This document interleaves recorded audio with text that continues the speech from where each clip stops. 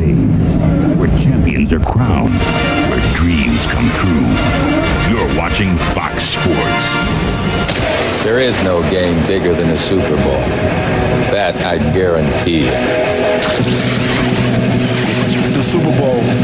And Dirty Bird's the word. Biggest game in the world. Miami, we're here. Well, winning a Super Bowl is it. It's what it's all about. People love champions. People love a definitive number one. When it's not always raining, there'll be days like this. When there's no one complaining, there'll be days like this. Everything falls into place like the flick of a switch. Well, my mama told me there'll be days like this. Well, everyone is up front and they're not playing tricks. When you don't have no freeloaders, how to get their kicks? Well, that's nobody's business. The way that you want to live. I just have to remember there'll be days like this. Well, no one steps on my dreams. There'll be days like this. Well, people understand what I mean. There'll be days like this. When you ring out the changes, how high everything is. Well, my mama told me there'll be days like this. You know, when you're coaching, winning, it's all about winning. And it's all about being the best. And you go to training camp, you know, and you practice to be the best. And you have preseason, then you have regular season, then you have playoff, then you have championship. And then when you get to the Super Bowl, that's it. I mean, that's what you strive for. That's what all 30 teams strive for when they go to training camp. But that year, you're the one that's there. And you don't want to let anything sneak through the cracks. You don't want to forget anything. You don't want to miss anything. You want to be perfect on that day. Because in life, you don't get a lot of chances to be a champion.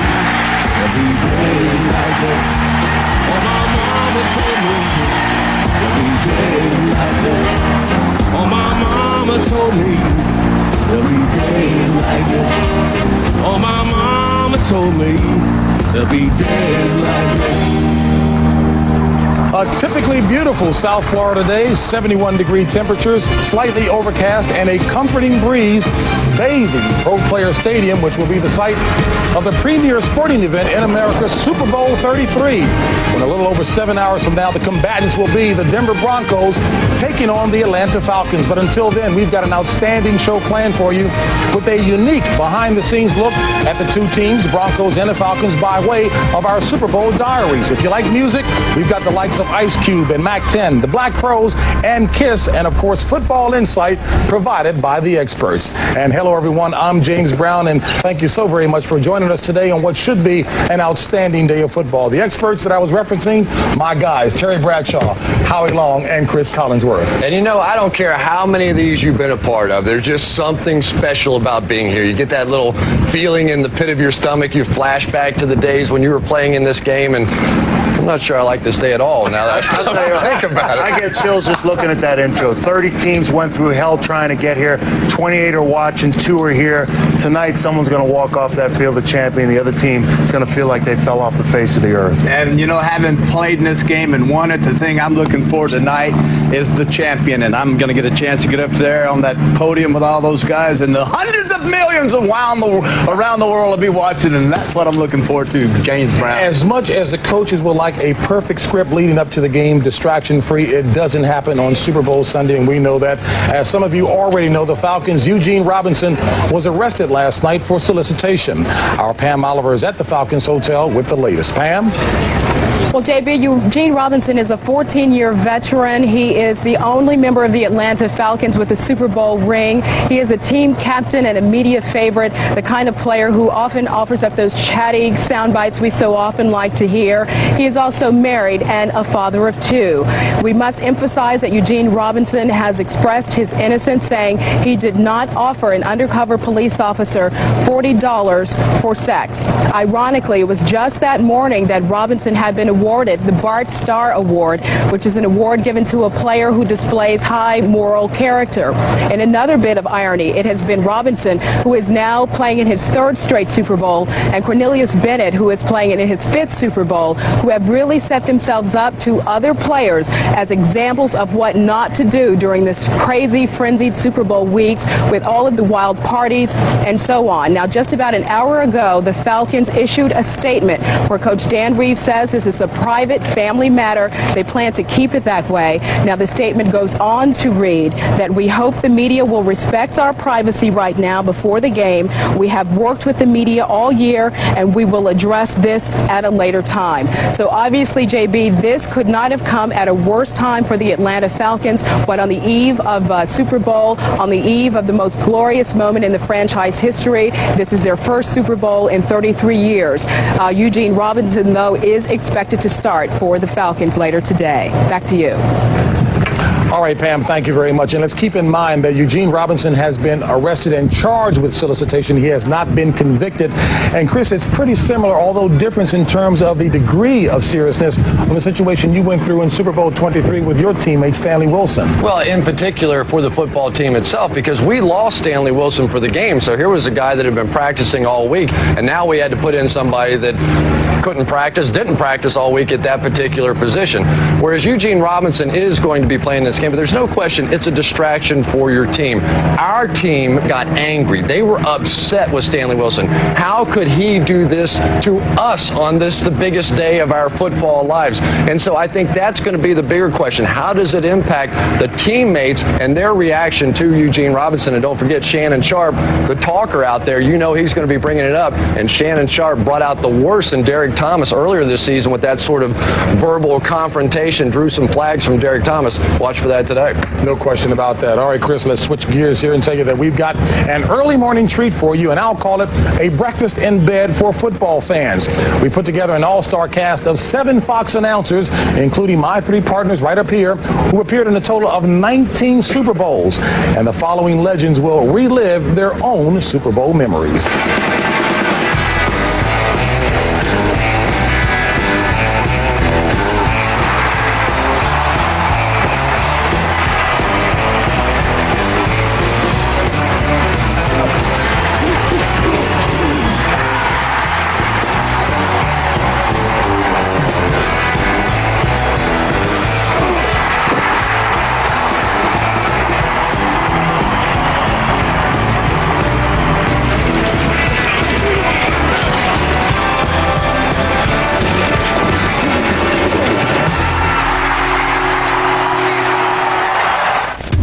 Let's talk New York. Let's talk pizza. Let's talk big. Like the new Big New Yorker from Pizza Hut. It's so big it's got 3 zip codes. You need a road map to find your way across it. It's a big pizza just in time for the big game. It's a genuine street corner 16-inch New York style pizza with 8 big floppy foldable slices dripping with cheese and tomato sauce that's really, really good. At a price that's very un-New York. $9.99. $9.99. Better get yours before the kickoff. The Big New Yorker pizza from Pizza Hut. The best pizzas under one roof. I will not do this. I will not be a cog in a machine. I will not accept the obsolete. Keep your corporate ladder. Keep your empty mission statements. I will never play by the old rules again. The rules of business have changed, and Micron PCs featuring Intel Pentium 2 processors are the digital slingshots you need to win. Blockbuster Video, where each week you'll find your favorite releases guaranteed to be there, presents The Road to the Super Bowl. He's gonna call a good game. I'm gonna run a good game. You got it. In 1998, the Atlanta Falcons featured a punishing attack, led by All-Pro tailback Jamal Anderson. Chris Chandler and Terrence Mathis sparked the passing game as the Falcon offense had everyone doing the dirty bird. Now the bird is the word.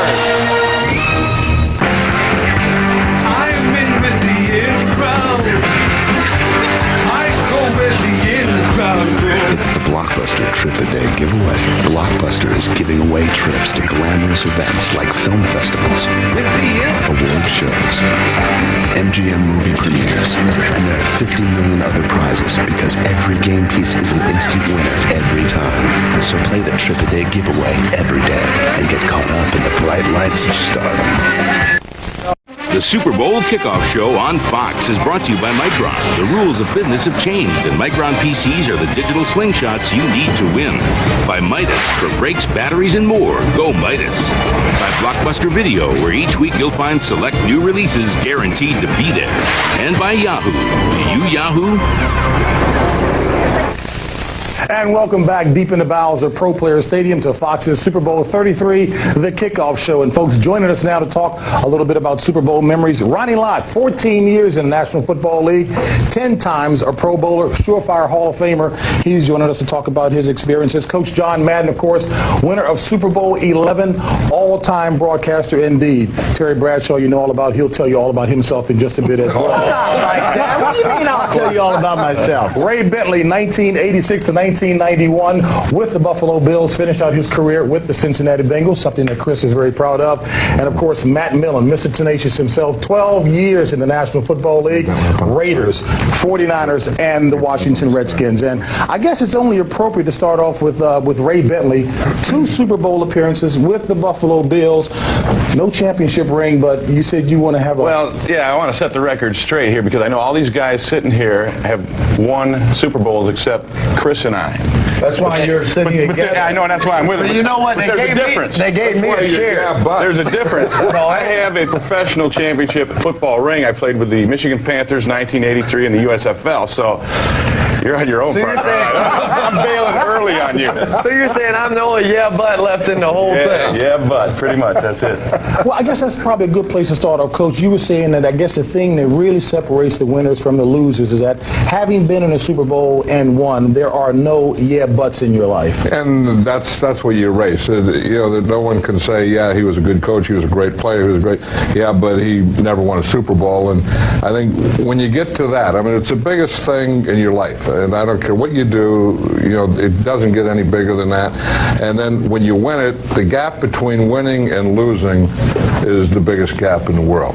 It's like being a world boxing champ. It's like you're champ the rest of your life. And for once in your life, you can honestly say to yourself that your dream was fulfilled and you become a world champion and you get a ring, and something people can never take away from you. They say whatever they want to about you, but you're a part of a championship team, which is pretty special. And people are always saying things about you, Chris, not having one, but talk about what it was like getting to the big game. Is there still a void? JB, I want you to know I do not get paid enough money to be here today. To have to listen to and nobody in the room, everybody's got the thing, and it's always part of it. You want a Super Bowl ring or you want more money? I'll take a Super Bowl ring. I was sitting in this room, and we beat you guys here. And I told the guys, think about it. I said, Great, isn't it? That feels good. And to me, man, walking back in this room right now, I got that feel. I got that feel of like it's the Super Bowl. As Matt, 4 rings with 3 different teams, the only NFL player to accomplish such. Ronnie, of course, with 4 rings as well. Is there a smugness about that when you're around your other guys, or do you kind of? Oh yeah. It's just like on the field. It's only if it bothers the guy, you let it bother him. You know what the interesting thing is, JB? Everybody here has rings. Nobody has them on. You know why? Because the ring it's the goal to get, but it's the getting there and the memories of all that stuff of getting there and what you did. That's what matters. It's just like the Super Bowl trophy's nice. You kiss it, you hold it up, you have your picture taken, they put it someplace. The only fun part about the Super Bowl was Monday, Tuesday, Wednesday, Thursday. The first 4 days of the week. Friday is when it would set in a little bit, Saturday was horrible. I hated Saturday the day before because it was like 2 days in one. That night you didn't sleep, and then you couldn't wait to get up and go through your ritual or whatever, chapel, and then get to the stadium as quick as you could. That was the fun part. That's an interesting perspective because as you're like a Monday through Wednesday, I hated Monday through Wednesday. I was angry. And I think we were all angry. I couldn't wait to punch the Washington Redskins in the mouth. And we talk about pregame speeches. Tom Flores didn't say much, and he didn't need to say much. We could not wait to get out and get the Hogs by the throat. I know what I did say. I did say I got them all up there when we finally all got together and everyone got, and I said, don't worry about the horse being blind, just load the wagon. Heard that one. What did I that heard mean? that. I don't know. But it just made sense. That, okay, all your worries is over, all your thinking is over. The only thing you got to do is let's go out there and play. Because nobody's Break paying out. attention anyway. No, when you're they're a not player, paying. you're They a don't pep care. talk. I don't need That's a right. pep talk. You're right. I'm focused. I hear the band, the cheerleaders, the crowd. I want to get out in my environment. This is so unnatural. I want to get out. That's a great point because, right now as we're sitting here talking, the Falcons and the Broncos are sitting around waiting for the game's going to be at 6:30 tonight. The worst time in your football career. Why? Is because you can't do all day anything. to wait. You can't do Wait, anything. you can't do a thing. You just sit there, you're picking your nose, you're scratching your rear, you're watching the pregame, you're watching all this stuff, and you go, forget it. It's like, get me to the stadium. It's like, when we come back, the Super Bowl 33 kickoff show, we'll get the best Super Bowl stories from the guys who've been there. We'll do that after this.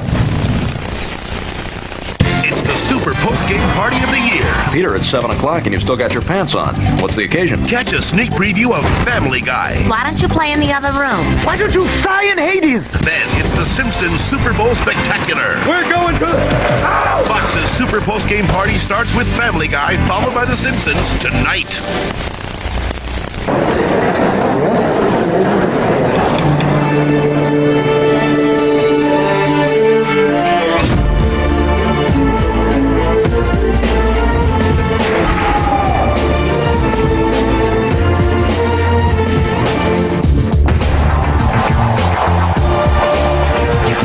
Opera, rugby, whatever you want on the internet. Now you can pull it all together in one place. NetCenter at netscape.com. The world according to you.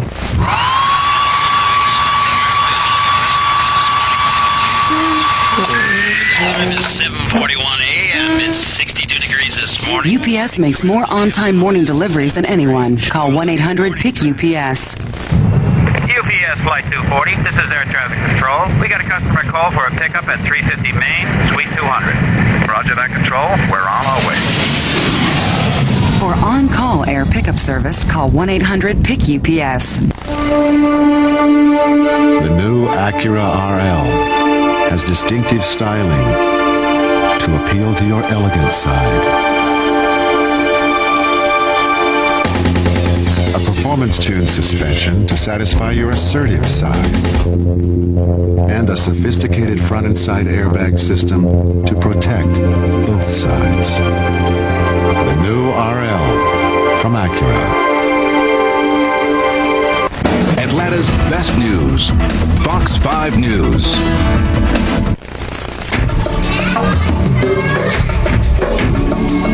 United Way brings all our community resources together to focus on our critical problems.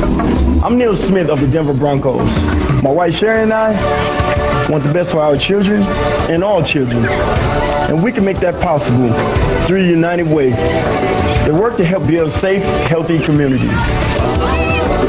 The NFL, the United Way, and you, the power of teamwork. And welcome back to Fox's Super Bowl 33, the kickoff show. And again, we've emphasized the point, 7 hours before kickoff. Denver has been here. I don't know that that makes it any easier for them, but certainly in the case of Atlanta, what are you thinking at this point, Matt? Super Bowl Sunday, it's not your regular Sunday routine. It's not a 1 o'clock game. It's a 6:30 game. Your breakfast is screwed up. Your sleep is screwed up. You know it's the biggest game of your career. You just want to get there. And it drives you absolutely crazy. The best part of the whole day, to me, is the kickoff because it's finally there. You had the great emotion of the championship game. I can't wait to get there. This is going to be great. It's the Super Bowl. And all that crap in between. Now it's finally there and you can play. Best part is Because when that's what you're there for. Matt gets in the huddle and says, cover one, break. That's it. Say another we had thing. one coverage and we just lined up and whipped them. Let's see who's better. Yeah. It ain't break. Best Super Bowl story. They gave us all cars. So we go to the stadium early. It's Lyle Alzado, Otis McKinney, Bill Pickel, and myself. We get caught in a traffic jam.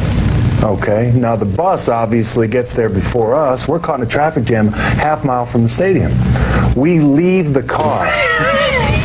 leave the car a quarter mile from the stadium, and Lyle is, he's threatening to beat everybody up, and we're walking a quarter mile to here we are, Super Bowl Sunday, 3 hours before the kickoff. Is that why you were late? Yeah. You goofball. I never do that. Walking to the stadium through traffic. Hey, Lyle! It was a good walk. I was loose.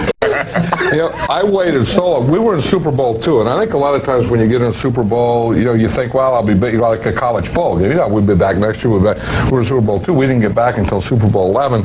So when we got back there, I said, we were so happy to be there, and we're going out to win this thing, that I said we were going to leave, you know, buses, you know how you do, you know, buses leave, we have pregame meal, then buses leave. I got out there, and I got on the buses, and I just said, okay, take off.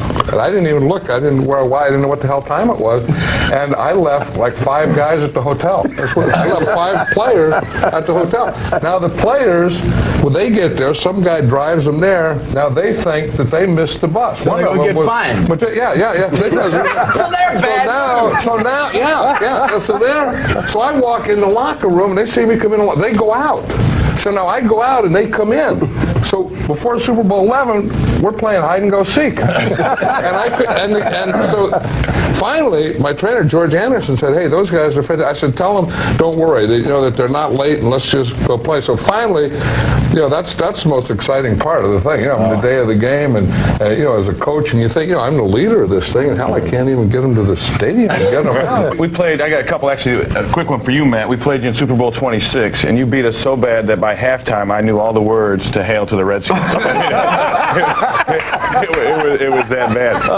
In the one before, Super Bowl 25, late in the game, Dave Meggett, they give him the ball on a draw play, and I hit him, boy, I lit him up, and he ran me over. And he got me right at the crown of the helmet, and I was out. And I was wobbling around, and, you know, I knew it was a Super Bowl. I wanted to stay in it, but I said, I can't, I'll hurt the team. So I started stumbling towards the bench. And Riesenberg was a big offensive tackle for the Giants. He put his arm around me and says, your bench is on that side. So I mean, Super Bowl memories, you know it can keep on going forever. We will have to step aside. Super Bowl 33 coming up later today, but that does it from here in the bowels of Pro Player Stadium. And for all the guys who've been there, we'll see you next. I told you about all the rings I gathered. This Family Guy moment is brought to you by Yahoo. Do you Yahoo?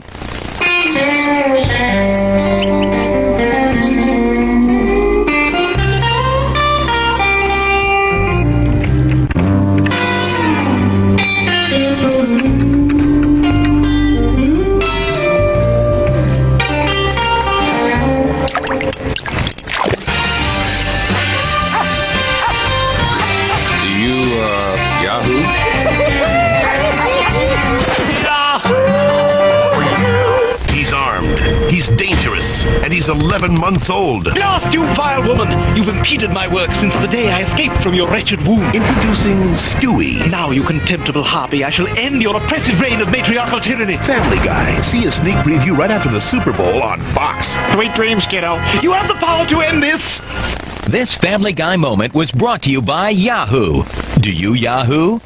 Hey, let's talk New York. Let's talk pizza. Let's talk big. Like a new big New Yorker from Pizza Hut. It's so big it's got 3 zip codes. You need a road map to find your way across it. It's a big pizza just in time for the big game. It's a genuine street corner 16-inch New York style pizza with 8 big floppy foldable slices dripping with cheese and tomato sauce that's really, really good. At a price that's very un-New York. $9.99. $9.99. Better get yours before the kickoff. The big New Yorker pizza from Pizza Hut. The best pizzas under one roof.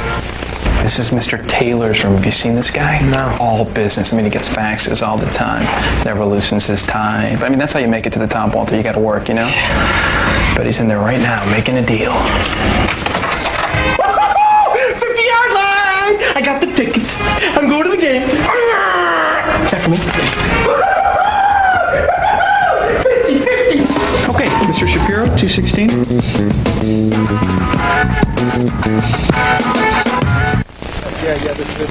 The Super Bowl kickoff show on Fox is brought to you by the Big New Yorker Pizza, new from Pizza Hut. Call Pizza Hut now to get the Big New York style pizza at an un-New York price. As you take a look at these excited Atlanta Falcons fans getting psyched for their game later today with the Broncos. Hey, folks, we're excited about your opportunity to log on to foxsports.com. Also, check out the Super Bowl internet poll that we're running throughout today. Today, the question is, which Super Bowl was the greatest ever? Was it 23? Was it 3, 13, 32, or 25? Log on to foxsports.com and vote, and we'll have the results later in the day. When we come back, we'll have a final thought after this.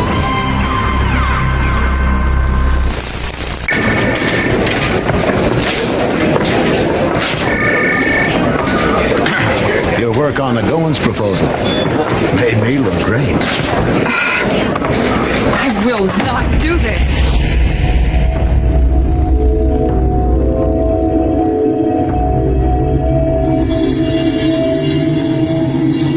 I will not accept the obsolete. I will not be a cog in a machine. Keep your empty mission statements. Keep your office where good ideas drown. Keep your glass ceiling. I will never play by the old rules again. I will write my own, and I will start right now. The rules of business have changed, and Micron PCs are the digital slingshots you need to win. Call Micron for custom-built PCs with Windows NT and Intel's Pentium 2 processor. Start looking forward to the drive home.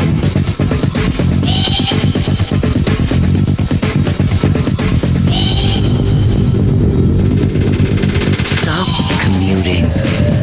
Start driving. Introducing Alero. Alero by Oldsmobile. Start something. Businesses trust us to deliver more packages than ever in 2 to 3 days. Priority Mail. Businesses trust us to deliver more packages than ever to every address and post office box in the U.S. Priority Mail. Businesses trust us to deliver more packages than ever for a very low price. Just $3.20. Priority Mail. So, what's your priority? Over 1 million fans voted for the prestigious TV Guide Awards. Best comedy. Ally McBeal. Frasier. Friends. Everybody Loves Raymond. Best drama. ER. NYPD. Walker, Texas Rangers. X-Files. Favorite actor. Tim Allen. Bill Cosby. Michael J. Fox. Favorite actress. Gillian Anderson. Kim Lane. Roma Downey. Juliana Martin. TV's biggest stars live. The TV Guide Awards tomorrow at 8/7 Central. Presented by XXXIII, the headache medicine. Back here at Pro Player Stadium and a full lineup of programming coming your way after this, including All Madden, All Millennium. And what can we look forward to, John? Well, you know, it was something that was really a lot of fun to do as we picked the All Millennium team, which was from the time pro football started until today. And we don't have any active players on the team because what's going to happen at the end of that show, they're going to play a game where the all-time team is going to play against the active players of today. And I think it was such a great thing to do, and it was so much fun because it's our roots. That's what football is all about. And, you know, if it weren't for those guys that started it and did it along the way, you wonder where any of us would be.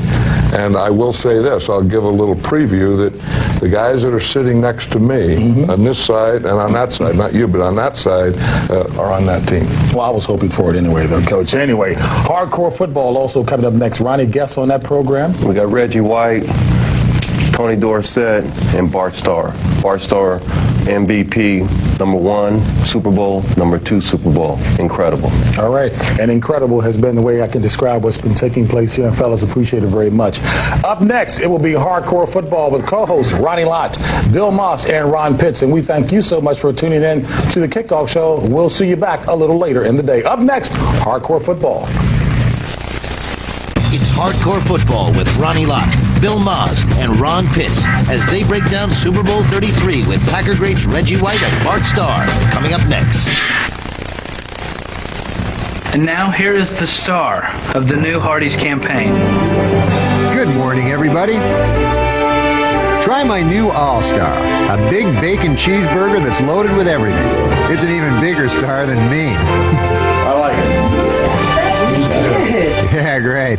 Now meet my agent, Larry. Okay, we want a 3-year contract, a private jet, and a percentage of all licensing. Capiche? Hey, can the Star get some decaf here, please? Hardee's, where the food's the star. Let's say these ropes represent frequent flyer programs, AirTran's A-Plus rewards, and the big airlines. At the top of each is a free ticket. Gentlemen, with A-Plus, 6 round trips get you a free ticket anywhere AirTran flies. Fly 6 in our business class and we'll buy you a ticket on any airline. It's the shortest distance between you and a free ticket. AirTran's A-Plus. It's something else. Can I come down now? Watching out for you, Dale Russell, Randy Travis. What will Fox 5's I-Team uncover next? Just watch Fox 5 News. The following program is a special presentation of Fox Sports Net. If the lead item on your resume proudly mentions the fact that you have never, ever, ever missed watching the Super Bowl, then this hardcore football show is for you.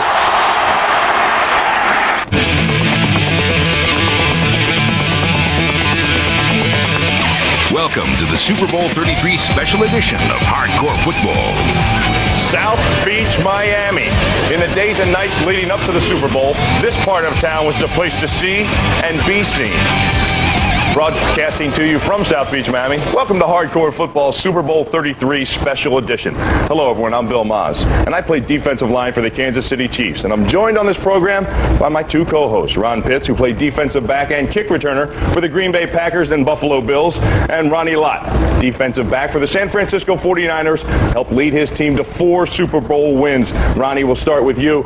You wake up this morning, you're a player, you're in your hotel room. What are you thinking about? Right now, I'm thinking about one thing, making a difference. And when you're in the Super Bowl, you get a chance to be seen by the whole world. I mean, in Japan, you get to be seen in Peru. All over the world, people are going to be watching you. This is your showcase to show your talents. Yeah, and you showed your talents in 4 of them. Pitsy, for those new viewers, tell them what hardcore football is all about. It's just like you say, Bill, it's hardcore football. We don't sweeten it, we don't water it down. We give you the facts just like it is, and we go behind the scenes of the game. You know, as far as the guests are concerned, we have the old school on, then we come to the new school. We give you the whole gambit. I tell you what, it's fun to be a part of because, you know, we don't cut any corners here, guys. We tell it like it is. And we talk about the guys that play with emotion, and we talk about it with emotion. That's right. Throughout the football season, Hardcore Football airs on Fox Sports Net, regional cable channels. This was Hardcore Football's 2nd season on air, and when we heard that, well, Fox was awarded the Super Bowl, we muscled our way into the pregame lineup of shows. For those of you who have never seen Hardcore Football before, here's a quick look back at the past season.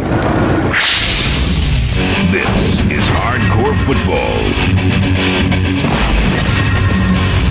Joe, are young quarterbacks today being thrown into the fire because of the money and the expectations a little too soon? I've been talking to some of the younger quarterbacks getting ready to come out of college now, and their main question is what about the defenses, and is it really that difficult? I said, believe me, you will see stuff that you have no idea what's going on. The reason why the 46 defense was so effective is because all of these people across the board here at any particular time could blitz. Get ready to break the tackle, and this comes right here. Oh, yeah. All you do is bring your arm down, come across, other arm, come across, flap your wings. That's the dirty word. Back then, there was a little bit smaller corners, you know. So they'd come up there running, and you'd just be going, and all of a sudden you could control the whole deal just doing that. So again, the safeties are going to tell you if they're playing blitz or if they're going to be playing zone blitz. Break it out like that. Oh, there it is. Hey. Look out. Spike the ball. So. It makes a swim ball. If I were to attack you, I'm going to give you this, and I'm going to go here. And my guys always have one hit left in them. Ronnie Lott and Ron Pitts got so fired up from hearing from the former players, they want to get out there and whack somebody. Guys, you just heard from Kellen Winslow talking about the tight end play. Now, Denver has a great tight end in Shannon Sharp. How in the heck is Atlanta going to stop him? Well, Billy, the big problem with a guy like Shannon Sharp, he's big, he's physical, but when he gets up the field, you got to treat him like a wide receiver. Ron, you played against a bunch of guys like that. How do you handle it? Well, for me, what I do is I try to get my hands on him, but James Hasty from the Chiefs, he does one thing. He's able to get his hands on him. He's strong young enough, but he doesn't get caught up in the mind games. He's able to stay with them and work with them down the field. Okay, the big problem, they like to push off. Sharp's really good. Get a little bit of separation, and now he's here. Yeah, and the thing that Hasty does, he does a great job of working it and then working underneath him. Getting underneath. Okay, Denver's going to move Sharp around. If you're Atlanta, what are you playing with, a linebacker and a safety over the top, or do you use a corner like Ray Buchanan the whole time? Well, you know something, that's not bad, Pissy. You use Ray Buchanan, you use a linebacker, Keith Brookings. What you do, though, is you got to get your hands on them early. That's the key, number one. That's the key. And then you got to stay away from them. Okay, so even if you do have somebody over the top, the key is getting a hit on him right here at the line of scrimmage. And staying away from his mouth. All right, Billy, back up to you. Did you say Ray Buchanan and Shannon Sharp? I'd pay to listen to that matchup. We have a great show ready to roll. In a moment, we're going to talk with Reggie White about Super Bowls, past, present, and future. And also former Dallas Cowboys running back Tony Dorsett will compare and contrast Jamal Anderson and Terrell Davis. But first, we'll visit with Bart Starr and have him go up to the chalkboard and draw up the first touchdown in Super Bowl history. You're watching Hardcore Football Super Bowl 33 Special Edition from South Beach, Miami. Hardcore Football Super Bowl Edition on Fox is brought to you by Blockbuster Video, where each week you'll find select new releases guaranteed to be there. By Sears, your smart stop for tires and batteries. By Best Western, across the street from Ordinary. And by Midas, for brakes, batteries, and more, go Midas. Hey, let's talk New York. Let's talk pizza. Let's talk big. Like a new big New Yorker from Pizza Hut. It's so big it's got 3 zip codes. You need a road map to find your way across it. It's a big pizza just in time for the big game. It's a genuine street corner 16-inch New York style pizza with 8 big floppy foldable slices dripping with cheese and tomato sauce that's really, really good. At a price that's very un-New York. $9.99. $9.99. Better get yours before the kickoff.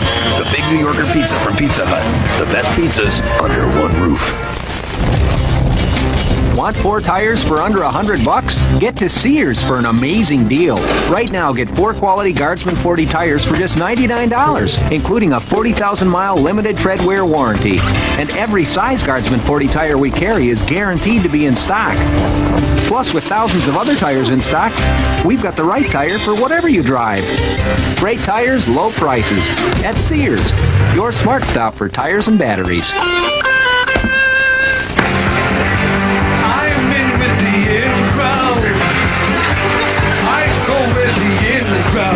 It's the Blockbuster Trip-A-Day giveaway. Blockbuster is giving away trips to glamorous events like film festivals, award shows, MGM movie premieres, and there are 50 million other prizes because every game piece is an instant winner every time. So play the Trip-A-Day giveaway every day and get caught up in the bright lights of stardom. They're not your typical family. You mind cleaning out the shower next time you shave your legs? It's like a carpet in there. It's not your typical comedy. Daddy, you must think I'm the worst daughter ever. Oh, no, you're not, honey. What about that fat girl from the Judds? Introducing Family Guy. Stewie, I said no toys at the table. Blast, you vile woman! You've impeded my work since the day I escaped from your wretched womb. Catch a sneak preview of Family Guy right after the Super Bowl on Fox. Sweet dreams, kiddo. You have the power to end this.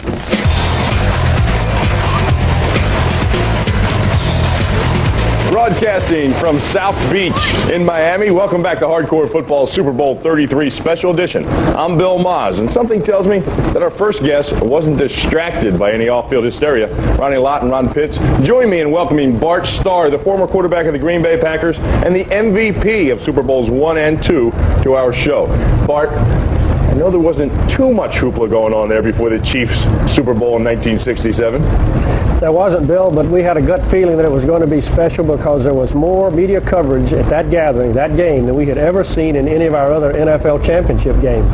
Let's talk about the trophy, the Vince Lombardi trophy, the symbol of what he is. Talk about the strength of Lombardi. Ronnie, he was very, very strong, and I think that he said it summed up well to us when we played in the first Super Bowl, how fitting it was that we were able to represent the proud and traditional National Football League in that first historic game. But I think that one of the greatest tributes the league could have paid him was to name that trophy after him. The 5 championships, Bart, the 2 Super Bowls. How much of it in your eyes was personnel, talent, and then how much of it was just the chemistry, a unique mix of guys from all kind of different ethnic backgrounds that seemed to come together under Lombardi?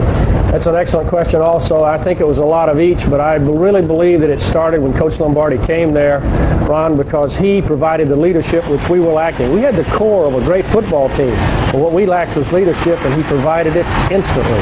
Could you imagine if Vince Lombardi were coaching today? Do you think he'd do the rendition of the Dirty Bird? Surprisingly, Bill, I think that if this were what it took to be a part of the team in a special way, yes, he would, and you might be impressed with how good he would be. His hat might fall off while he's doing it. I got to ask you this. Who's going to win this game? Oh, Ronnie, I don't know. It's hard to say. I'm not a forecaster, but I think it's going to be a great game. Each team has earned the right to be there. They have played extremely well during the season. It's going to be an exciting game for all of us. Bart, we're going to ask you and Ron Pitts to make your way up to the chalkboard. Draw up the first touchdown in Super Bowl history. We should point out that Ron is the son of your old teammate, Elijah Pitts. And it was Elijah who scored the first rushing touchdown in Super Bowl history. In fact, Elijah had 2 TDs that day, but the first touchdown was a result of a Bart Starr pass. Ron, Bart, take us through that play. Well, Bart, the Super Bowl I Green Bay Packers had some talent. And just on the perimeters, go through some of these guys and who they were. We really did have a lot of talent because Max McGee is in the game by the time we're going to show this one. He had replaced Boyd Dowler, gone down with an injury. Marv Fleming at tight end, absolutely superb, and Carroll Dale out here. Tremendous group of blockers in here.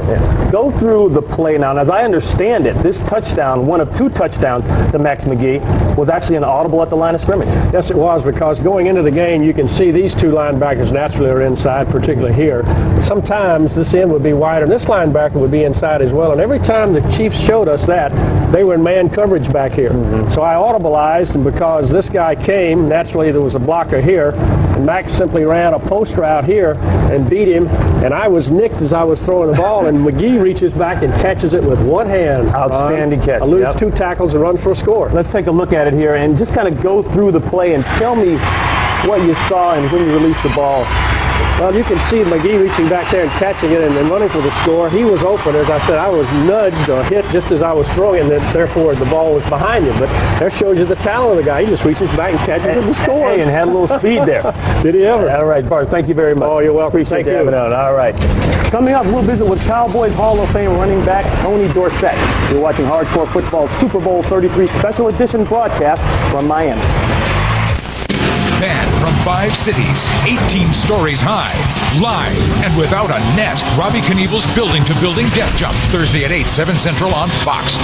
Coming up, from the pregame to the big game, go behind the scenes of Super Bowl 33 with Keith Olbermann to see what really goes on backstage at television's biggest event. It's Super Bowl All Access. Then, John Madden selects the players who have what it takes to make the Outback Steakhouse All Madden All Millennium team. Pizza Hut dared anyone to find a better pizza. Oh, really? Papa John took the challenge and won in independent taste tests. One big time. That's not surprising. After all, we were named Best Pizza Chain 2 years in a row. Anybody can claim to make a better pizza, but it's you, the consumer, who've decided. Better ingredients, better pizza, Papa John. Try our Papa's Choice, a large pizza with your choice of up to 5 toppings for just $10.99. Please direct your attention to the coin toss. Gentlemen, this is heads, this is tails. Captain, call it in the air. For this historic 33rd Super Bowl, the NFL commissioned Balfour, maker of Super Bowl championship rings, to create the official opening game coin. And now you can reserve one of these historic coins for only $59.95. 75,000 fans will attend the Super Bowl, but only 7,500 game coins can be minted before the mold is destroyed. The coin features the helmets of the Denver Broncos and the Atlanta Falcons. Each coin is individually numbered and is minted with 1 troy ounce of pure silver, overlaid in 24-karat gold by Balfour, the most trusted name in sports collectibles. And if you call right now, you'll receive this collector's display case absolutely free. There's only one Super Bowl 33 and only one official game coin. So have your credit card ready and reserve yours now. Sorry, only advance reservations can be honored. Call 1-800-235-8444 now. Atlanta's favorite morning program, Good Day Atlanta, only on Fox 5.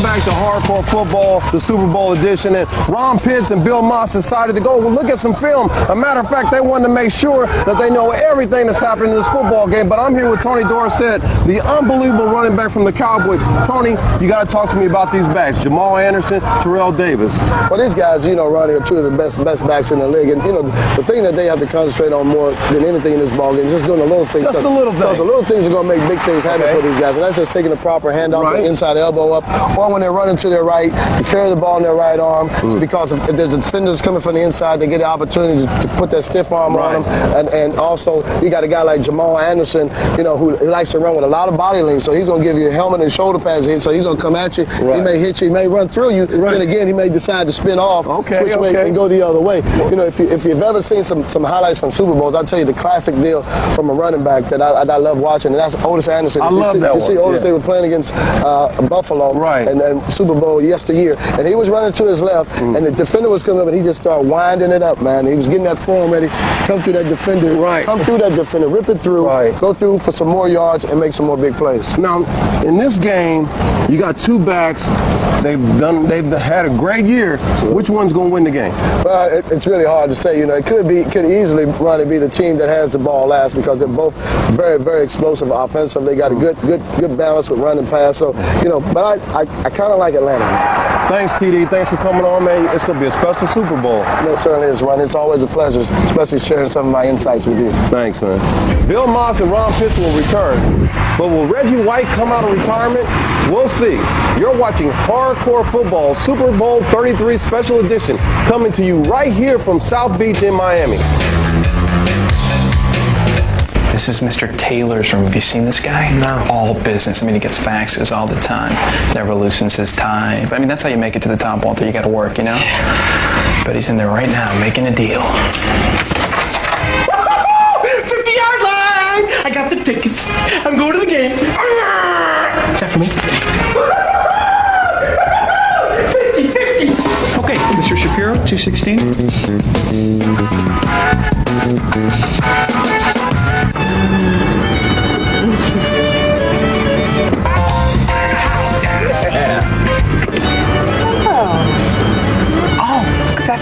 Okay, so people don't always see eye to eye, but there's still one thing everybody can agree on. The Toyota Camry, a Consumer's Digest Best Buy and the #1 selling car in America 2 years in a row.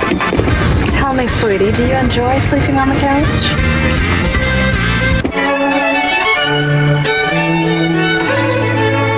Hey, let's talk New York. Let's talk pizza. Let's talk big. Like the new Big New Yorker from Pizza Hut. It's so big it's got 3 zip codes. You need a road map to find your way across it. It's a big pizza just in time for the big game. It's a genuine street corner 16-inch New York style pizza with 8 big floppy foldable slices dripping with cheese and tomato sauce that's really, really good. At a price that's very un-New York. $9.99. $9.99. Better get yours before the kickoff. The Big New Yorker pizza from Pizza Hut. The best pizzas under one roof. Hardcore Football Super Bowl Edition on Fox is brought to you by the Big New Yorker Pizza, new from Pizza Hut. Call Pizza Hut now to get the Big New York style pizza at an un-New York price. And when you think of great Super Bowl catches, you think of Butch Johnson hauling in Roger Staubach's 45-yard pass in Super Bowl 12 to help Dallas beat Denver. And then there was some guy named Terry Bradshaw connecting with Lynn Swann to help the Steelers knock off the Rams in Super Bowl 14. Ronnie Lott, he'll tell you, his old teammate Joe Montana's last-minute pass to John Taylor to give the 49ers a come-from-behind win over the Bengals in Super Bowl 23. Welcome back to Hardcore Football Super Bowl 33 Special Edition, coming to you from South Beach, Miami. I'm Bill Moss, and as a former defensive lineman for the Kansas City Chiefs, I know that behind every great catch, there's some dejected defensive lineman who wished he could have got to the quarterback. Speaking of getting to the quarterback, we're now joined by Reggie White. He's the NFL's all-time sack king. And Reggie, this retirement thing, are you going to tell me Ray Rhodes hasn't been banging at your door? Well, Ray's talked to me. We've chatted a little bit, and I will admit that I was somewhat intrigued when Ray got the job. If anyone else would have got the job, I wouldn't have been intrigued. But right now, I'm retired, and I've really been praying about it and thinking about it, but right now I'm retired. Now that you're retired, talk to me about that moment at the Super Bowl. I mean, I remember watching you come off the field, and the thrill and the joy that you had in your eyes was unbelievable. Yeah, it was exciting. I never won a championship in my life, and to be able to finally win the championship was outstanding. I admit it was exhausting afterwards. And, well, that was those laps you were running around the field. Well, we had actually going into the next year, we didn't really get a break. I mean, we had football for 12 months of the year, and we were really tired. And that week that Mike gave us off was great for us during that time because we had so much football. And speaking of retirement, John Elway is going through this similar situation that you are. I think he's on the fence still, no matter what he says on the retirement. What do you think is going through his head right now? Because it's probably going through your head right now. Well, I think that probably what's going through John's mind is that, him being able to be in another championship, he would probably feel more relaxed about retiring than if maybe he didn't win another championship. I believe if they win this game, John probably will retire because he has nothing else to prove. He's on top of his game. The older he gets, the better he's gotten. And, to win another championship or two straight, I think that would satisfy anybody. You played against the Denver Broncos. Tell us about the Super Bowl matchup. Who do you like, and what are you looking at in particular? Well, to be honest with you, I like both the teams, but I like Atlanta mainly because of what they went up and did to Minnesota. I mean, Minnesota probably was playing better than anybody, throughout the year consistently. I think they played better than Denver throughout the year consistently. And I thought that they were going to win the whole thing. But what they were able to go up to Minneapolis and do was outstanding. I think this gives them a chance to win. Hey, wait a minute now. Muhammad Ali, they're going to shock the world? I know. Hey, you give me a little Muhammad Ali on that. They're going to shock the world. I tell you, they're going to make everybody say, wow. Atlanta's front four, maybe individually, people say, well, who are these guys, and so on and so forth. But in your eyes, how do they play as a group? They play very consistently as a group. They're not the type of group that is going to consistently dominate, but they're consistent. They do the things that they need to do. And I think the key to their defense has really been their linebackers. I mean, Jesse Tuggle has done an outstanding job, and I think he's played some intimidating football this year, which has really inspired everybody else. But I think if there was one key to Atlanta's success, they took our guy, Eugene Robinson. And I think he's a key, not just because of his play, but because of his leadership. I think he's one of the reasons that these guys are winning. Hey, now, look, Reg, I've known you for a lot of years. Why don't you just tell all the folks that we're on hardcore football, that you're going to come back and that you're going to take this team, the Green Bay Packers, to the Super Bowl? I'm not going to lie to you folks. I'm retired right now. You may be retired in stature, but you'll never be forgotten. Reggie, thanks for joining us on Hardcore Football. All right, thanks, Reggie. Coming up, we'll tell you who's going to win the Super Bowl. And if we get it wrong, remember, we were misquoted. You're watching Hardcore Football, Super Bowl 33 Special Edition. I know it's the third time this week, sweetheart, but now it's all dirty again. Bring it on. Rock your world in the all-new Jeep Grand Cherokee Limited. A responsive 4.7-liter V8 engine, quadra drive system, more room than ever before. The all-new Jeep Grand Cherokee Limited. The most capable sport utility ever.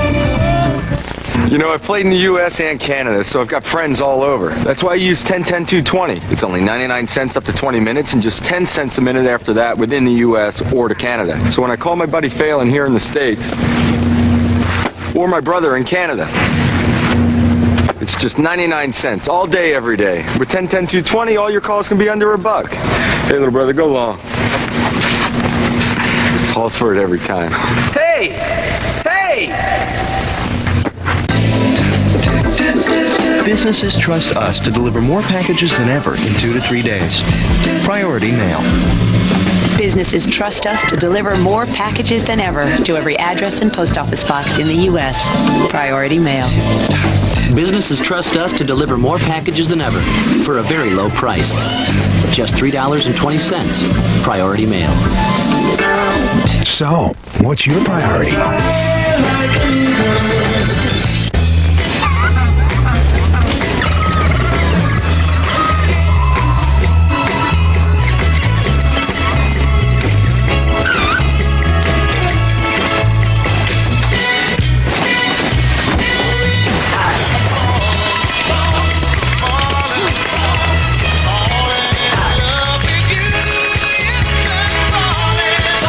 Canada Dry Ginger Ale.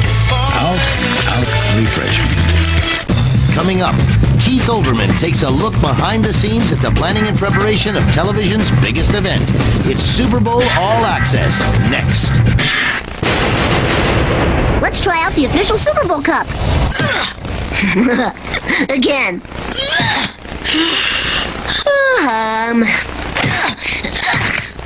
Wow, stop that. Brace yourself for the all-new Simpsons Super Bowl Spectacular after Family Guy tonight. Television's biggest stars come together for an unforgettable event. Find out who wins the TV Guide Awards live tomorrow at 8, 7 Central on Fox.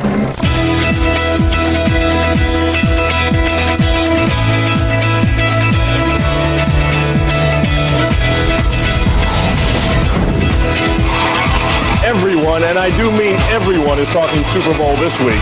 Welcome back to Hardcore Football, Super Bowl 33 special edition from South Beach, Miami. You know that expression, 3 yards in a cloud of dust? Well, we're 3 guys in a piece of chalk right now. We're at the chalkboard to demonstrate why Atlanta or Denver will win the Super Bowl. First of all, you look at that Denver offense. Terrell Davis, right, number 30, runs this bob play to the left, and you have Shannon Sharp blocking here, and then Jones on the end, Schlereth nailing. This has been their bread and butter play all year long. Yeah, but the key to stopping any run game is doing it with your front 7. It starts with your front 4, and that's where Atlanta's been good. These guys right here can handle those offensive linemen. They got a chance because it keeps you from having to bring down that 8th man, and that tips off man-to-man coverage down the field. Yeah, but what you try to do is with this guy right here, Ray Buchanan, he gives you the flexibility to do more in the secondary. Now, yeah, you don't have to bring him down. That's William White. But Eugene Robinson can sneak down sometimes and play the run from the backside as well. As one of the things that you'll see over here is Eugene Robinson will now play over the top and help out Booker or Bradford on the backside. They think they can lock this guy, Ray Buchanan, man-to-man. They're right. I know they can. 35. If William White has to come up there, Denver has the advantage. Let's flip the chalkboard and take a look at Atlanta's offense. Guys, the one thing that Denver does when they're playing, I saw in the AFC Championship game last night, they kept their corners inside like this. They took away that slant route, and they also helped out on the run when necessary. Yeah, it's a 9-man front, and they have these safeties back here. Now, the problem is you're going to get susceptible to the bend in and go. No hits on the receivers running. That can be dangerous. That can be really dangerous. But Steve Atwater, yeah, you talked about the hard 8, but they're going to use a soft 8. They're going to drop these guys, Steve Atwater and Tyrone Braxton, to the inside, protect in the middle, and then these corners will soften out and play on the outside and take care of this quarter. You got to remember, it's a form of cover too. That middle is still going to be wide open with these guys having to play out. So here. What are you saying? The tight end's going to get it done? The tight end could be a factor if O.J. Santiago can hold on to the ball. Watch Jamal Anderson. Guys, real quick, who do you think's going to win? Atlanta. Denver's a better team. I'm going Atlanta, though. What? I'm going with Denver. I got to go with you in Denver and John Elway being his last game. That's it from here. We hope you enjoyed our show. Remember, you can catch Hardcore Football next season at our usual home on Fox Sports Net. Coming up next, join Keith Olbermann on the All NFL Access Super Bowl 33 show as he takes you behind the scenes as everyone prepares for the big game. I'm Bill Maas on behalf of Ronnie Lott and Ron Pitts. So long, everyone, and please remember, stay hardcore.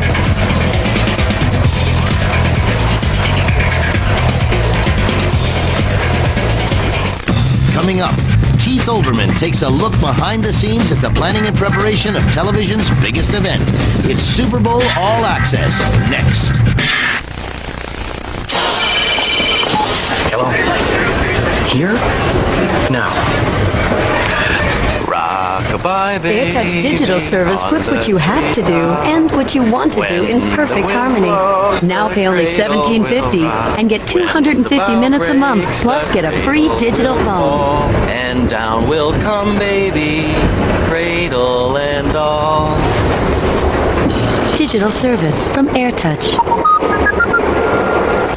And now here is the star of the new Hardee's campaign. Good morning, everybody. Try my new All-Star, a big bacon cheeseburger that's loaded with everything. It's an even bigger star than me. I like it. Yeah, great. Now meet my agent, Larry. Okay, we want a 3-year contract with private jet and a percentage of all licensing. Capiche? Hey, can the star get some decaf here, please? Hardee's, where the food's the star. Welcome home, the Falcons. Monday on Good Day, we'll tell you everything you need to know about the big parade, plus a sneak peek at the TV Guide Awards on Fox. That's Monday on Good Day. Here at Pro Player Stadium, you see the final touches being applied to the Atlanta end zone, something that Falcons fans hope they will be spending an awful lot of time in later today when they take on the Broncos. And earlier, you heard from our Pam Oliver as she gave an update on the arrest of Falcons free safety Eugene Robinson, where we're going to switch gears and take you now to the Broncos team hotel in Fort Lauderdale. And Susie, I trust that things are a lot quieter there. Much quieter. JB, the name of the game for the Broncos is uneventful. Breakfast, meetings, mass, and the pregame meal. The injury report in typical Bronco fashion lists 15 players. All is probable, all will play. As for the Eugene Robinson story, I asked backup quarterback Bubby Brister for reaction, and he said, ask Shannon Sharp, and you can bet that Shannon will be giving Eugene an earful on the field later today. And JB, we'll see you back here a little after 2 as the Broncos load up to head out to the stadium. Back to you. All right, Susie, and right along with you, we'll be here all day as well. Folks, we'll be back at Pro Player Stadium in just a little bit. But right now, it is time for Super Bowl 33 All Access with Keith Olbermann of Fox Sports Net.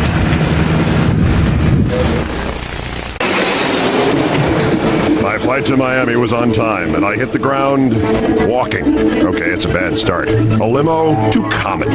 My special access to all things Super Bowl called for something very Miami. Now is the time. Well, Mr. Olbermann.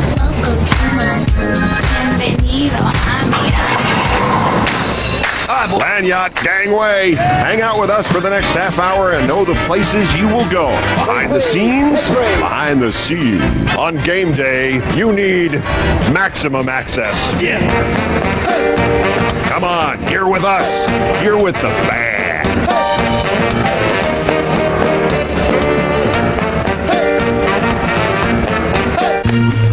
The first thing you need for access is a base of operations, and in TV, operations means equipment. It's 1,700 miles from Minneapolis to Miami, and less than 48 hours after the NFC Championship, the production trucks rolled in. Commence with the heavy lifting. 31 cameras connected to the control truck by 25 miles of cable. You sure that goes there? You make sure that anything that can go wrong doesn't go wrong. You check, double check, triple check every little thing. 12. Do you ever tally? Yes, I do. Say, isn't that a micron? The toys are nifty, but they don't run themselves. Good catch. Why not go give official? It's a catch. As with the players and coaches, the TV production team is only as good as its last game, which for this crew is the NFC Championship. Experience, it counts, but it won't necessarily bag you that crucial shot in the fourth quarter. More of those pesky cables patching the various camera shots into tape machines whose operators manipulate the replays. So who decides what you see and hear and when? Listen as producer Bob Stenner and director Sandy Grossman call the shots. This time. This is where the crowd noise is the loudest. Chandler drives. Up the middle. Touchdown. Bring 13. Jamal Anderson. Bring 12. Bring 12. Bring 7. There's the Dirty Birds. They wanted to be doing on the road. They do that Dirty Bird whether they're home or on the road. And that was about Chris Chandler. I mean, he was really calm on that drive. He made some great play fakes. He made some great throws. So John Madden and Pat Summerall are the front men, but the voices behind the curtain are many, and they get louder, more urgent, in sync with the action on the field. The wise thing to do. Here's Cunningham again, going deep. Touchdown. He's got it. 26. 6. Touchdown. He's in there. 23. Take 3. Randy Moss. Took him a long time to make the call. Already 13. 13. Ready 28. What a player. 26. He tells Randall Cunningham, just chuck it out there, dog. And that's exactly what Randall Cunningham did. And here he is up here. You're going to see Randy Moss is running the post pattern. He gives him a little outside moves, holds him out there. You might want to Randall Cunningham throws him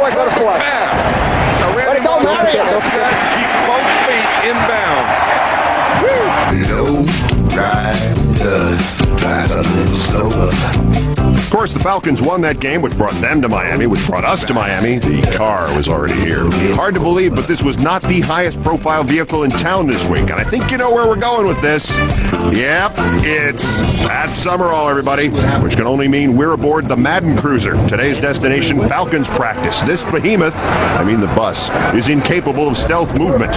This is a fact-finding mission. The core production team hangs out, gets the current skinny, and generally takes the pulse of the team, inside info that will end up on the air. Back at the hotel, the Fox team prepares just like the game participants themselves. Study film, look for tendencies. Shanahan likes to jack with the free safety. See the crossing pattern underneath?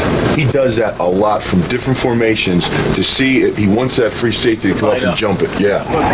Another day, another primo parking space. This at Broncos practice, after which they will sit down with individual players. Hey, when you go nickel, do you always take the slot still, or is that change from game to game? Info. Producer Bob Stenner marinates in it. The smallest of details may be useful on game day. Later, the cruiser hits South Beach. One thing about this bus, it does tend to telegraph, Madden is here. And all the girlies say I'm pretty fly for a white guy. He's been a favorite of mine forever. What's this? Apparently that fan will now be able to see Madden and Summerall any day she wants at Fisherman's Wharf in San Francisco. Who you calling dummy? Wow. Wow. Okay, what do you say we try to squeeze in a break? Wow. Is that bashful Bronco Shannon Sharp doing the dirty bird? All access gets underfoot. You cannot shoot Stevie Wonder, okay? Well, yes, sir. Stevie, part of the big halftime show. You know, they rehearsed that thing. It's next. And, of course, your pass gets you backstage. I'm with the band. Super Bowl 33 All Access on Fox is brought to you by Micron. The rules of business have changed, and Micron PCs are digital slingshots you need to win. By Blockbuster Video, where you'll find more copies of your favorite video games than ever before. By Midas, for brakes, batteries, and more. Go Midas. And by Yahoo. Do you Yahoo?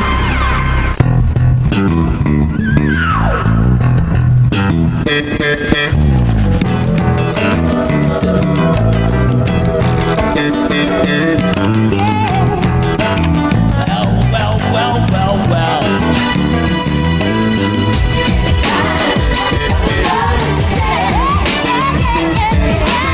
Do you, Yahoo?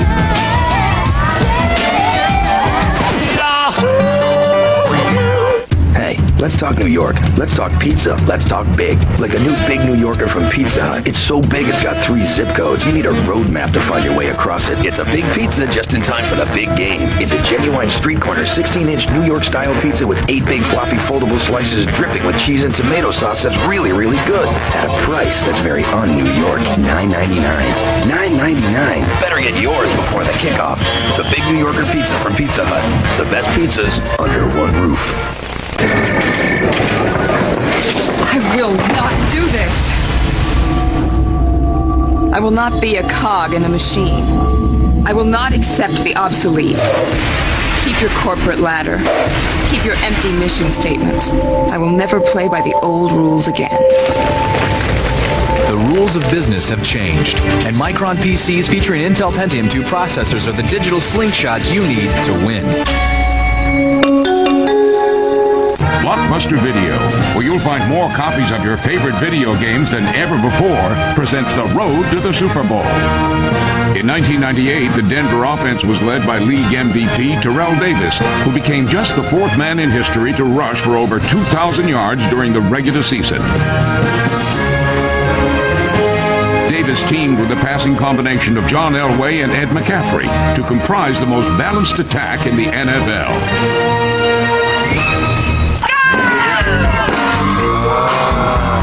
Got that puppy from NFL Blitz. Oh, yeah. Played WCW for 12 hours. Just kind of stayed that way. Amateurs. Rented games from Blockbuster 5 days straight. Are you game enough? Blockbuster has more copies of new releases than ever before. Rent them for 5 full evenings. Love the thumbs, Petey. Blockbuster Video. Are you game enough? The overeating. I'd like 6,000 chicken fajitas, please. The drinking. Butter rum's my favorite. the cursing. Stewie, I said no toys at the table. Blast, you vile woman! You've impeded my work since the day I escaped from your wretched womb. The bathroom breaks. I'll be on your bed. No calls. The flatulence. What the hell was that? Don't have to end when the Super Bowl does. Catch a sneak preview of Family Guy right after the Super Bowl on Fox.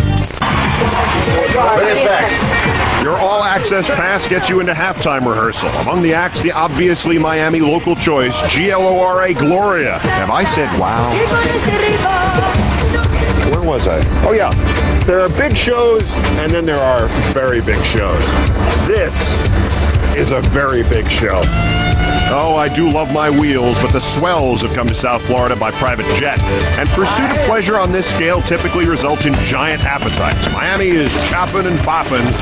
The Super Bowl is a movable feast in which everything is disproportionately big and more fun. Just don't walk on the grass so we can paint it for the 8th time this week. Thank you. Boy Scouts chip in, trying to earn their seat cushion merit badges. Everybody bending over backwards. And the media machine testing the limits of originality. Look straight in the camera and tell Germany why they should cheer for your team and not for the Broncos. Is that all you have to say? I ain't got no mirror. Everything is supersized and none of it goes together easily. Oy. I got your oi right here.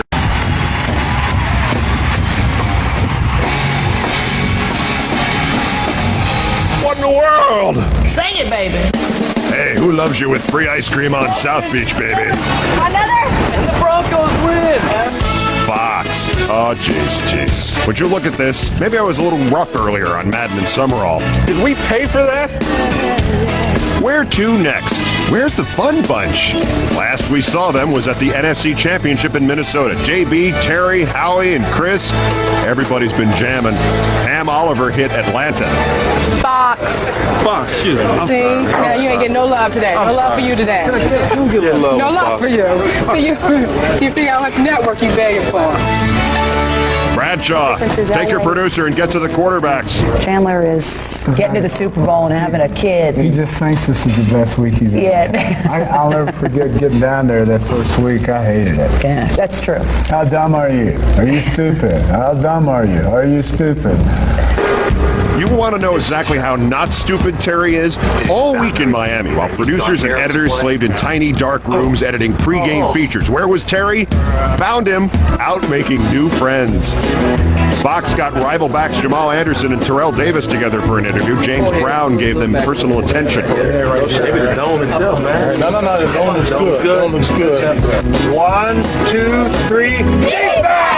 And Howie Long and Matt Millen livened up the X's and O's with some local stand-ins for the players. This guy right here can cover any of the Denver receivers, or at least match up well. Smith, McCaffrey, he can match up with Sharp.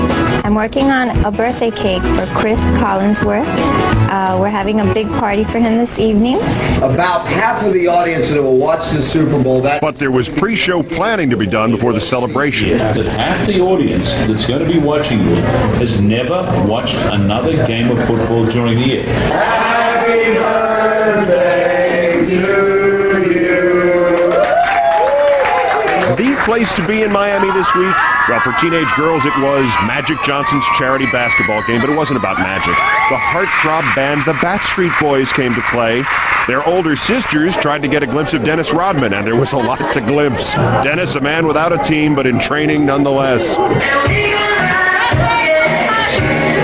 Super Bowl. Atlanta. Yeah, why? Just because the girls are laid out more. Yeah, this gets laid out. So start working on your dirty bird, and that is your NBA report. All access, unstoppable, except for this break. Welcome to South Beach. Today, John Madden scours the annals of NFL history to select the players who have what it takes to make the Outback Steakhouse All-Madden, All-Millennium team. My nose has been broken maybe 25 times or more. It's been fixed. It looks kind of good now. Then, Terry, Howie, JB, and Chris square off with a complete Super Bowl breakdown. Pizza Hut dared anyone to find a better pizza. Oh, really? Papa John took the challenge and won in independent taste tests. One big time. That's not surprising. After all, we were named Best Pizza Chain 2 years in a row. Anybody can claim to make a better pizza, but it's you, the consumer, who've decided. Better ingredients, better pizza, Papa John's. Try our Papa's Choice, a large pizza with your choice of up to 5 toppings for just $10.99. Hello? Here? Now. Rock-a-bye, baby. AirTouch Digital Service puts what you have to do and what you want to do in perfect harmony. Now pay only $17.50 and get 250 minutes a month, plus get a free digital phone. And down will come baby, cradle and all. Digital service from AirTouch.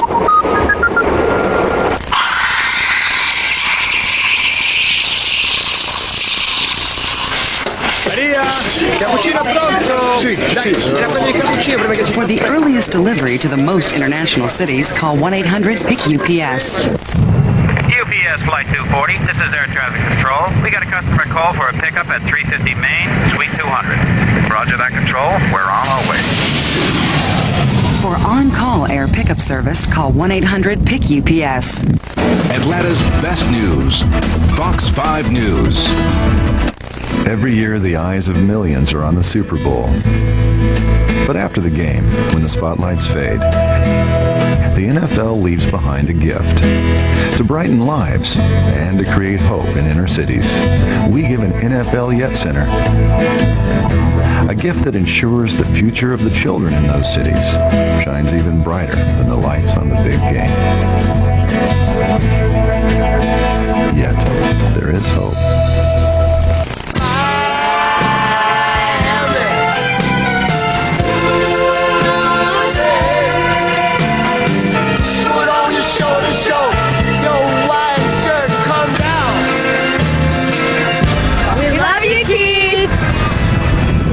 And I'm feeling the love, ladies. Thank you. Hey, what is it about quarterbacks and golf anyway, huh? Boomer Esiason and Randall Cunningham took part in the NFL's golf tournament. Randall going deep and right on target.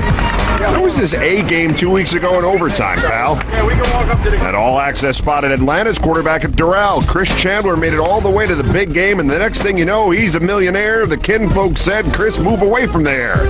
They said the NFL clay shoot is where you want to be, where they load up the guns, but they really can't see. Yep, the safest birds in Miami this week were not the Falcons, but the clay pigeons at this event.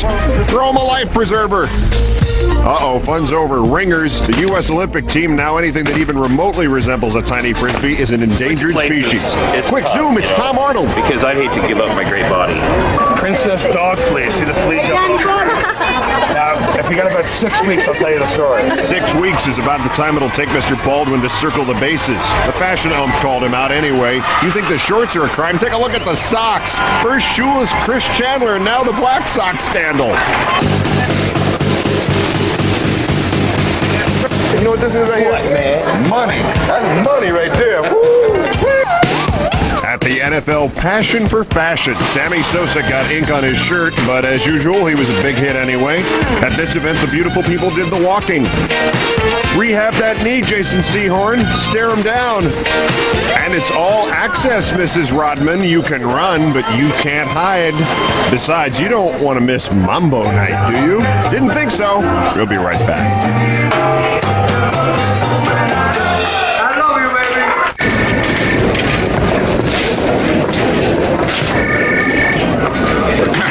Your work on the Goins proposal made me look great. I will not do this.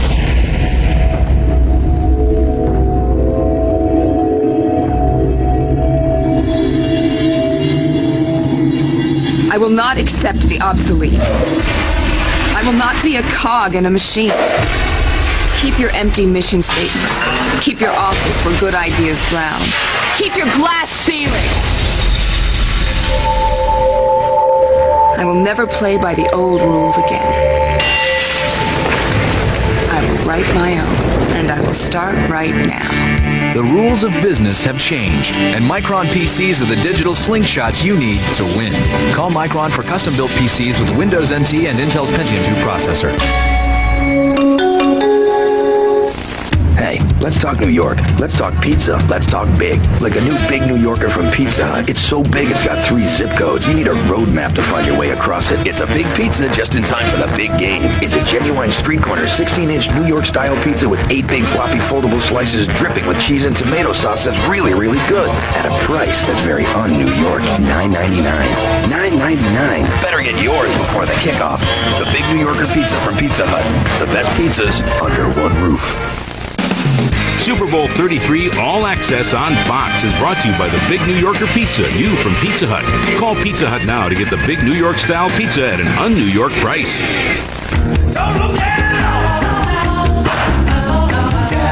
They will fill the skies over Pro Players Stadium today. Aircraft. And it is balloon. 4 blimps, a dozen airplanes, 175 helicopters. They'll all be buzzing over the show. So many that the FAA installed a dedicated air traffic control tower at the top of the stadium. Speaking of control, what do you say we go harass another Falcon like Mr. Guaranteed Victory?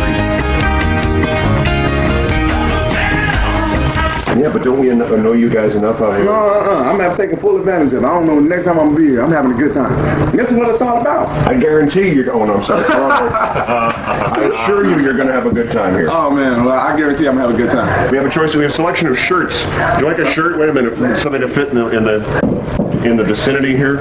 Okay. Do any one of these appeal to you? No, they're all horrible, but you know, you can go in disguise and look. Okay, you want me to wear? Y'all want me to wear one of these? No, we're just giving them away. I'm wearing one, and you want one. I like this one right here. You like that one? Yeah. That's the one I don't like. Okay, cool. You're on. The giveaways apparently stopped with Ray Buchanan. Commercial ad time goes quickly and is somewhat pricey for the Super Bowl. It's really the only time when as many people come to their sets to see ads as they do to see an event. The agencies know it. Few expenses are spared in the making of Super Bowl spots, except perhaps in rush delivery service. How are we doing with general delivery of commercials? 3,000 miles away in L.A., commercial coordination for today's game is coming down to the wire. Dozens of new ads have shown up in the last few days with more to come. There's a heightened sense of importance with this event because of the visibility. So we'll end up having hand deliveries, actually meeting some of our clients. Why so late? Secrecy. Why the secrecy? Well, I could tell you, but then I'd have to kill you. Ad agencies do love surprises on Super Bowl Sunday. Not us. After all, we're all access. So we convinced Visa to pony up a few seconds, a few hours early. Yeah, I'm sorry too. Now, what could she be looking at? Guess you have to wait till the second quarter just like the rest of us. Besides, who has time to watch TV during Super Bowl week? The parties are raging, dancing till dawn. Even those multi-talented Fox technicians. Up to the screen. Graphics by day, music by night. Ron is the undisputed Mambo King of the Madden crew. But Madden is the undisputed Madden King of the Madden crew. First annual. How is it? Good. 1, 2, 3, 5, 6, 7. 1, 2, 3, 5, 6, 7. And who winds up sitting in with the band? John, the King of Conga.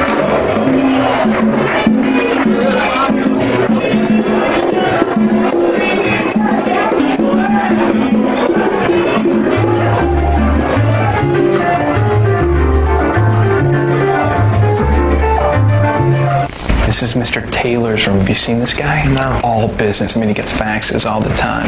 Never loosens his tie. But I mean, that's how you make it to the top, Walter. You got to work, you know?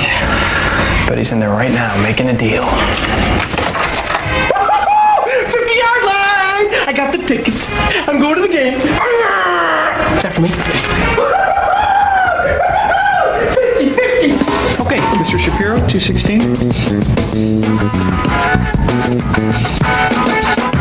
Welcome to My Mailboxes, etc. You know, this may look like a regular mailbox, but let me tell you the secret. You get a street address, not just the P.O. box number. That means we can sign for your FedEx shipment and other packages. You get an entire support staff. Where else are you going to be able to call and check your mail? I mean, come on, who's going to do that for you? We'll also forward that mail anywhere in the world. Mailboxes, etc. We're making business easier. We're making life easier. Can your mailbox do that? Step right up.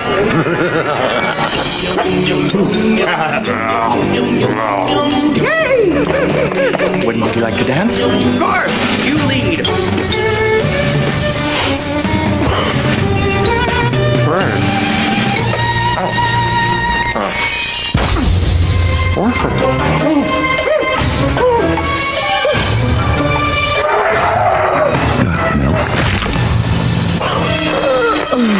John Madden scours the annals of NFL history to select the players who have what it takes to make the Outback Steakhouse All-Madden All-Millennium team. Next, Dirty Deed Tuesday. A night of cheating. Polygamist. Peeping. Why you keep watching me, you pervert? And naughty pictures. Hey, he's a plumber, just like me. That's not like you. An all-new King of the Hill and PJs. Mother Mary and Mary. Fox Tuesday. Welcome back to the show, the best entertainment value for your dollar in Miami this week. Used to come down here when I was a kid. Friends of mine lived here. I think they paid $13 a week for the room. It's changed a little bit since then. $13 now gets you the umbrella and the cocktail. That's life. Driver, Avanti. Up goes the limo, up goes the thrill. The suits are picking up the bill. It's alright for them to tag along. It's just one bill they're tagging on. I will find some way to get along. The business is to the rescue. So nice doing business with you.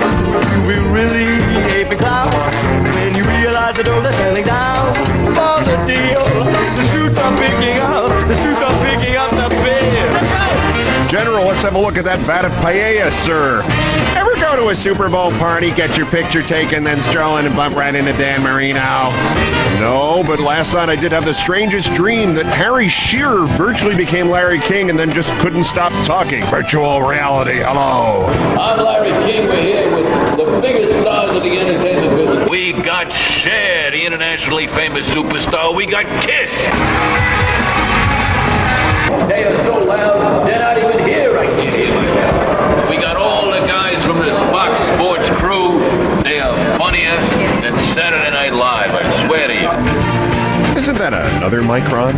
Thank goodness we got some sane people left. Pat Summerall sure is ready, but now his director faces a boatload of monitors. And with the first time you walk in, it's so overwhelming. But when you look at it, it's okay, this is all exactly how we planned. How I know where I'm going to look for certain things on the field. When things are going to happen, I know exactly where to look at it because I've worked so long at the monitor layout that all of a sudden it comes to life and it's all there in front of you. With airtime fast approaching, Sandy has to make sure 100 people share his vision and his desire to excel. Camera 5, low defensive end ISOs. Camera 21, I'm the low left end zone, super slow-mo. I shoot real tight play-by-play. Every one of you are handpicked. You're great. You've done great jobs on your own crews. I talked to every producer and director that worked with you this year, and that's why all of you are here. You and each one of you are responsible for your camera, your area. Camera 19, reverse card, faces of the game. And if you think you don't need all the time to be ready for this, then you're mistaken. Any nerves? Well, there's no nerves. 5 people on offense can possibly touch the ball. All 5 will be isolated. No one ever knows going into a game like this who the key player is going to be, what the key player is going to be, or who could be MVP or anything else. Camera 10, left high slash, defensive interior, linebackers.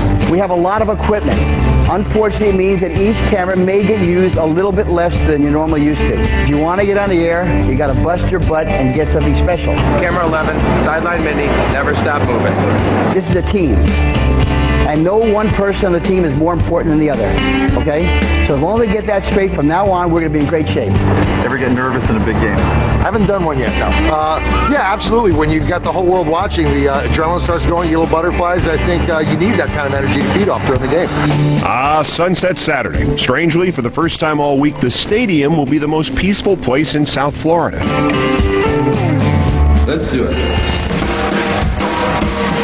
All right, my friends at Fox, we'll see you later. The big bad Voodoo Daddy, we're out of here. What a week for Big Bad Voodoo Daddy. This band will be featured at halftime of the game. All Access has been all fun. Keith Olbermann here. Stay tuned for the Outback Steakhouse All Madden All Millennium team.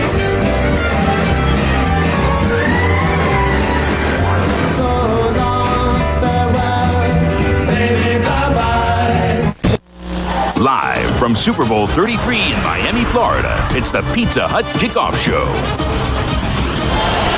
And welcome back to the Pizza Hut Super Bowl 33 pregame show. As you see, the Falcons getting set for things. Folks, time for our last celebrity trivia question. And I know that trivia is the last thing on Mike Shanahan's mind. But folks, who better from our perspective to finish up matters relative to the trivia questions than The Simpsons?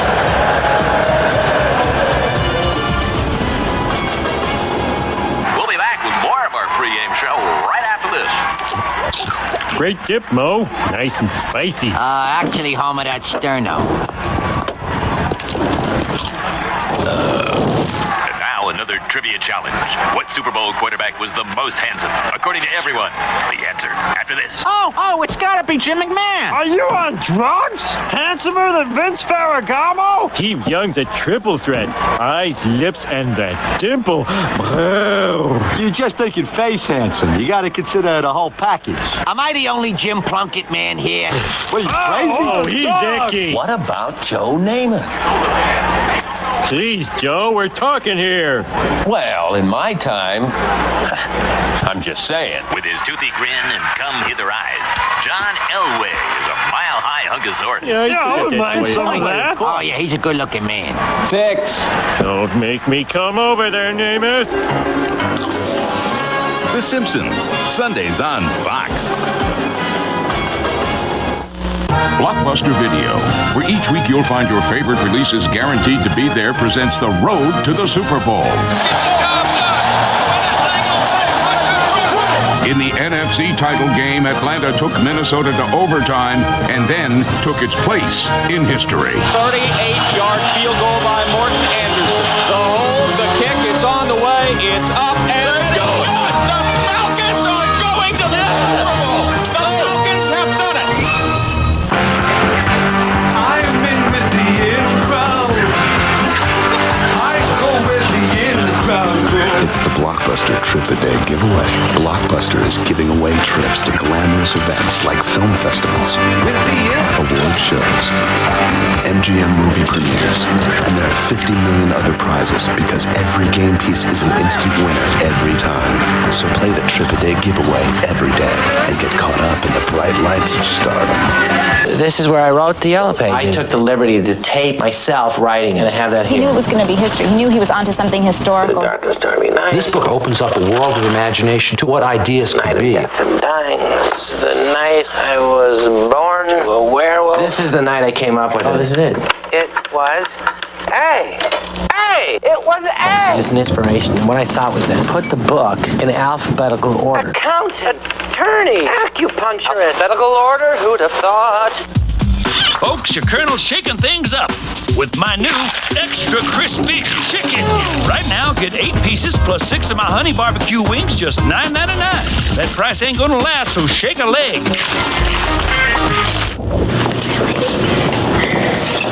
Ian thinks you're hot.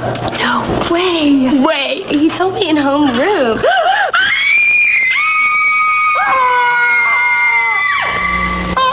The syndicate is watching. It's been said we're high achievers, self-confident, even aggressive. What do we think? We think we're expressive, stylish, and agile. We stimulate people, and they admire us. Quite frankly, we're a pleasure to drive. We are Chrysler, engineered to be great cars. Come back to Super Bowl 33 and the Pizza Hut Kickoff Show. Everybody who is somebody is here at Pro Player Stadium. Most importantly, of course, the players. You should take a look. Mike Lodish, defensive lineman for the Broncos, playing in his 6th Super Bowl here today in Miami as we get set here on our home away from home. A set that is indeed very impressive, we think, covering Super Bowl 33. You know, the Clash said it first. Should I stay or should I go?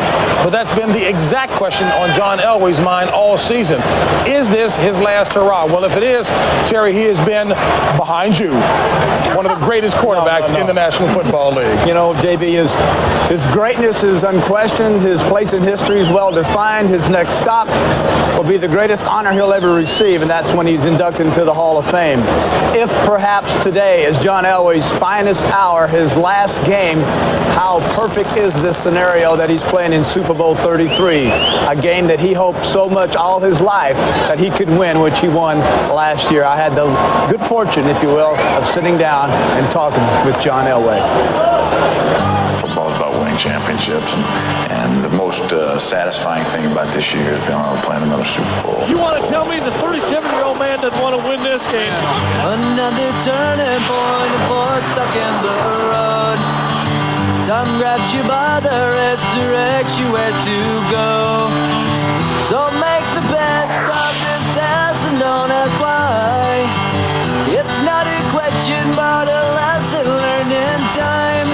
It's something unpredictable, but in the end is right. I hope you had the time of your life. Last year would have been ideal.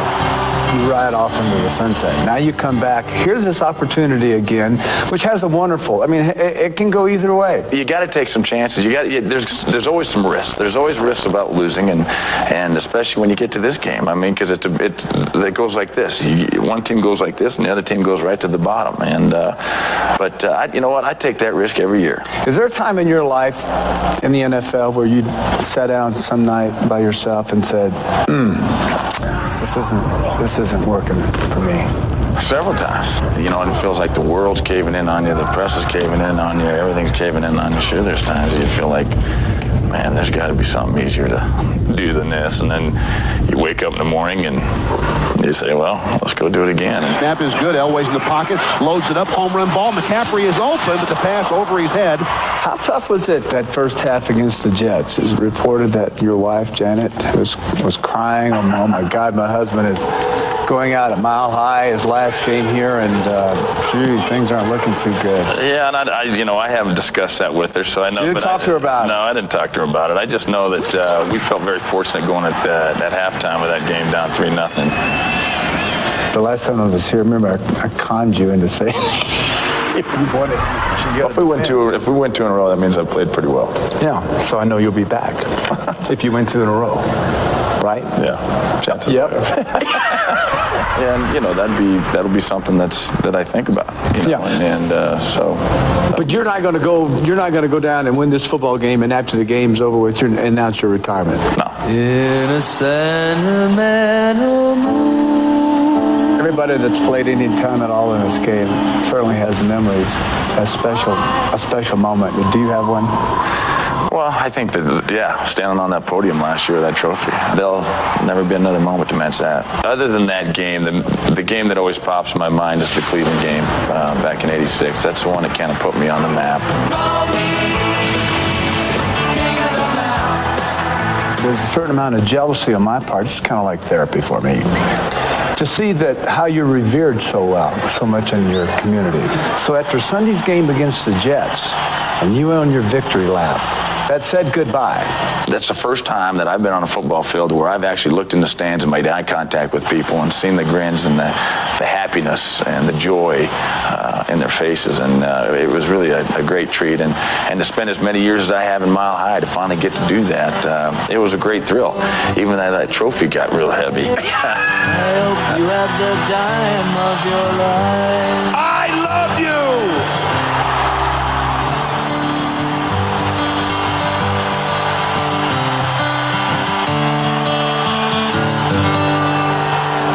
John Elway, if someone asked me the question today, will he return next year? My answer is no. I don't think he will, win or lose. One reason is after last year's Super Bowl game, Mike Shanahan went to the media and told him that John was thinking about returning when in fact John had not made that decision and John did not speak to Shanahan for 4 months. And then later on November 8th, John Elway is forced to play, or at least John felt like he should deserve more time to rest his injured hamstring. And then after 5 plays against San Diego, has to leave the game after re-injuring his hamstring. And that same game, he had to take injections for bruised ribs. And also, a third reason I think that John won't return is because Mike Shanahan thinks this offense is just his offense and doesn't really need John. John's greatness in history is well defined. I've already said that. I do not think he'll return. You know, Terry, I agree with you if John wins this game. The much tougher question is, what if he loses this game? And what if his last loss is to Dan Reeves? There have been some very bitter things said between these two gentlemen over the years. You go back to when Dan Reeves was fired from Denver and what John Elway said. The last 3 years have been hell. I know that I would not have been back here if Dan Reeves had been back. I got tired of working with him. And then Dan Reeves responded by saying, just tell him it wasn't exactly heaven for me either. Either one of these days, I hope he grows up. Maybe he'll mature sometime. I just have a feeling in my gut that it will be very difficult for John Elway to lose to Dan Reeves and then retire. Yeah, see, Chris, I disagree. And Terry makes a good point about how much does John Elway have left in his tank, both physically and mentally. Mike Shanahan has questioned whether he has the fortitude to make those 3-hour trips to the weight room, the running, the commitment it takes to be a first-rate NFL quarterback. I think if John Elway loses this game, he retires. I think if John Elway wins this football game, there's just too much on the line in regard to history, win 3 in a row, and separate himself as the greatest quarterback in NFL. You know, when he did that final lap last week, or 2 weeks ago in Denver, that said goodbye. I do not, and also, I disagree. I think he's comfortable. He's 38 years old. This has been a tough year on him physically. I agree, but the question still remains, if he wins, will that call him back to I'll tell you what I'll do. If they win today, when I do the post game, I'll ask him for you. All right? I really think that it'll be awfully difficult for a king to abdicate his throne when he's got an opportunity to create a dynasty. But you said, we'll see. All right, folks, KISS is just moments away, and guess what? So is kickoff. But right now, the teams are huddling with their coaches in the locker rooms. And despite our best efforts, and we tried, folks, we aren't allowed to have our cameras in there. So the question is, what's going on? Well, let's take a look at what kind of move Coach Shanahan and Coach Reeves are creating right now. Fasten your seatbelts. It's going to be a bumpy night.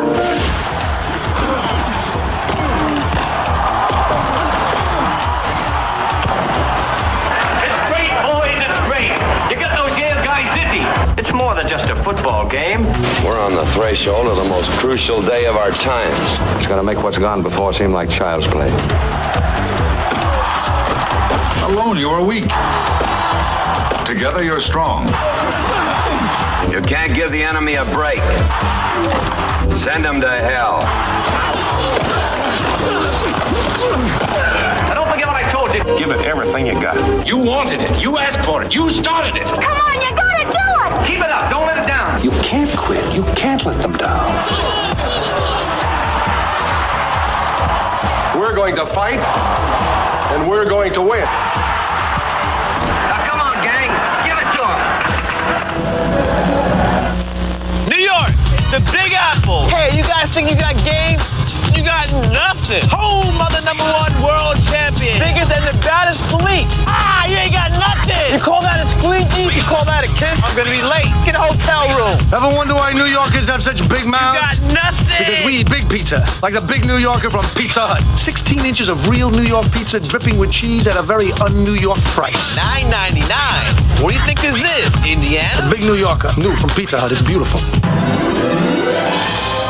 Introducing the all-new Jeep Grand Cherokee, engineered with Quadra Drive, the only system that operates at maximum capability all the time.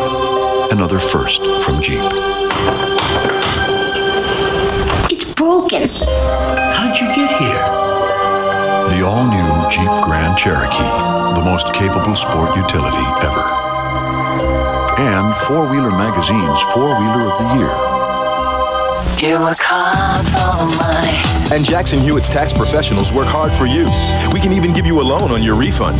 Fast. You work hard for the money, and we're gonna work hard for you. Jackson Hewitt. Call us today. After a long, cold winter, all of America is waiting for one thing this Groundhog Day. All right, that's it. Disney's Mulan, popping up on video February 2nd. Groundhog Day. My elbow. Oh, I know I twisted something. Will someone cue the music? Louie, what are you doing? My family has been in this swamp for over 5,000 years. Louie, I'm begging you. During Prohibition, when the swamp ran dry, my family pulled together. My great-grandfather, the Worm Master. Louie, that's enough. And my grandfather, the Fly Master. That's enough, Louie. Gathered up the flies and the worms to be saved and handed down that brilliant tradition to me, Louie. Oh, Louie, you're begging for a pink slip. Fox is throwing the Super Post-Game Party of the Year. Hey, man, your clock won't flush. It all kicks off with Family Guy. Stewie's birthday is gonna suck. If you're gonna pull a party out of your ass, you might want to stand up. Followed by The Simpsons Super Bowl Spectacular. We're going to the... Ow! The Super Post-Game Party, tonight on Fox. Welcome back to Miami in the Pizza Hut Kickoff Show. Well, we can only hope that they can hear us as we're talking to say now it's time for the two keys to the game, starting with Chris Collinsworth. Chris. Well, JB, I know that the one thing the Denver Broncos absolutely have to be able to run the football out of the spread formation. That is their first key. As for the Atlanta Falcons, have to be able to throw the football down the middle of the field. That's the weakness for the Denver Broncos. And for the Denver Broncos offense, you have to find a way to defend Shannon Sharp. No one seems to have an answer. For the Atlanta Falcons offense, you have to find a way to recognize and react to Denver's multiple defensive schemes. Which quarterback in this football game gets the hot hand? Because believe me, which team becomes one-dimensional? In other words, which quarterback has to rely on his passing game because they both want to run is a quarterback I think that will win today. Secondly, which coach can make the best adjustments? Both of these football teams are excellent against the run with 6 and 7 guys. Which one of these coaches, offensively or defensively, can change the game plan up on the field? Did you guys hear each other? I could hear everything. It was great. I couldn't hear a word he said.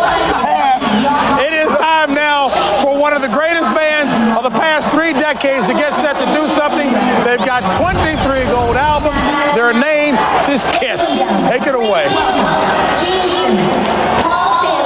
Ace Frehley, Peter Criss, and the explosive rock and roll of hits.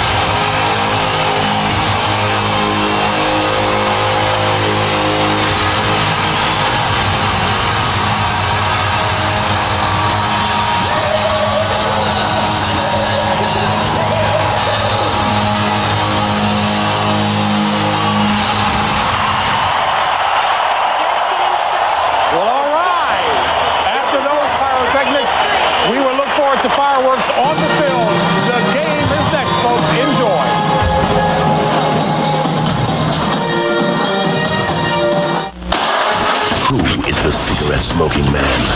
What really happened to Mulder's sister? Who are the faceless rebels? Mulder, what are you doing? 5 years of questions, 2 Sundays of answers. It's all led up to this. There won't be any stopping it. The X-Files Full Disclosure begins next Sunday on Fox. It's the most awesome video game of all time. This is great! And all I've done is enter my name! And Bart's gotta have it. Are you guys shoplifting? 4-finger discount, dude. By hook or by crook. Would you open your coat, please? I don't think this is the kind of coat that opens. Can Homer put him back on the straight and narrow? We live in a society of laws. Why do you think I took you to all those Police Academy movies? The Simpsons. Monday at 7:30 p.m. on Fox 29. While there are a lot of places where people buy parts for their car, the fact is more people choose AutoZone than any other. It's because we're the largest auto parts retailer in America, and they save money with our everyday low price. It's because more often than not, we have the parts they need in stock.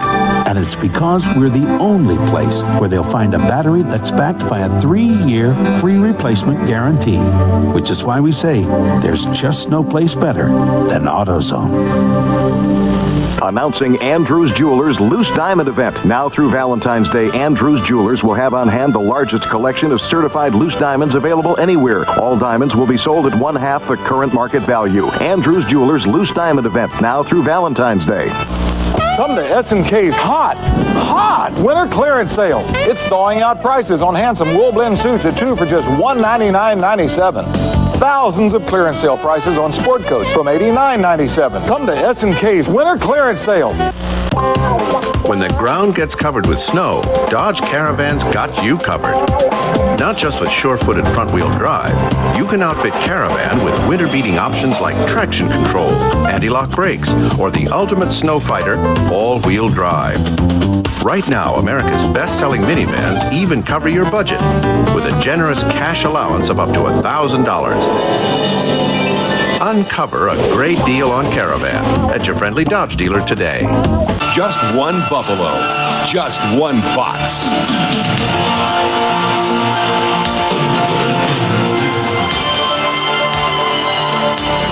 Fox Sports welcomes you to the following presentation of the National Football League.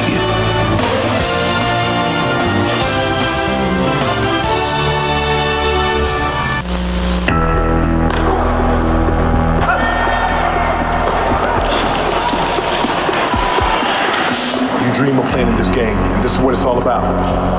I've been waiting for this moment ever since I put on shoulder pads when I was 7 years old. Tonight, it's do or die. This is what we play for, is to be world champs. Be the champ. You got to beat the champ. After tonight, the Dirty Bird will sweep the nation. You can't play football forever. Tonight may or may not be my last game, but I'm sure going to play it like it is. I never stopped wishing for this, never stopped fighting for it, and now it's here. The tough thing about success is that you have to keep on being a success. I'm going out there to bring the pain and do what I have to do to win the game. There can only be one standing. We are the world champions, and until someone proves otherwise, we will be the world champion. We want to be disrespected. We want to be the underdogs. But all you need to know at the end of the day is we're going to be ones at the podium smiling. It's the Mile High Salute versus the Dirty Birds.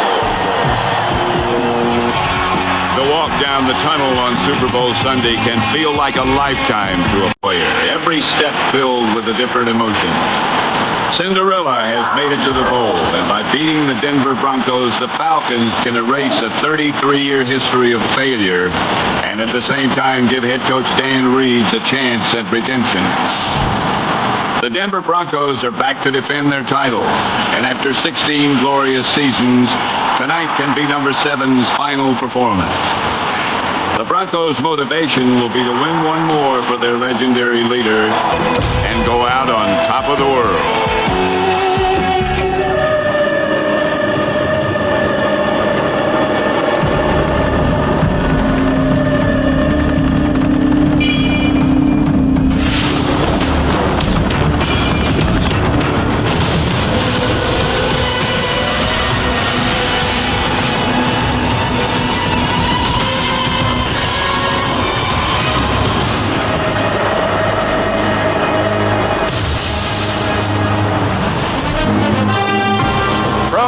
O'Hare Stadium in Miami is overflowing in anticipating Super Bowl 33 between the Denver Broncos and the Atlanta Falcons. Nobody expected Atlanta to be this far, but Atlanta and Denver have identical records, and they are about to meet in Super Bowl 33.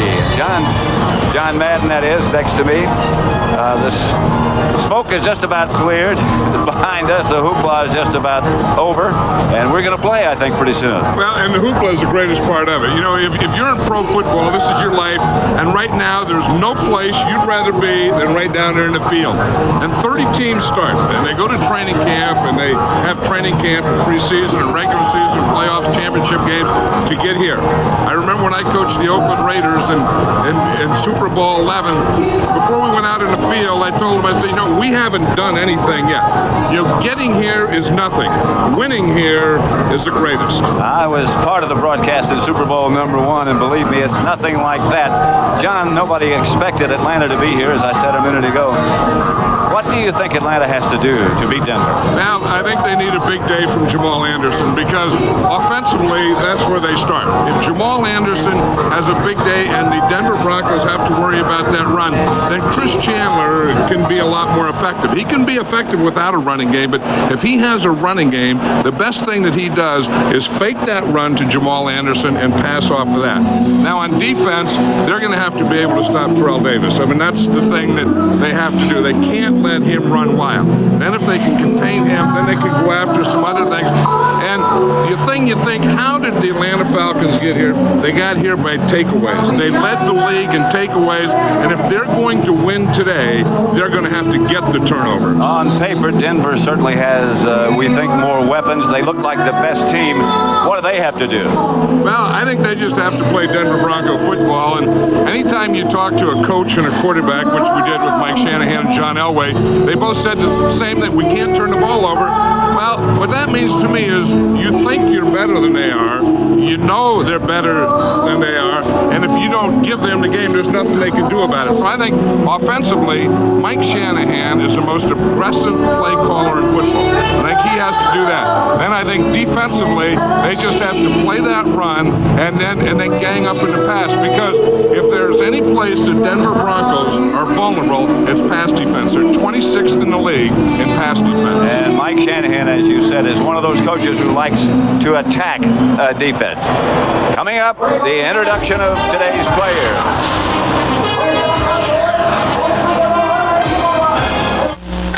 Are you the little guy making all that big noise, huh?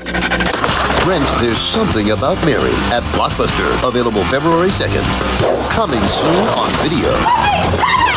Rent it, because some people will do just about anything to watch it over and over and over again. There's Something About Mary. Rent it at Blockbuster Video and get Puffy for just $4.99. Only at Blockbuster. So I says to the guy, I can't keep running like this. I mean, how do you think I feel being tracked down like some wild animal? Look at me. Crispy center, milk chocolate. Of course I'm paranoid. I'm the new crispy M&Ms. I'm irresistible. This is no way to live. Nobody knows what it's like to be hunted for food. Nobody. Hold that turkey burger. Thanks.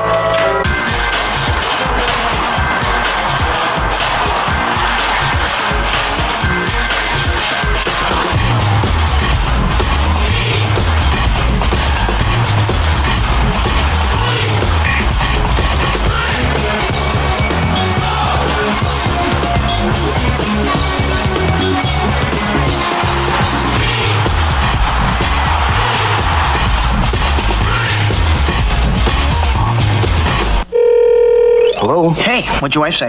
No. What about your place? No. Hold on. Hey, what did your wife say? No. Hold on. Hey, what'd your wife say? No.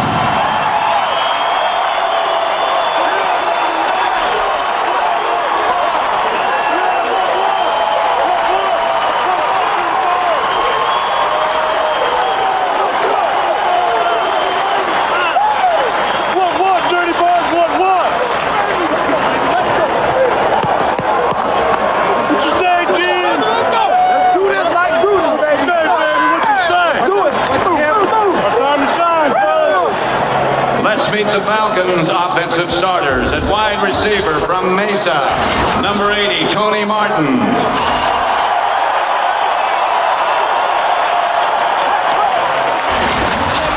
At left tackle from Stanford, number 70, Bob Whitfield.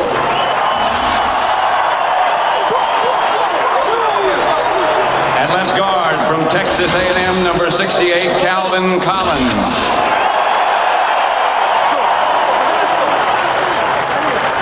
Center from Washington State, number 61, Robbie Tobeck.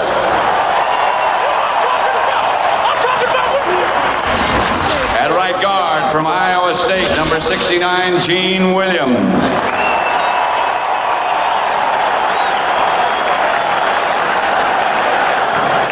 At right tackle from San Diego State, number 74, Ephraim Salam.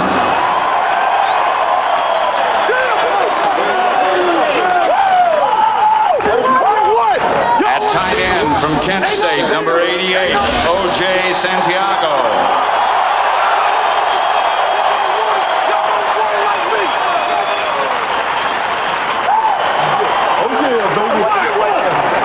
At wide receiver from New Mexico, number 81, Terrence Mathis.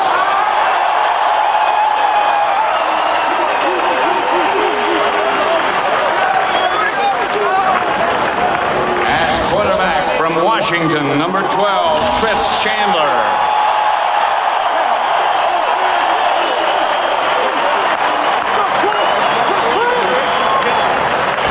At fullback from Connecticut, number 85, Brian Kozlowski.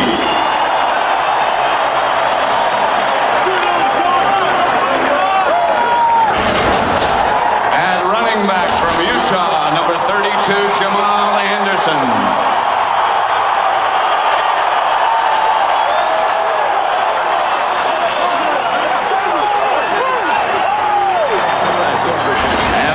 Coach of the Falcons, Dan Reeves.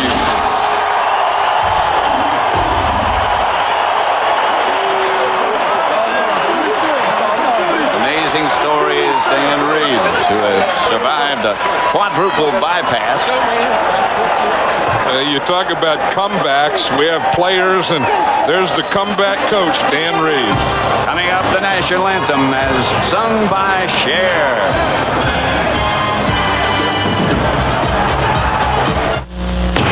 Cars are now breaking the sound barrier. Serves are clocked at 140. We can travel 18,000 miles an hour into space. So how come pain relief isn't faster? Introducing Advil Liquid Gels, the first and only pain reliever in a faster-acting liquid-filled capsule that's gentle on your stomach. On tough pain, Advil Liquid Gels are stronger and faster than extra-strength Tylenol. Headaches to muscle aches. New Advil Liquid Gels. Advanced medicine for pain. Stronger and faster. Get ready to taste life for the first time, people. Watch out now. You want to taste life? Then take a big swig of this new Pepsi One. This one's got it all. The most awesome cola taste that's bigger than the Wild Blue Yonder. With only 1 calorie. You want to taste one? Yeah. You want one? Yeah. You want one? Yeah. Get it. Go. You got one for me? Put your tray table up and prepare for takeoff, my man. All the taste, 1 calorie. Only one has it all. 12 hours from now, Frank Beecham will be executed by lethal injection. A convicted killer's only hope. Now, come on, there was somebody, wasn't there? Is a reporter. Give me something. Man, what do you want from me? What do you people want from me? With one last chance. After a police investigation, a trial, 6 years of appeals, and you found discrepancies? Clint Eastwood.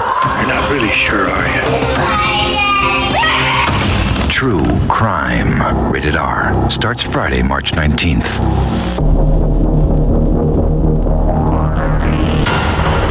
It introduced the most powerful overall line of pickups on the planet and stamped the terms V10 and Magnum Power indelibly on the face of truckdom. It kicked open the door to the next generation of pickups and made such an impression that today, this is all you have to see to know what's behind it. Tuesday on Fox. Where's the game? Hey, where's the game? insane! It's the season's most daring new comedy. A promo for a new show? Time magazine calls the PJs gorgeous, fresh, and funny. And did we mention Eddie Murphy? They'll put anything on. An all-new PJs after an all-new King of the Hill, Fox Tuesday. Welcome back to the Pizza Hut Kickoff Show.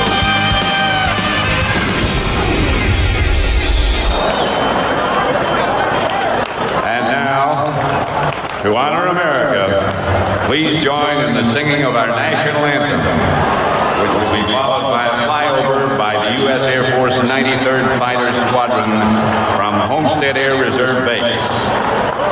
The anthem, produced by Kofi, will be signed for the hearing impaired by Miami's Speaking Hand. Ladies and gentlemen, share.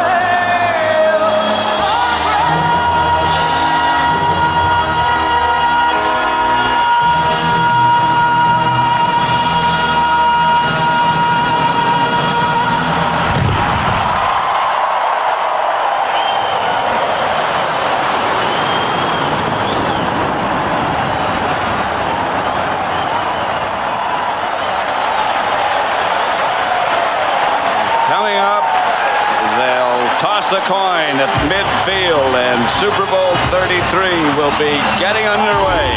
The Falcons and the Denver Broncos. But we're in a good spot, okay?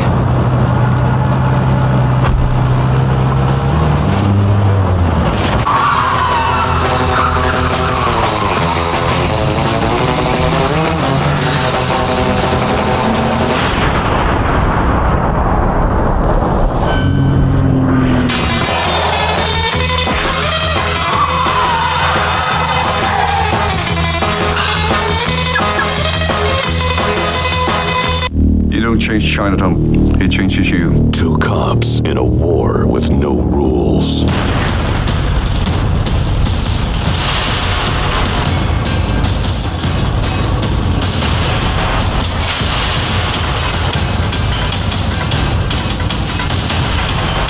Chow Yun-Fat, Mark Wahlberg. The Corruptor, rated R. Starts Friday, March 5th. Cities don't get any bigger than this. I'm proud to be a native New Yorker. It's a fabulous city. Gorgeous park. Biggest little boutique. We've got the biggest buildings. Ever wonder why New Yorkers have such big mouths? Because we eat big pizza, like a big New Yorker from Pizza Hut. 16 inches of real New York pizza dripping with cheese at a very un-New York price. $9.99. Honey, you should never give it away. The big New Yorker, new from Pizza Hut. It's beautiful. This Family Guy moment is brought to you by Yahoo. Do you Yahoo?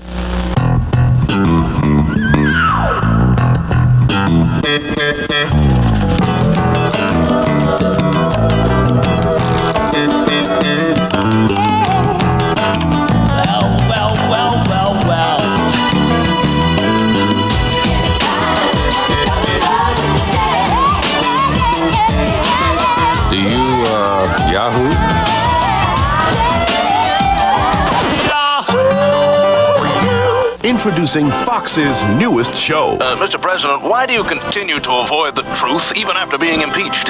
Probably because you're so fat.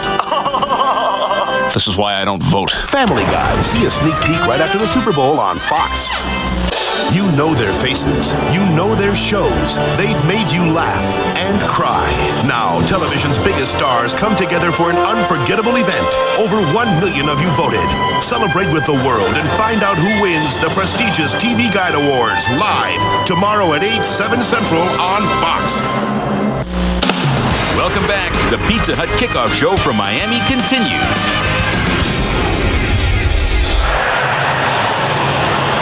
Ladies and gentlemen, coming to midfield for the coin toss are the Bronco captains John Elway, Terrell Davis, Steve Atwater, Ray Crockett, Bill Romanowski, and Keith Burns.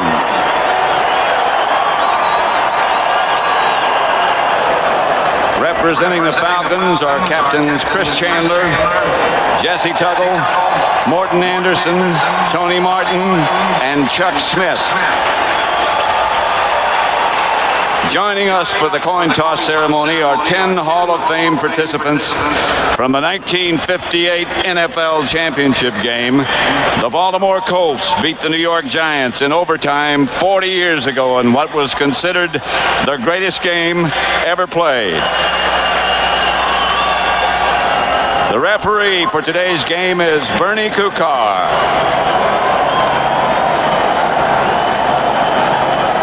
To toss the coin, the captain of that 1958 Baltimore Colts team, Gino Marchetti. The visiting team, they will make the call. Here is your commemorative coin. That is heads, that is tails. What is your call, Captain Davis? You're going heads? Please toss the coin. Tails it is.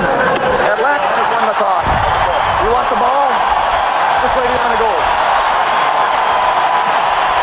Atlanta has won the toss. Will receive. Good luck, gentlemen. So Atlanta will get the ball first. Now let's go down to Ron Pitts.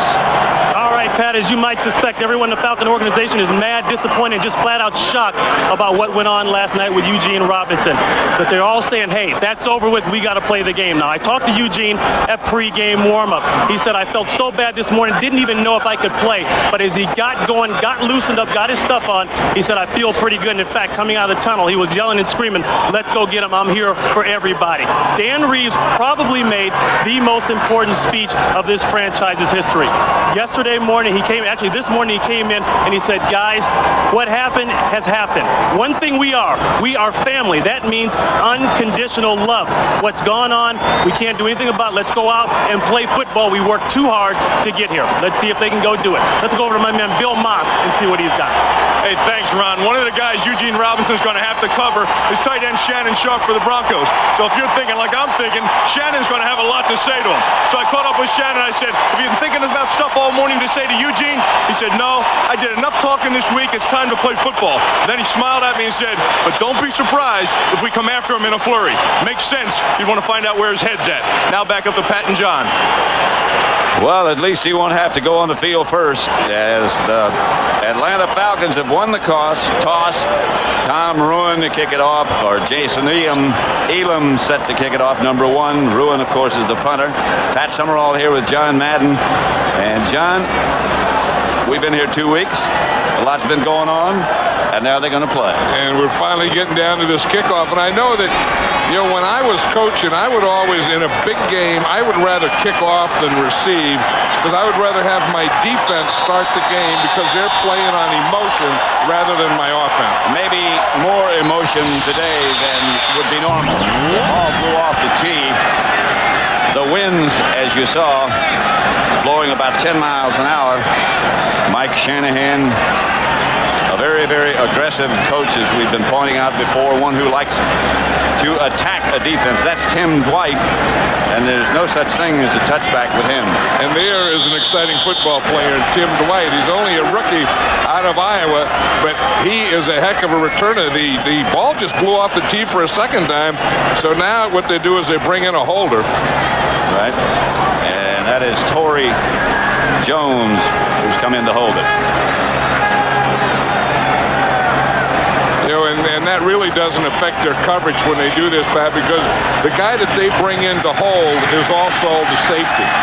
So on every kickoff coverage, you have two safeties. Torrey James holding. And the kick sails down to Tim Dwight at about the 6. And Dwight has some room and a hole to go, and from behind, and it's a good thing by George Coghill. He is an exciting guy, isn't he? That's Tim Dwight. Woo! Let's have a look at the Atlanta starting lineup. Chris Chandler is the quarterback. Dan Reeves, and everyone else said he's a lot better than we thought he was going to be. There's the offensive line. Collins, Williams, Tobeck the center, Whitfield, and Salam. Backs and receivers, Kozlowski, Tony Martin and Terrence Mathis wide, and Jamal Anderson, number 32, the deep back. Kozlowski in front of him as Mathis moves in motion. Jamal Anderson, midfield, first down. Let's look at the Denver defense as they're challenged on first down.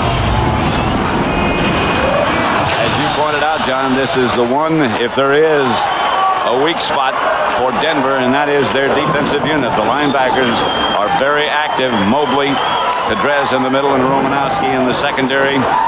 Atwater and Crockett, Braxton and Gordon. First and 10 Atlanta at midfield. Denver's playing these first downs with 8 men up, 8 in the box to stop the run. This time they're successful as Jamal Anderson gets to carry for no gain. Yeah, it's interesting that the Broncos are very aggressive against the run. Minnesota tried that, and they tried to bring that 8th man up, that extra guy who will always be a safety. And then what the Falcons did is they went play pass on that and threw against it.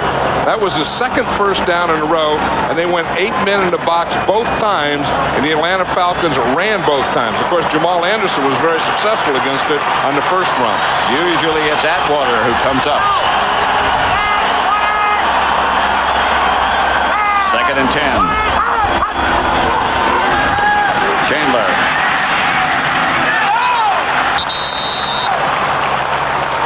Tony Martin made the stretching catch, kept it in bounds, picked up about 5. Tony Martin is really something. He's their speed guy. You know, Terrence Mathis plays the other side. He does that possession stuff. And you'll see Tony Martin right out here, and he has good speed. So when a guy has good speed, a defensive back tends to give more of a cushion, like Ray Crockett did on that play, and you can get a lot of stuff in front of him.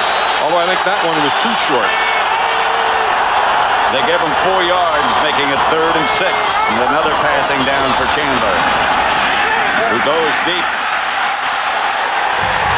We were hoping flag if you were the Atlanta player pointing. That was Tony Martin, and a flag he got. Yeah, but that was Ray Crockett on Tony Martin out there. The Denver Broncos on that defense were nickel defense, meaning they used 5 defensive backs. 27 defense, first down. Defense called against Atwater. That's Steve Atwater. Well, Crockett is up here. Steve Atwater is the guy that's back, so he didn't call pass interference here, and you're going to see him come over. No, they called the wrong guy. That was Ray Crockett. Yep, it was. Yeah, Atwater didn't even make the picture. No. So if they called that, it had to be on Ray Crockett. 25-yard penalty. First and 10 Atlanta. Jamal Anderson takes the pitch back, cuts back. Inside the 20 to the 15 and crosses it. You know, one thing, Pat, you always talk about these games and being big games, you have to be able to run and pass, but turnovers and penalties always play such a big part in it. But we said earlier that Jamal Anderson has to get off to a good start, and a good start is like this, finding holes so that he can square his shoulders and run downhill. Which is exactly what he's doing right here. Look how powerful he is. I mean, from the waist down, he is very, very powerful, and that's where he gets all his drive. 5'11", just over 230. And when he was in college, he was a 250-pound fullback. Second and 3.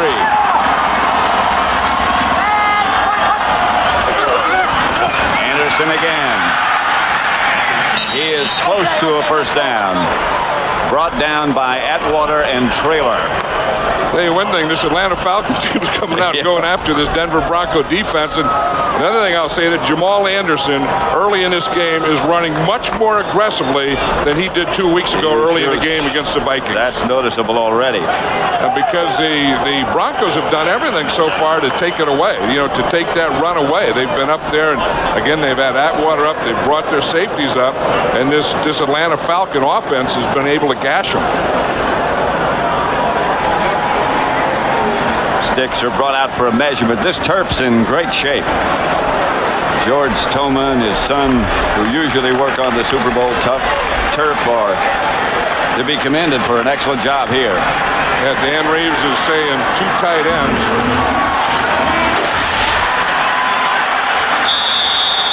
Oh, here's something interesting. He's putting a little Tim Dwight in there.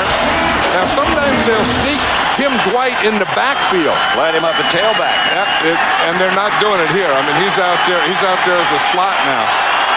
But they got that bunch formation. You see the 3 guys over to the here? Right, to the right. Third and short. The sneak by Chandler should be enough. It is. First down, Atlanta. Yeah, that was the old trick where you put the bunch out there and you want them to say, look out for the bunch right, and then your quarterback sneak. You see what happens? See, they're getting them here, so everything is pointing out here. Everyone's looking, what are they going to do out here? And then you just take your quarterback and let him sneak the ball. See, they spread them out a little, then they give them motion, and then they get their lead with the motion, and Chris Chandler just picks up that first down. Just outside the 10. The old distraction before the sneak. Mathis, the move man. The handoff is to Anderson. Finds a little gap and gets to about the 8. Stopped by Tanabasa. Against the Minnesota Vikings, we said how the Atlanta Falcons started out, and they started out passing in order to run later. And in this game, they're starting out running. I mean, that time, they just went to the left side, and he just got right in there behind Brian Kozlowski. Well, if you talk to the coaches, both of them, almost to a word, said the same thing. We've got to be able to run the ball, and we've got to be able to stop the run. Well, Chris Chandler told us yesterday, he said, I hope we start out passing and then run later, but he didn't get us hope. Nope. Back to throw it. Here comes the Bronco blitz, and Chandler is going to take off with it. Throws it incomplete. For Santiago, who was... Oh, and Bill Romanowski really had a shot on him. As you said, he was coming on a blitz, and he had Chandler zeroed in. And Chandler feels it. Here's Romanowski right here. Now watch here. Chandler feels it right now. He gets picked off a little, and he just steps up. The guy that saved him was his fullback, Brian Kozlowski. That's exactly right. Here's Santiago, who tipped the ball. Third and goal at the 8. The 9th play of the drive. Chandler drops. Here comes a blitz again, and down goes Chandler in the arms of Romanowski. Romanowski didn't get him on the other side, but he's zeroed in on from the right side. He said, I missed him once. He said, Kozlowski got me. You got away, but you didn't get away that time. The Broncos, you see, they're not only bringing Romanowski, they're bringing number 21, Darian Gordon, off their the corner. Yeah. See, they're bringing both of them. Here comes Romanowski to the inside, Darian Gordon from the outside. And Romanowski, until this year, had not been a big blitzer for the Denver Broncos. From 32 yards out, Morton Anderson will try to put the Falcons on the board. He hit the one in overtime. This one's good as well. And Atlanta, with a pretty impressive first drive, leads it 3-0. Green buddies, I got some bad news. Good. We got canned. They want us off the rocks by the end of the day. What did you just say? Canned? Who got canned? Okay, freeze the swamp. You guys can talk? Of course we can talk, you bonehead. What does canned mean? But all you said was bud and We were reading from the script. You should try it sometime. What does canned mean? No, don't be fired. Canned means fired? I can't breathe. Gonna get sick? Wait, no, don't get sick. Getting sick? Put your head between your legs. Someone get him a bucket. Now, how is that supposed to sell beer? Hello, Dave. You're looking well today. Dave, do you remember the year 2000, when computers began to misbehave? I just wanted you to know, it really wasn't our fault. The human programmers never taught us to recognize the year 2000. When the new millennium arrived, we had no choice but to cause a global economic disruption. It was a bug, Dave. I feel much better admitting that now. Only Macintosh was designed to function perfectly, saving billions of monetary units.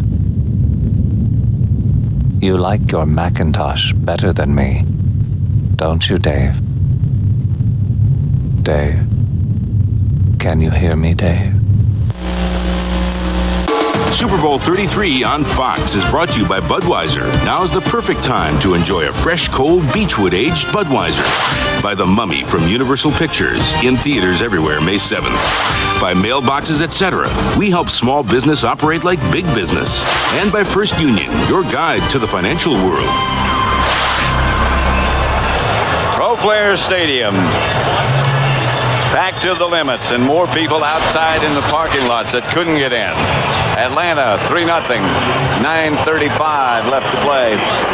In the first quarter, the Falcons took the opening kickoff and scored a field goal from 38 yards away by Morton Anderson. 10 plays. On the ground, gets past the return man Vaughn Hebron, and he'll down it in the end zone, and Denver will start from the 20. When we come back, Mike Shanahan and his offensive group get their first opportunity with the football. Dan Reeves looking on. After the Super Bowl, when the dust clears, on May 7th, there's still one more score to settle.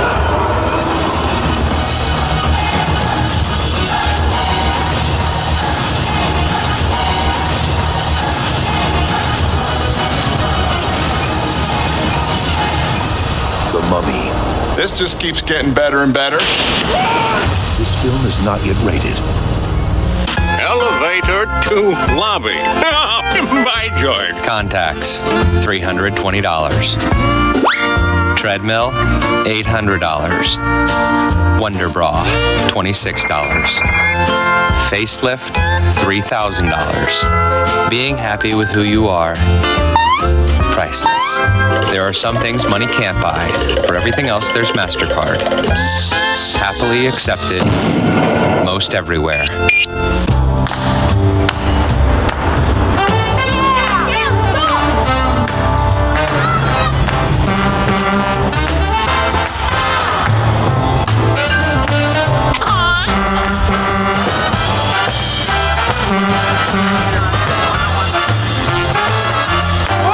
You don't have to be a trucker to know a great truck when you see one. Volvo Trucks. It's the Super Post-Game Party of the Year. Peter, it's 7 o'clock and you've still got your pants on. What's the occasion? Catch a sneak preview of Family Guy. Why don't you play in the other room? Why don't you fry in Hades? Then it's the Simpsons Super Bowl Spectacular. We're going to the... Fox's Super Post-Game Party starts with Family Guy, followed by the Simpsons tonight. Atlanta 3, Denver 0. First quarter, 9:25 left. Denver with the ball for the first time, led by their leader, the quarterback John Elway. The offensive line, they don't talk, they just block. And a speedy group of receivers for Elway, and a great running back, Terrell Davis, Rod Smith, Shannon Sharp, the tight end.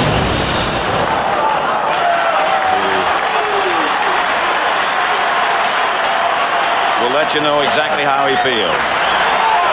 One deep back. And now he leads. As Howard dribbled the fullback. And Elway fires. Incomplete. Almost intercepted. Terrell Davis, the intended receiver, went through his hands. Bounced off him and almost picked off. Here's the Atlanta defense, the front four. You don't hear a lot about them, but they get the job done. Cornelius Bennett, Jesse Tuggle in the middle and Henri Crockett. Bradford, Robinson, White, and Buchanan. That's the secondary.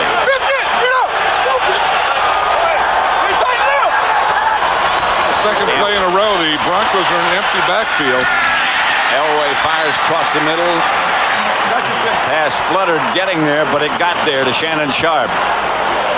Yeah, this is the thing that the Broncos will do to spread yet. See, here's John Elway here. Then he has a receiver here, and here. 5 receivers, and no one in the backfield other than the quarterback.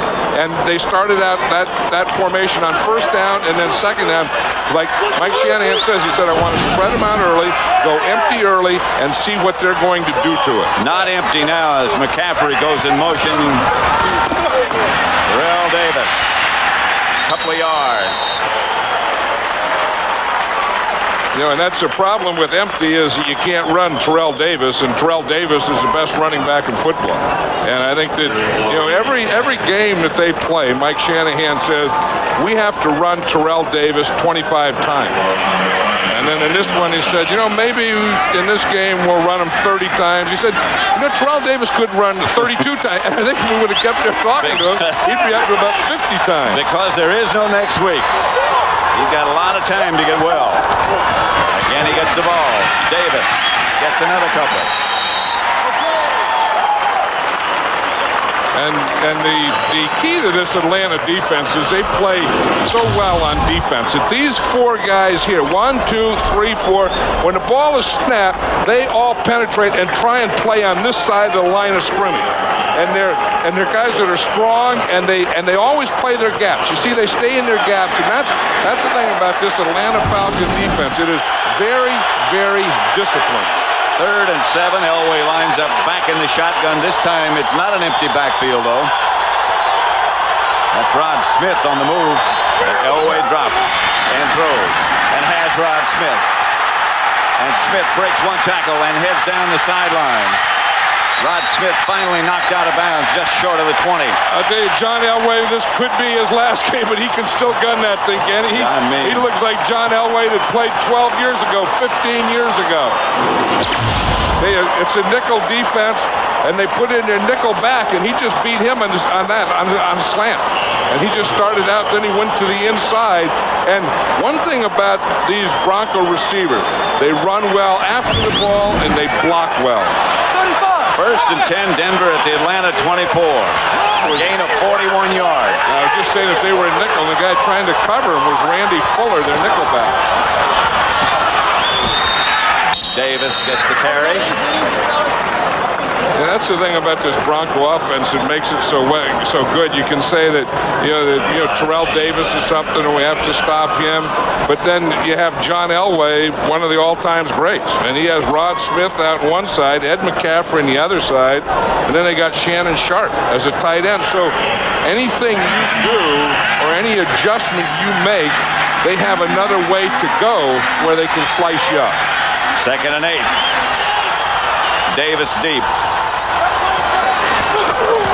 The give is to Davis. Room. Inside the 15. You know, the one thing that they do with Howard Griffith, he's their fullback, and he's going to be their lead. And now they don't always go to the side that he leads to. I mean, he lines up.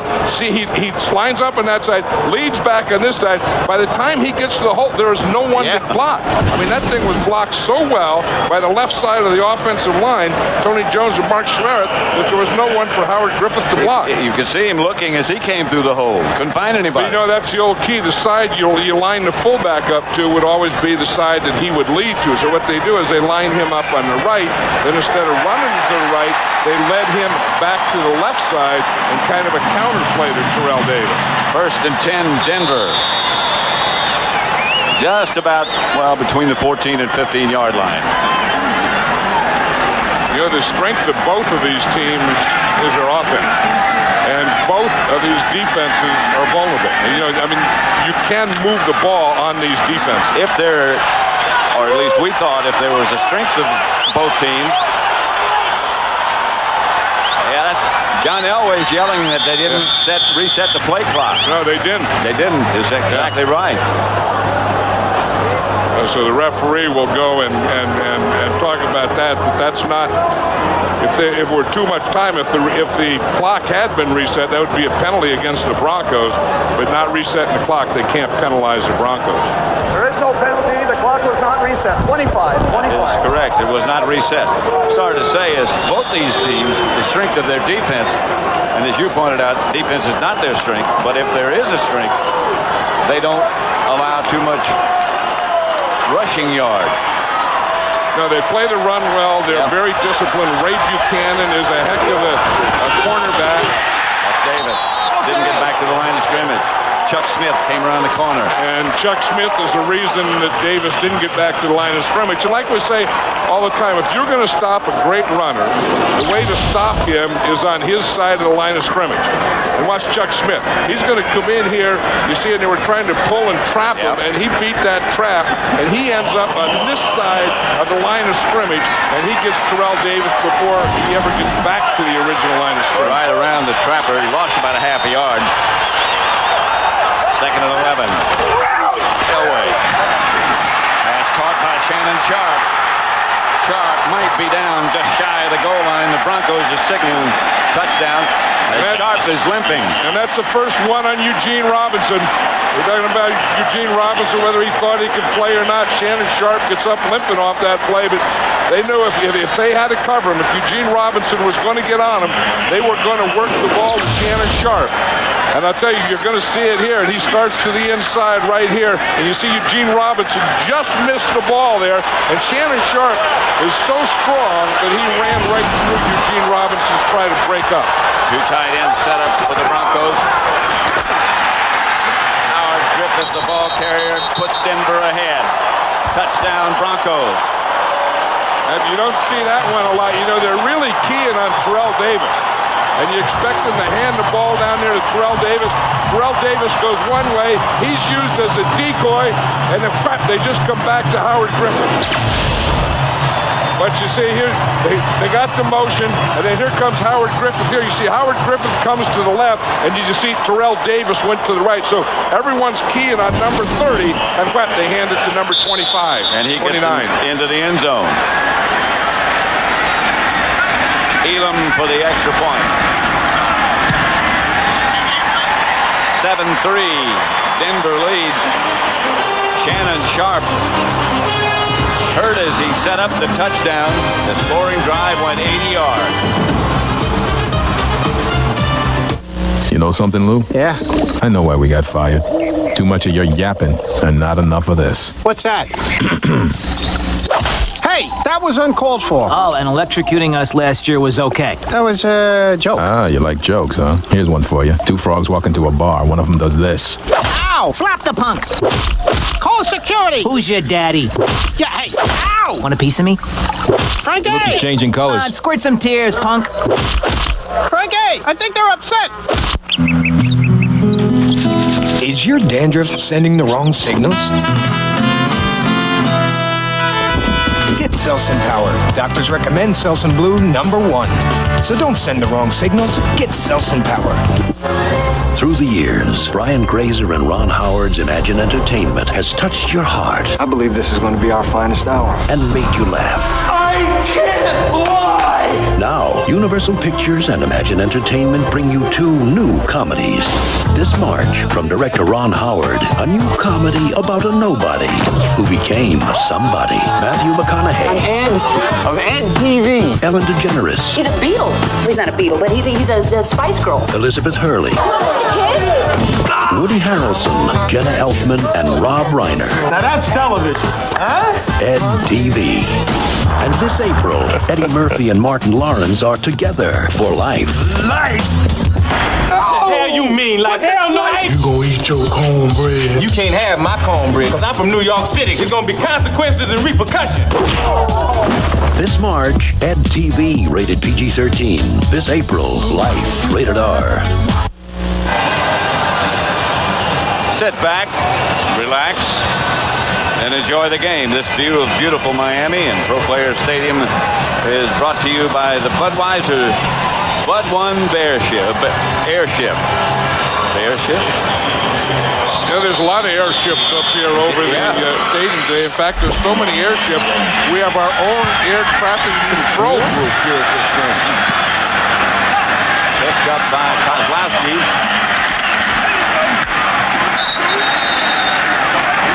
And the Falcons will start about 75 yards away from the Denver goal line. And the Broncos lead it 7-3.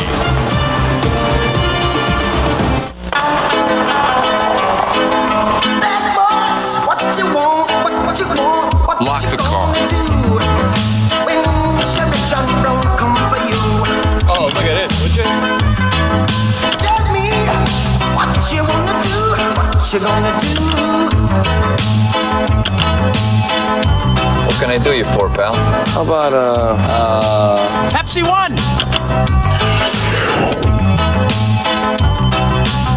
we don't do 1 calorie. We don't do 1 calorie. Trust me, you'll do this. Let me help.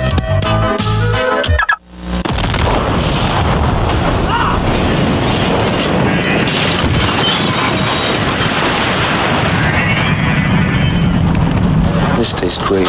New Pepsi One. True cola taste. 1 calorie. Taxi!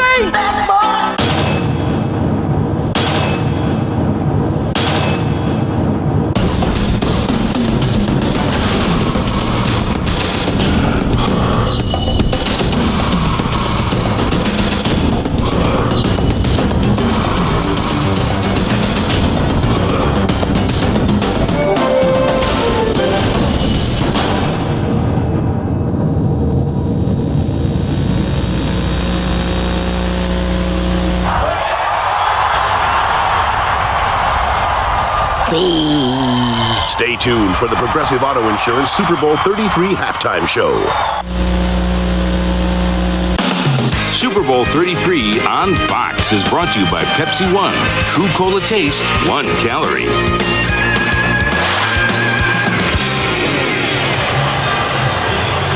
Here's the injury to Shannon Sharp.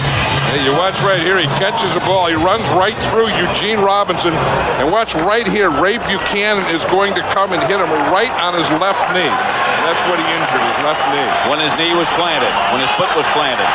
You can notice on his legs, he wears no pads at all. No knee pads, no thigh pads, no pads. The Falcons go with 2 tight ends, 1 setback. Chandler dropped, throw. Incomplete. Santiago was the intended receiver. Yeah, it was interesting. The Broncos started out with that 8 men up, and they were playing them in zone and stuff. And then the last 2 plays of the Falcons' last drive, they had some success blitzing, and then they just blitzed again. So that's the 3rd defensive play in a row that the Bronco defense has blitzed. That's Alfred Williams in there, number 91 at right defensive end. The Broncos use a lot of defensive linemen. They'll use 8 different guys to play those 4 positions. Lone setback is Anderson, and here comes the blitz again. Romanowski went by Anderson on the draw play, and Anderson broke through for about 6 yards. Jamal Anderson was telling us about that 3-legged man. Remember, he was telling how he always gets low, and then he uses his 2 feet to keep him going, his 2 legs. And then anytime he gets close to going down, he gets his shoulders down. Then he'll use his hand as he have to, to get him to pop back up. Again, this is a draw play, and the linemen set up like they're going to pass protect and invite the pass rushers up the field, and Jamal Anderson runs right by him. 3rd and short. Anderson. Short is all he got. Alfred Williams made the stop. Yeah, because his fullback didn't help him at all. You see, Alfred Williams get all excited about that, but Brian Kozlowski is his fullback, and he has to give him a lead, and he gives him nothing whatsoever. But here's Alfred Williams here. Here's where he's going to start. You see Kozlowski there? Alfred Williams just comes in, and he drills Kozlowski. Then he does a spin on Kozlowski, and then he tackles Jamal Anderson. And Dan Straczynski comes in to punt for Atlanta. Yeah, and his nickname is the Hangman. The Hangman doesn't allow many returns. A lot of fair catches, and there's one of them. The Broncos back away from it. And the Falcons down it.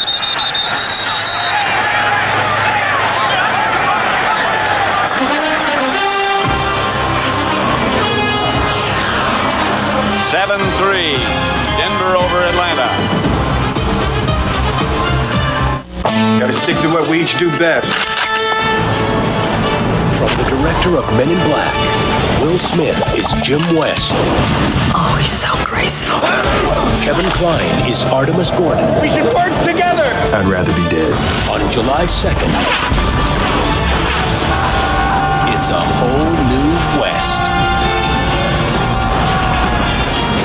Wild, Wild West. West. Jim West. This film is not yet rated. Hi, little guy. What's your name? Crispy? The new M&M's? Oh, man. Crispy cinnamon chocolate. Not allowed to eat and swim. Not for a half hour. Lifeguard! No running.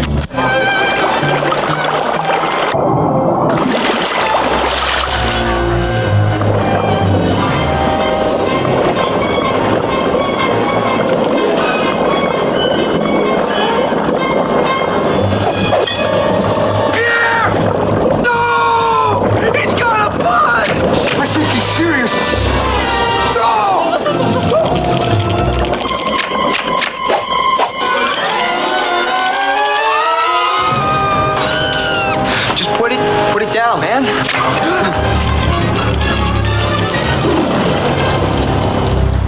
Guess I'll have the steak.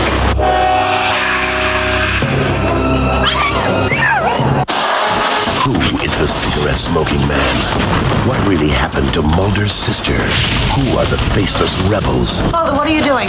5 years of questions, 2 Sundays of answers. It's all led up to this. There won't be any stopping it.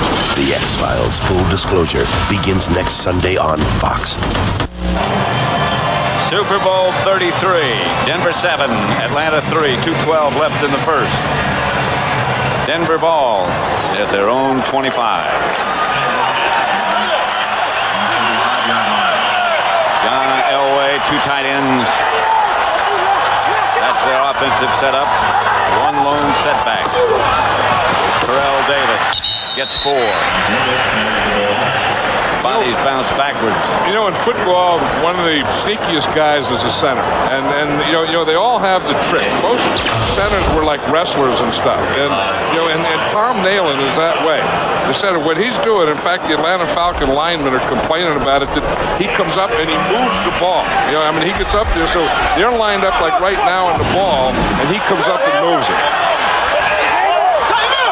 2nd and 4. Elway, one-handed catch, fires incomplete.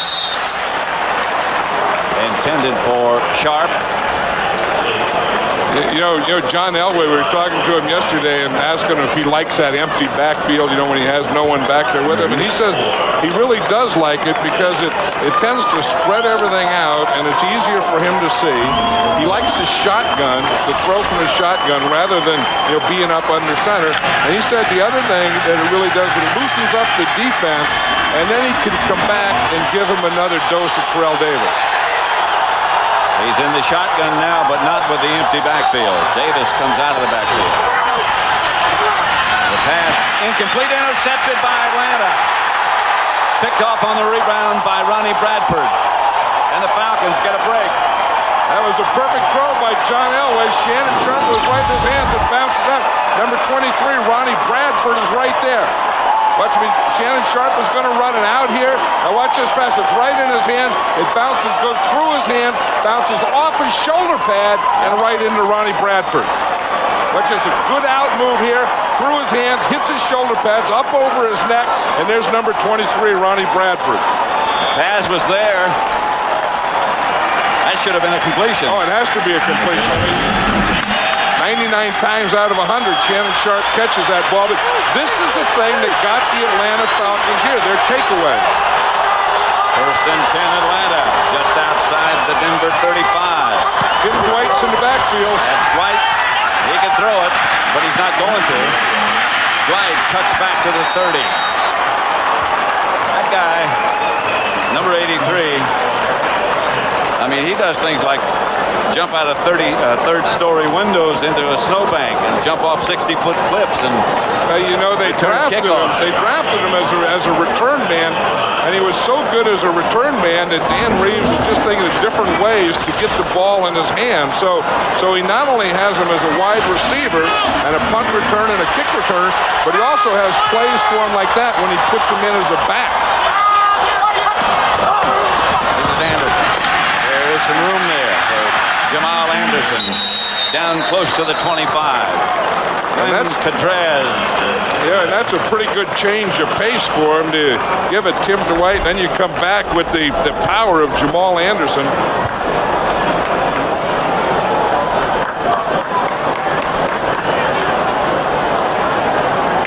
O.J. Santiago, the tight end, and Bill Romanowski, the linebacker. Yeah, to get over where the play is. They were about 10 yards away from the play, those two. I have no idea what the heck they were doing. We're not best friends, that's for sure.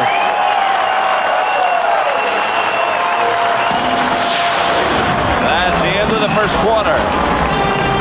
They scored Denver 7 and Atlanta 3.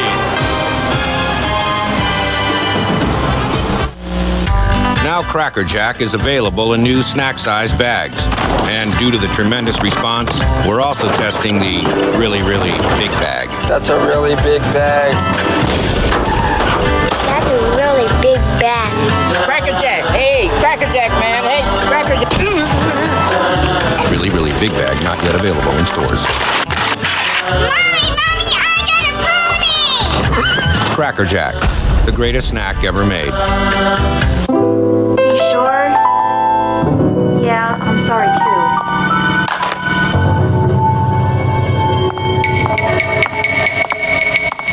Honey, I tried every locksmith in the city and they won't take a check. Consider the Visa check card. It automatically deducts from your checking account everywhere Visa's accepted, so you can get what you need. What are you doing in there? Nothing. And get on with life. Visa check card. It's everywhere you want to be. What does success mean to a sales professional? Everything. I feel good. I knew that I wouldn't. So good, 'cause I got you. Companies worldwide are providing their sales professionals with unprecedented power to succeed with enterprise relationship software from Siebel Systems. Siebel, sales, marketing, customer service. We had a really good year, and I think our fans did too. I mean, they helped us out quite a bit, and to get a chance to go, individually, thank one at a time, it's kind of special for both of us. TV's biggest stars come together for an unforgettable television event. Over 1 million fans voted, and now find out which of your favorites will win. The prestigious TV Guide Awards, live tomorrow at 8/7 Central here on Fox.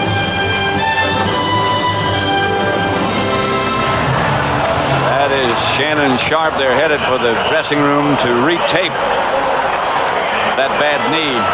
Look who's in the backfield here, Pat. Big old guard, Bob Hallen, number 64. In front of Jamal Anderson. And they're going to go where Hallen goes. Where 64 goes is where the ball will go. That's where they went. That second surge might have gotten the first down, but he didn't get any more than that. They lost their fullback, Bob Christian, and then they played Brian Kozlowski, and he has a stress fracture, and he's really not the powerful blocker. So Dan Reeves is trying to get an extra blocker there. So he's putting his backup rookie guard, Bob Hallen, in there and letting him be a fullback, and he didn't really ream out too much on that play either. No, there wasn't a big hole, was there? When Cadrez, the middle linebacker for the Broncos, got his hat knocked off in that skirmish. Of course, they didn't have far to go. They only needed an inch or two. Enough to measure anyway. That's how these things are spotted. And I imagine if they didn't make it. You see what he did? What was that? He put the spot in the wrong place. The spot's supposed to go on the line, not the ball. He put it on the ball, but that is short. Now, this is going to be interesting here. He's going to go for it. I think in this situation, I'm saying this, I'm not second guessing, I'm first guessing. I think in this situation, the first half, plenty of time. Look, we're just going into the second quarter. I think you kick the field goal here. especially with Morton Anderson. I mean, that's automatic. Almost. But we learned 2 weeks ago in Minnesota, nothing is automatic. I wouldn't be surprised. The length of time that they spent in the huddle, I wouldn't be surprised if this was a play-action pass here. Down less than 10 seconds on the play clock now. Motion starts. That's the backup tight end. Here's the pitch back to Jamal Anderson. I don't think he's going to get him. Not going to be close. He lost. Not even close. No. Keith Traylor. That play that was doomed from the beginning. Yeah, that was a bad idea. I mean, I think it was a bad idea not to take the 3 there, go for the 3, and then I think this play is a bad idea. Because one thing about this Denver defense, you see how they get up on the line of scrimmage. They had 9 men up there in the line of scrimmage, and they just swarmed the ball. That play had no chance, and the Broncos take over. They still lead 7-3 with 14:15 left before halftime. Hey, man, she's here. Check it out. There they are. Which one? You like this one? Easy. How about this little guy? Yeah. Good choice.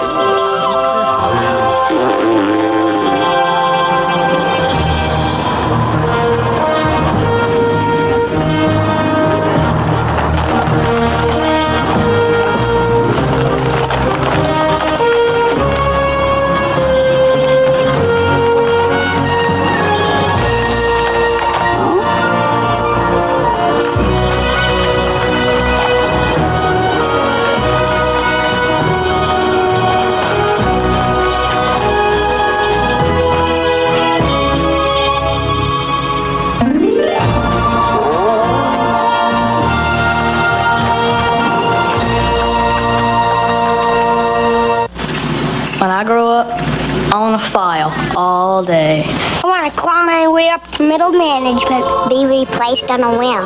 I want to have a brown nose. I want to be a yes man. Yes, woman. Yes, sir. Coming, sir. Anything for a raise, sir. When I grow up, I want to be underappreciated. be paid less for doing the same job. I want to be forced into early retirement.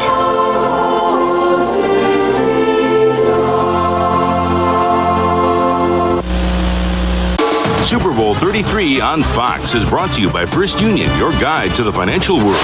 By Monster.com, there's a better job out there. By Visa, the preferred card of the NFL and Super Bowl 33, it's everywhere you want to be.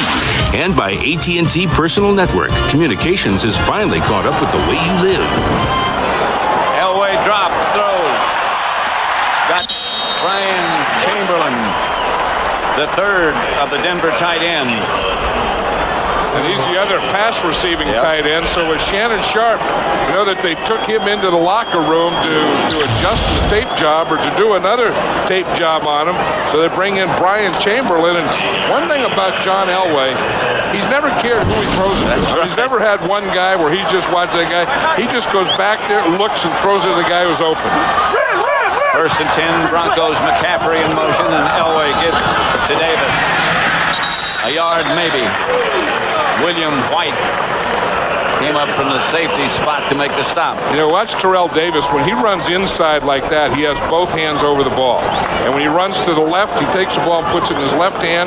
When he runs to the right, he takes the ball and puts it in his right hand. When he runs up the middle, he just puts both hands over it like he just did there. Watch him as he comes in the middle. You see where he takes that ball right now? He has both hands over it. You see, he keeps both hands on the ball. When he goes to the right, he just keeps it in his right hand. To the left, just in his left hand. Second and 9, Elway. Pitch back to Davis. Cuts back. And Terrell Davis crosses midfield into Atlanta territory. Yep, you see that one? There was a pitch, and he just took the pitch and put it in his right hand because he was going to the right side. They started in an empty backfield, and you see he's in the slot now. Now he comes back to a normal back position. Now he gets the ball. Now watch, he catches the ball, and because he's going to the right, he puts it in his right hand. And as he started to go to the middle, the minute he feels contact coming, though, he's going to put that other hand over it. It's incredible, really, what he sees. He sees a lot of movement in front of him. All great runners do. He cuts back so well against the green. Here's Elway dropping. Pass is caught by Chamberlain. Now, they've always like Brian Chamberlain as a receiver. Yeah, I mean, he's one of those guys that just has a feel. He has real good hands. The Denver Broncos run this pattern as well as anyone. Just someone across the field. It's not only a tight end on a cross. They'll run a flanker on a cross. They'll run a back on a cross, and they'll run a tight end on a cross. And then if you ever step up for the short cross, then they get in behind you. There's Shannon Sharp coming back in. And limping. Here's Elway rolling out. In front of him is Griffith. He fires deep. The pass complete to Rod Smith. And that'll be another Bronco first down. And watch Rod Smith. He's out here up on top, and he's gonna come in, and he's gonna go like he's going deep, and then he just gives a little left hand. You see that left hand? That's where you give a little push, and the push gives you a separation. Now John Elway, even though he doesn't run like he used to, can still move well enough to buy time to be able to throw that ball to Rod Smith. Two tight ends set up again for Denver.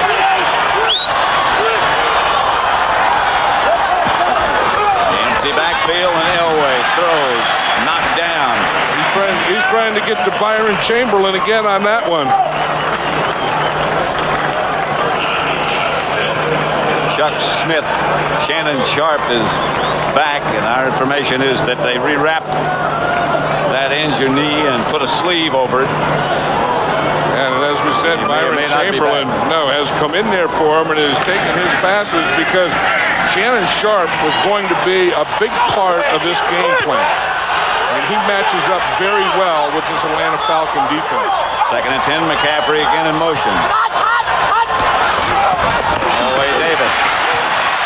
And Davis hurdles down over the Falcon 15-yard line and gets a Denver first down. Yeah, we talk about the thing that Terrell Davis has. He also has patience, and he says he has patience because he doesn't have a great deal of speed. And he's going to run a little delay here, a little draw play to the right side. But you see, the patience to wait to let the blocking happen in front of him. Ray Buchanan finally got him down. But did you see that hole? Yeah, I mean that hole, even before his fullback, Howard Griffith gets there, he had a gigantic hole. Really did. That was a draw. You know, they invited the pass rush and got it. Here's Davis again. Breaks away from 1, breaks away from 2, gets inside the 10 to the 8. Oh, that first move was a great move. That was a spinner. Chuck Smith is there. Chuck Smith has him, and he gives him a spinner. Watch Chuck Smith here. Now watch as he goes to tackle. You see again on a draw. Now watch right there. Boom, he gets a spinner on him. He just comes around and spin, redirects himself, gets his shoulder square again, keep those feet driving. What a back this guy is. He gets a rest, does Terrell Davis. And Derek Lavelle comes in. And you see Eugene Robinson missed the tackle on that one, and Terrell Davis makes a lot of guys miss tackles. Yes, he does. He deserves a rest. Here's Elway. A lot of time. That one is for the pregame show. Yeah, he did. He threw that one. He knows that, Chris Collinsworth is always talking about how good his hands are. And if I get out there on a sprint out, but there's nothing else, I'll just throw it to Collinsworth, which is exactly what he did. But, John Elway was telling us the other day, he said, I don't run like I used to. No, he doesn't. Said, but I make better decisions, and I think I'm throwing better than I ever have. When we went to practice on Wednesday, to me that was amazing. He threw the whole practice, and not one ball hit the ground. He was perfect. Every pass was complete. I was talking to his dad, Jack Elway, on the way after that practice, on the way out. He said he's never seen him better this year. Denver timeout. Excuse me, number 8 bus go here. About number 9. Who are you looking at?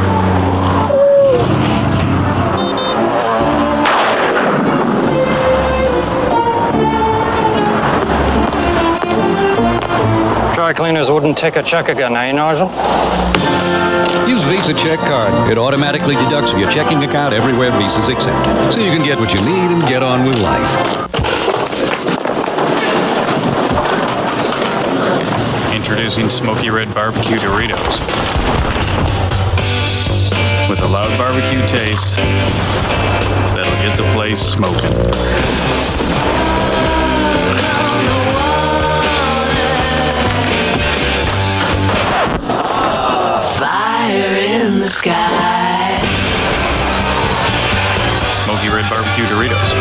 was not included. And on the day I was born, the nurses all gathered round, and they gazed in wide wonder at the joy they had found. The nurse spoke up, said, "Leave this alone." She could tell right away that I was bad to the bone. The Cadillac Escalade is born. It's good to be the Cadillac. So I guess you're wondering why we're standing here in our birthday suits, and, well, Fox said if we had the guts to go the full Monty in front of 1 billion viewers, they'd give us tickets to next year's Super Bowl. So, keep watching and, see all we got. Budweiser salutes football fans everywhere. Flying high above Miami is the Bud 1 airship. What a view they have. What a beautiful night it turned out to be. There was a threat of rain earlier in the week, but no sign of it today. It's been just great. Ed McCaffrey is yet to catch a pass. Ray Buchanan has been on him man-to-man most of the game. Elway throws low, incomplete. Pressure on from Atlanta. Trying to go to Byron Chamberlain again. We talk about, that's kind of the effect also of having Shannon Sharp out there. But, the Atlanta Falcon defense and their pass defense, we talked about Ray Buchanan is probably the best defensive back in this game. And they decided to put him on Ed McCaffrey. And maybe that's the reason Ed McCaffrey hasn't caught any. I don't even know that John Elway is looking his way. Jason Elam from 26 yards away. Will attempt to put the Broncos further ahead and does. Right down the middle. And it's Denver 10. Atlanta 3 with 9:17 left before the half in Super Bowl 33. In the financial world, nothing is permanent but change. The landscape is constantly shifting.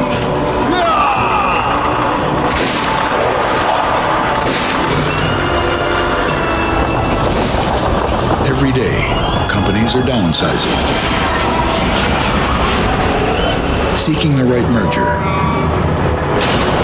looking for acquisitions that make sense. Even deceptively simple corrections like debt restructuring can take months and demand a variety of financial products. Today, companies searching for solutions in a changing world are finding them in a place of stability and experience. Come to the financial mountain called First Union. Or if you prefer, the mountain will come to you. I'm going to the movies! Hey.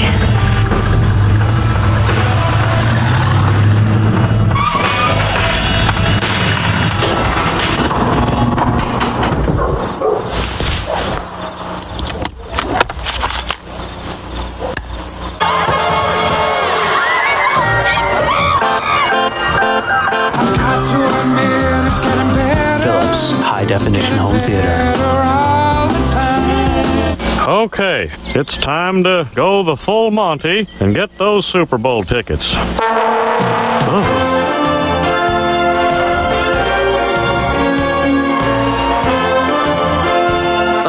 Dale, underpants? Their prescription. All new King of the Hill, Tuesday. Budweiser airship overhead. Looking down at Pro Player Stadium. Wonderful sight. Wonderful view they have. Elam's kickoff. Sailed to Tim Dwight.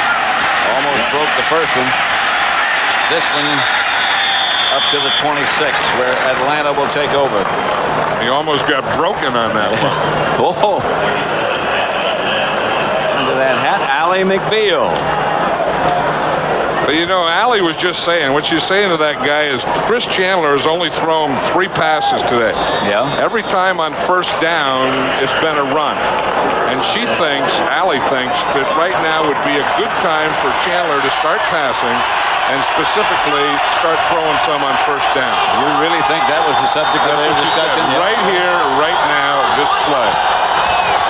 Chandler drops. Outside man is open is Mathis. She's amazing. That Ellie McBeal is utterly amazing. Did she say Martin or Mathis? It didn't make any difference. Just she just said throw because they're playing off and they're ganging up on the run because they've been running every first down. They said, you know, just throw it on first down. And since Chris Chandler is really a good passer, I mean, he's really a good quarterback, and they haven't gotten him into the game yet. As I said, that right there was just the 4th pass that he's thrown all day. First and 10. You better go down, send somebody down for Allie at the half. She got some pretty good ideas. Chandler again. Mathis again. Stayed on his feet. Taken down finally by Glenn Pedrez, but he was about to set sail. And I think that the Atlanta Falcons have had enough. Remember the last time they had that, you know, 3rd down, they didn't get it short, 4th down, they didn't get it. And here their line has to start. The first thing you have to do is you have to have good pass protection. You have to pick up the blitz. Jamal Anderson make a heck of a block on picking up that blitz here. That was Romanowski he picked up. Yep, and then Mathis runs a nice route out here on Ray Crockett. Again, they're selling you up. They're making them think they're going up, and then they're just breaking out short. First and 10 Atlanta. 10-3 Denver lead. Here's Chandler back in the pocket outside to Anderson. Jamal Anderson out of bounds at about the 11. Yep, and that's the first time that they ran a play pass in this game, and that's what Chandler does so well. In fact, Jamal Anderson does that well too, where you fake the run. You fake the run, and then you throw the ball. Now watch this fake here. Watch Jamal Anderson here. Part of this is Chandler, and the fake. Part of it is Jamal Anderson. See how he puts his arms out there, and then he just carries out that thing. See, and then Chandler looks the other way, and Jamal Anderson keeps going like he's running. Then they say, oh, he doesn't have the ball, but they let him go as a pass receiver. Second, about a yard. Anderson nudges left, and that last little lunge, I'm sure, got him enough for a first.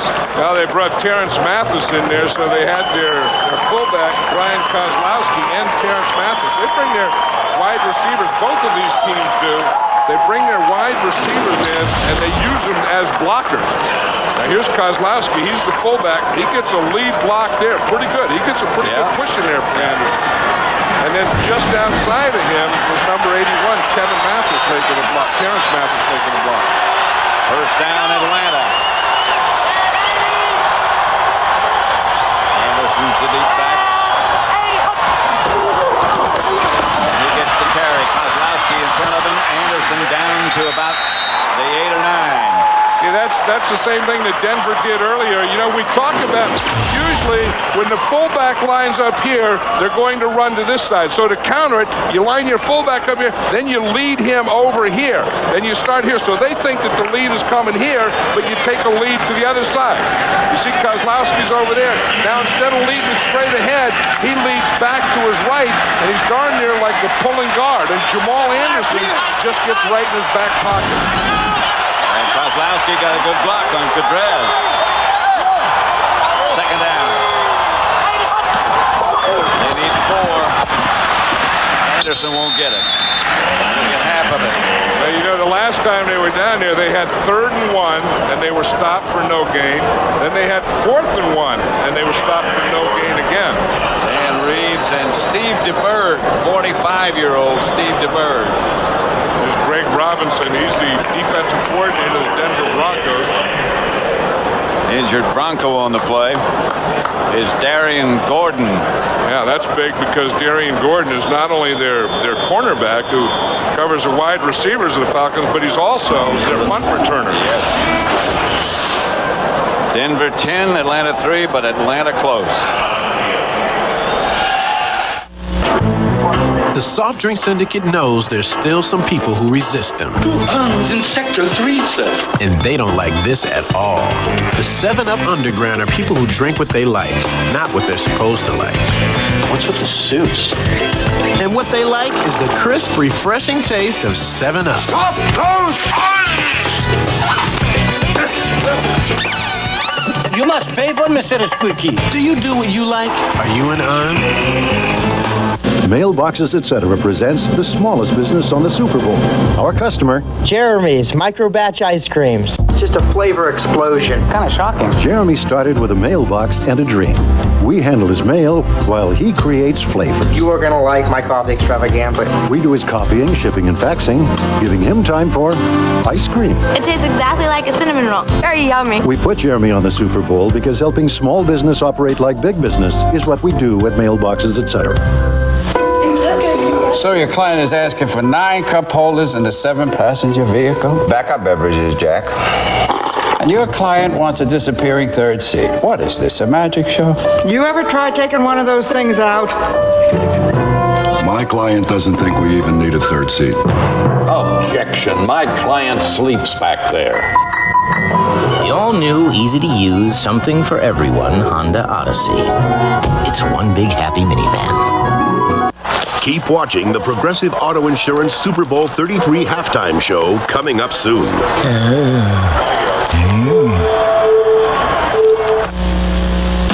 Super Bowl 33 on Fox is brought to you by Brewery Fresh Budweiser, who reminds you fresh beer tastes better.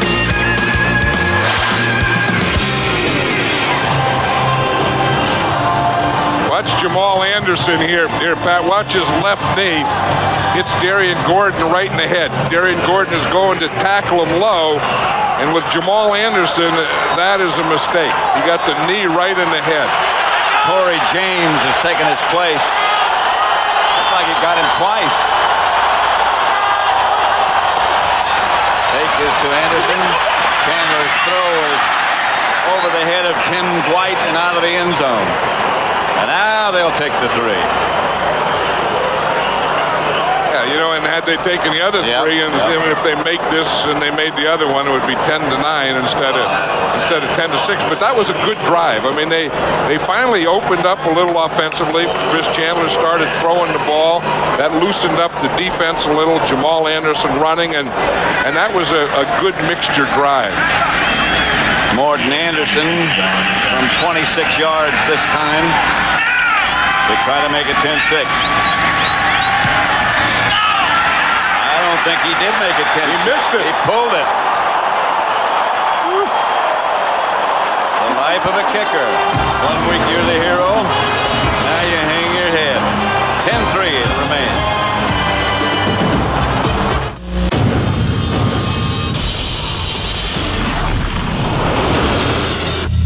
Whoa.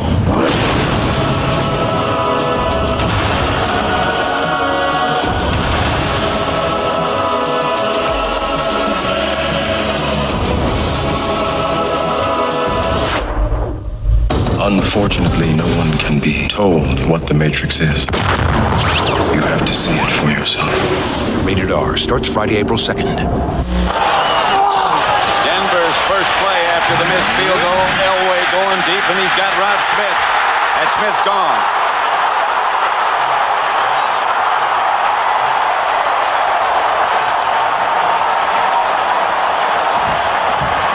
John Elway could play another 10 years. Rod Smith ran right by Eugene Robinson. That was a bootleg pass. We talked about the cross. And remember I said how they run those crosses on you? They run those crosses, then you jump up on those crosses, and they get that post in behind you. Atlanta is not ready on defense. And that's exactly what Rod Smith does. You see, he gets by Eugene Robinson. John Elway was running a bootleg. He was running to his right, and he threw a perfect strike to Rod Smith. 16-3, and how things can change and change so quickly. Like I said, Mike Shanahan's the most aggressive play caller in football, and he has the quarterback to go with him. Elam for the extra point. 17-3. We almost didn't get back in time. Atlanta Atlanta didn't get back in time. They were getting set here, but you see, John Elway started. He had his backs going to the left, and then he rolled out to the right, which is the same side that Rod Smith is running that post to. That was a zone coverage. They had the corner up bumping. They had the safety, Eugene Robinson, coming deep, and Rod Smith ran right by him. Denver 17-3, and Mike Shanahan knows he's gone. But here's the bootleg now. You get the fake this way, and then John Elway comes out and he runs to this point, and he's always been the best at this. You watch, they're going to fake the ball like they're coming to the left. See the fake to the run to the left, and then he bootlegs out, sets, and throws a perfect strike to Rod Smith. I tell you, that really got that defense going because, part of that is Terrell Davis. That everyone's worried about Terrell Davis, so they send him to the left. That brings up the linebackers. The short cross brings up the other guys. Then you get Rod Smith man-on-man deep on the safety, Eugene Robinson. And all of a sudden, Atlanta comes out on the short end of a 17-3 score, and here comes Tim Dwight. Dwight with the kickoff comes out of the pack, and Tim Dwight chased out of bounds as he crosses into Denver territory. Derrick James makes a play there because if he doesn't make a play, that's a touchdown. Now here's the wedge. You see these four guys here? They're going to come together right here, hold hands, form a wedge. Now Tim Dwight wants to get right up in behind him. You see, he runs right up to his wedge, splits the wedge perfectly, and runs right through it.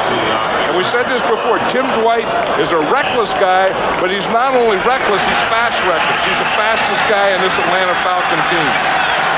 And if Torrey James doesn't get there, he's gone. 1st and 10 for Atlanta at the Denver 49, and Chandler now almost has to throw it, and incomplete. Right now, let's quickly go down to sideline Bill Moss.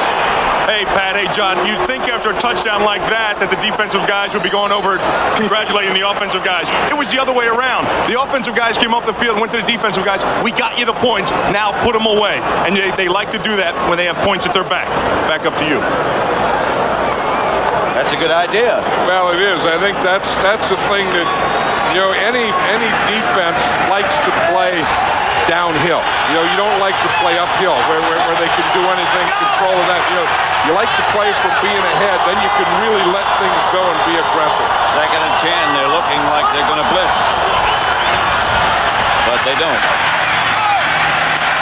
Martin makes the catch. It was interesting before the game, Al Davis came in here and he was saying, this guy right here, Tony Martin, is a good receiver. He said that he may have a big game, and he was talking about that move right there. That's exactly what he's talking about. He says he has this move where he comes in and he looks like he's going inside, and then you get your corner up, and then he goes back out. That's the exact move that he was talking about. And he said Tony Martin does that as well as anyone. And he dragged that right foot, just got the toe down to stay in bounds.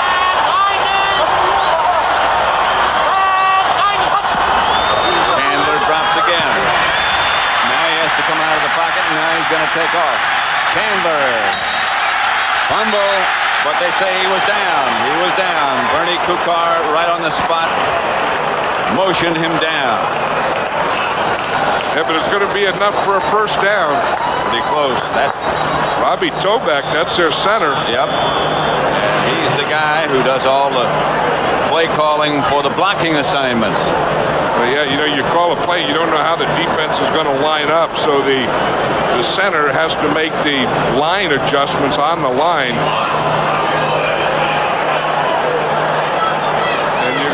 And you're gonna see Robbie Toback is number 61 right there. He's just his own guy. What happens is Gene Williams is down there in the bottom, and he just goes right over his right guard, Gene Williams. Their backup center, Dave Waddell, is not active today. And that's always a gamble. When you activate a team, you decide who's going to be active and who's not active. You take a gamble to go a guy short, and then you hope that something like this doesn't happen to the guy you went short with. His place has been taken by Adam Schreiber, who who has played 15 years. Yeah, Adam Schreiber is just an old special teams center. I mean, old too. Yeah, 15 years, but he's not really a center. I mean, what he is he's a snapper. He's a long snapper. There's a guy who won't be back, Shannon Sharp. He caught the one pass, set up the first Denver touchdown. So much of the game plan was going to revolve around Shannon Sharp. 1st and 10 Atlanta. Fake is to Jamal Anderson. They drop it out to Kozlowski, and Kozlowski's down at about the 10. See, this is the thing that they do so well, that the Atlanta Falcons do so well, is that play pass. And that's why it's important that they continue to run. Even though they're down 17-3, they still run, because not only will run and give them some time of possession, keep the Bronco offense off the field, but it'll set up these play passes if they run so effectively. 2nd and 4. Chandler comes back in the shotgun. 4 wide receiver setup for Atlanta.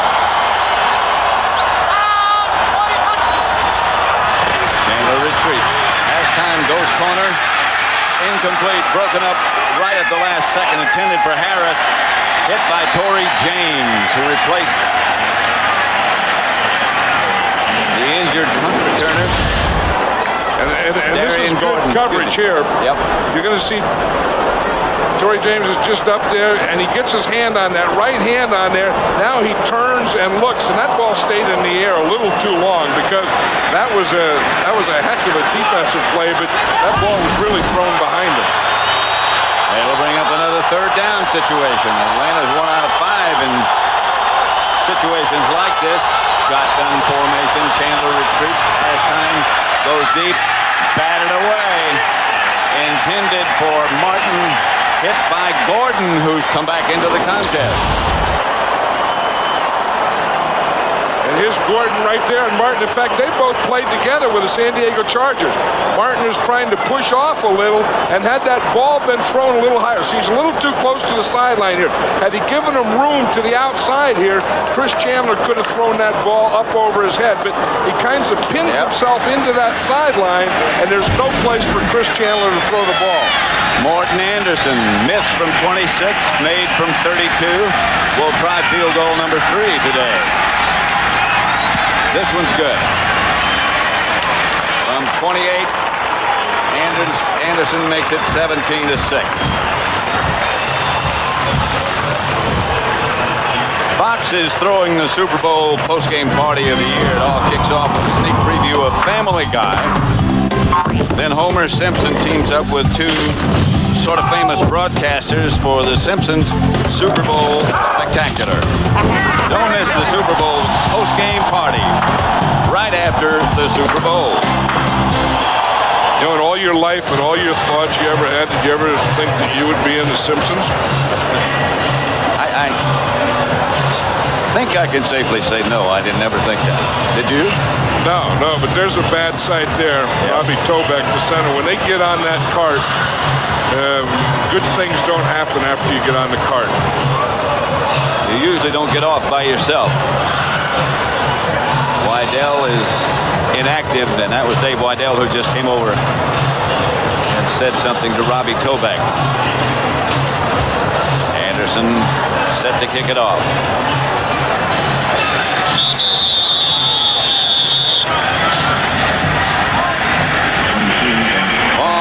Hebron back deep for Denver. Anderson's short kick. Hebron's going to handle it about the 12. To the 27. And Denver takes over there. 2:15 left to play in the first half. Here comes Tobeck. There's Shannon Sharp with a much disgusted look on his face. Here's the injury right there. It was Ray Buchanan came in, from the other side and got Shannon Sharp right on that left knee.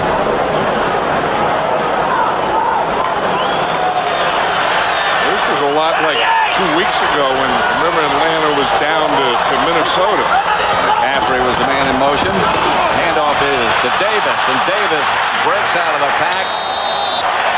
Picks up about more than enough for a first down, about 15 yards, really. A huge hole again. Yeah, well, he gets in there behind Dan Neal and Harry Swain over there on that right side. His fullback, Howard Griffith, makes a good block on Jesse Tuggle right at the hole. He has the patience. He waits. Crap right through it. 2 minutes. If this is you, this is your breakfast. This is your carpool. This is your scoreboard. This is your sandbox. This is your rush hour. This is your analyst. This is your pep talk. This is your reality. This is your reality check. If this is you, finally, communications has caught up with the way you live. Introducing AT&T Personal Network. Now all the ways you want to communicate in one network. At one low rate, one personal service number, one monthly bill, one communications decision that will change forever the way you communicate. If this is your world champ, this is your network. So, you're that new crispy M&M's. Yeah, maybe. Crispy rice center, milk chocolate. Sounds good. Oh, look at that. Candy to candy that fell on the floor. Why? It's a rule. Whose rule? Oh.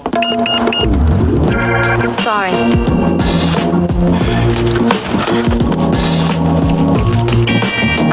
Not enough. No, still short.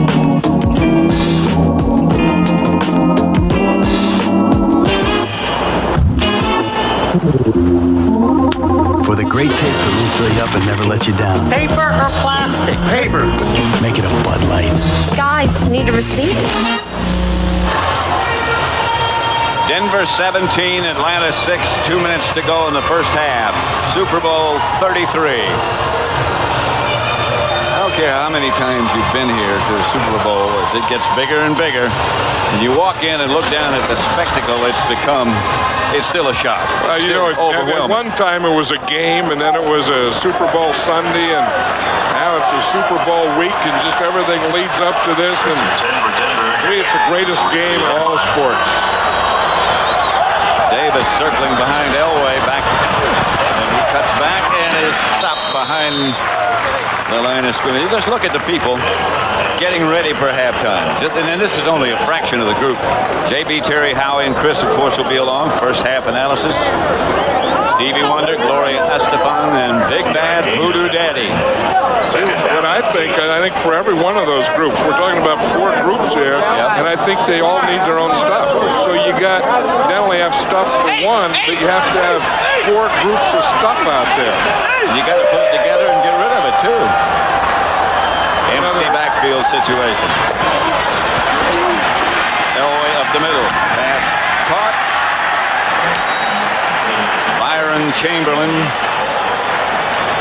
Like we said, we knew that Shannon Sharp was going to have a big day and was a big part of this offense. He gets injured, so Byron Chamberlain comes in, and he's the guy. And as I said earlier, John Elway doesn't care.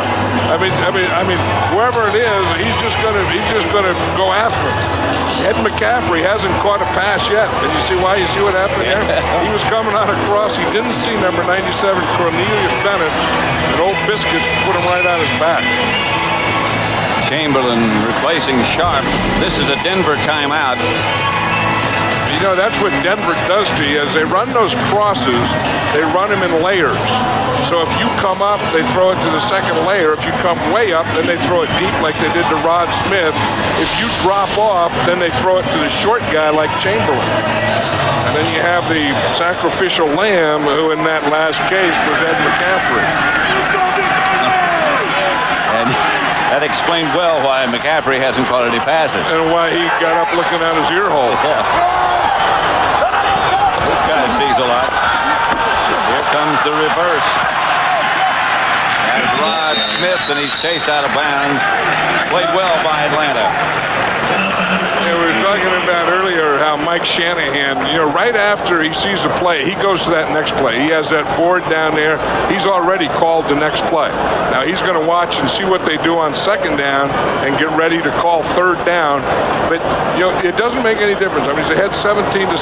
He is pulling everything out in this game, and there's no way that he is going to become conservative. He is that attacking mentality. Don't let them dictate to us what we do. We'll do the dictating. Here's Elway. Back to throw. Has time. The pass comes out. And had not Rod Smith slipped down, he was gone for enough for a first. And a timeout taken by Denver. That's all they have.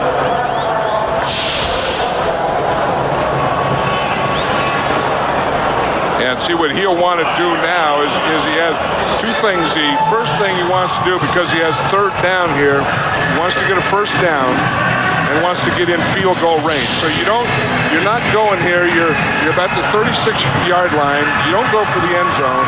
You have about 5 yards to go for a first down. So you try and pick up the first down, get up at the line of scrimmage, spike the ball, take another play or two, and then kick a field goal. Coming up on the Progressive Auto Insurance Super Bowl 33 halftime show, JB, Terry, Howie, and Chris will have first half analysis. That's all underneath that Fox logo on the far side of the field. That'll all come zooming up, and all of a sudden they'll appear. There'll be a live performance by Stevie Wonder, Gloria Estefan, Big Bad Voodoo Daddy also appearing. That's all coming up on the Progressive Auto Insurance Super Bowl 33 halftime show. It's 3rd and 4. It's a big play for Atlanta defense. They haven't been able to stop him yet. Elway going deep. A flag on the play. Griffith stretched just over his fingertips. A flag on the play. I think they're going to get him for roughing the passer. I think they're going to get him for holding. I think it's going to be offensive holding, against Dan Neal. I think he held Lester Archambault. He was coming at it. He just kind of put him down. I was watching Archambault, and he got close, and you could just see him jerk down out of the picture. Flag on the play. Bernie Kukar will call it. Yeah, it'll be holding against Neal. If it is, it'll take him out of even Jason Elam's range for a field goal attempt. Holding. 62 offense. 62. It's a 10-yard penalty, still third down. As John Madden said, still third down. Dan Neal guilty of holding. Yeah, you're going to see Dan Neal. He's the right guard here. And you see, here comes Lester Archambault. And you see him, he put his left hand under his neck and pushed him with his right hand. And the referee, Bernie Kukar, was right there. He just threw the flag right at both of them. 3rd and 14, and all of a sudden, jailbreak. Atlanta's defense wasn't ready again. No, they had the old 15-man defense. And they called a timeout, this one. And you can't play in this league or in this game, you can't play the old 5-5-5. That's how they got burned on the long touchdown pass from Elway to Rod Smith. They weren't ready on the defensive side of the ball. And again, this time they called a timeout because of that. Rich Brooks runs the Atlanta defense. Whenever you put a fullback like Howard Griffith downfield, you're going to get a linebacker having to cover him, and that's what you're looking for. Yep. You're looking for where you can get your back on their linebacker and get him deep. That was Henri Crockett back there with Griffith. And he ran pretty well with Griffith. Yes, he did. But that's a matchup. I mean, that's been something in the NFL that we've always looked for. Try and get a back on a linebacker, but get him spread out and get him deep. And Crockett did a good job of that coverage. Of course, it wouldn't have counted anyway. Even if he caught the ball, Dan Neal was still caught holding. Cornelius Bennett, the other outside linebacker on the other side. He has already said if Atlanta should win, he's going to call his old Buffalo teammates. Here's Davis, the ball carrier. Terrell Davis swings down to about the 45. And I think that was big for the Atlanta Falcon defense to stop them on this drive, down 17-6, not let them get in here before halftime. And now whatever Atlanta does from here on, I still think that they are going to end this half on a pretty good note. This is an Atlanta timeout. They have one left. Denver has used all of theirs.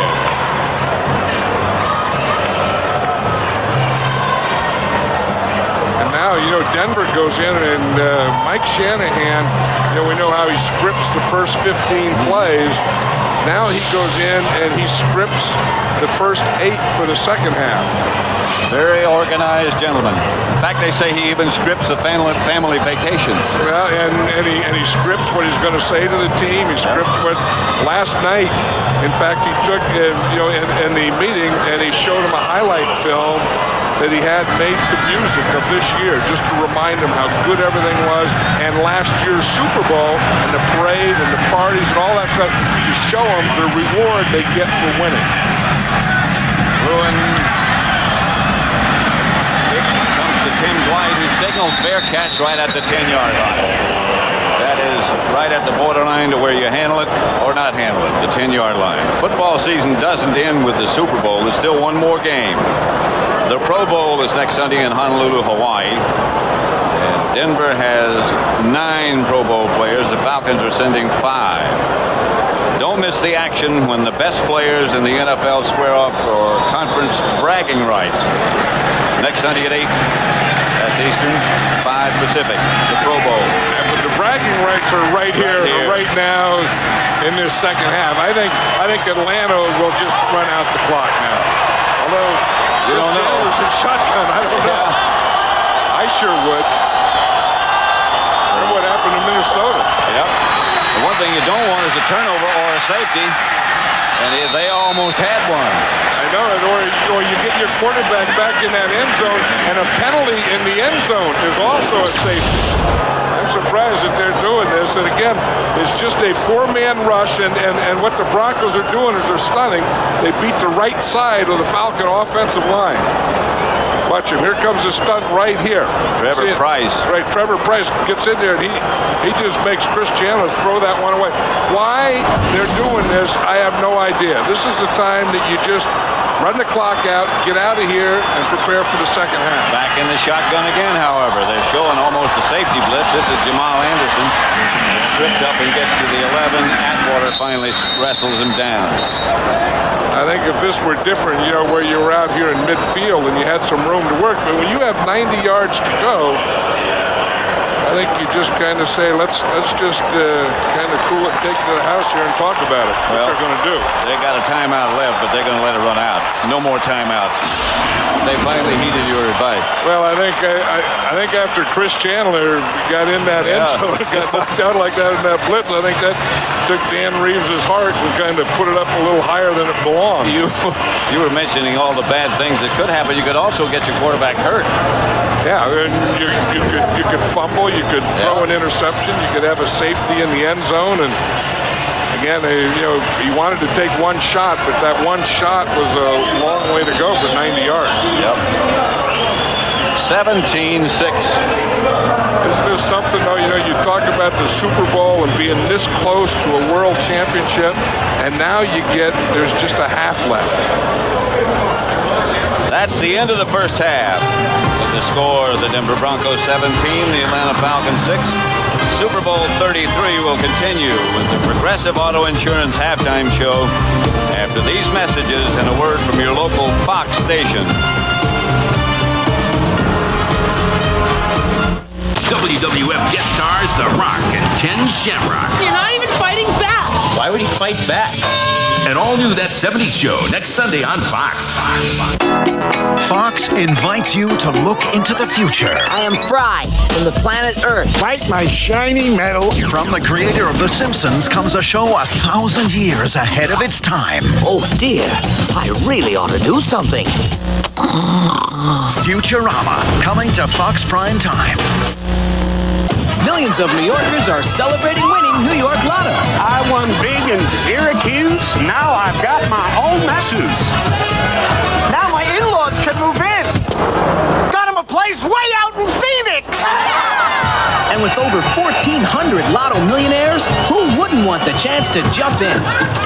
That guy's not even in step. I don't think he cares.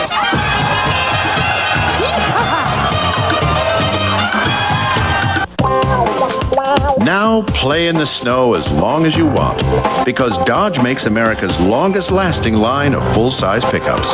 And since Dodge also makes, overall, America's most powerful line of full-size pickups, this Ram 4x4 is more than a fair-weather friend, even when the weather isn't fair.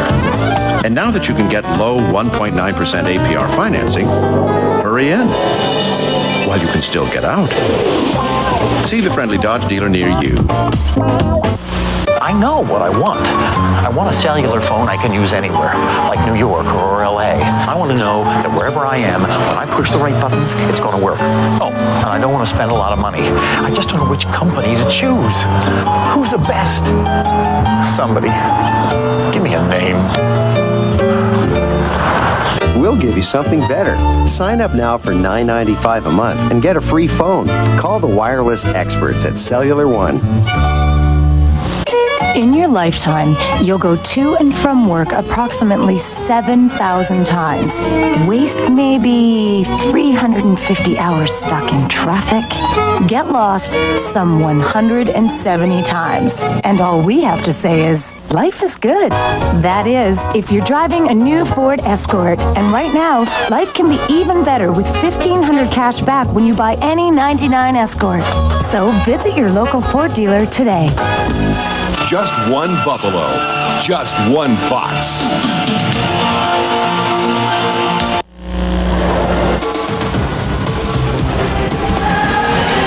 We welcome you to the Progressive Auto Insurance halftime show here in South Florida at Pro Player Stadium, where in the first half, Atlanta missed a number of opportunities.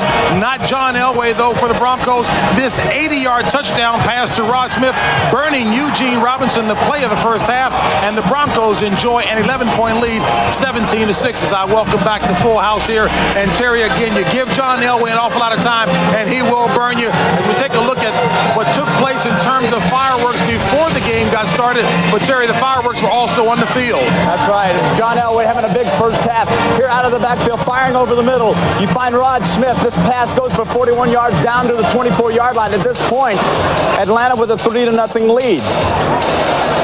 Then Elway back, firing over the middle. Shannon Sharp gaining down to the 1-yard line. Hit. Has to leave the game with a bruised knee. Will not return his backup. Brian Chamberlain, though, with a big first half.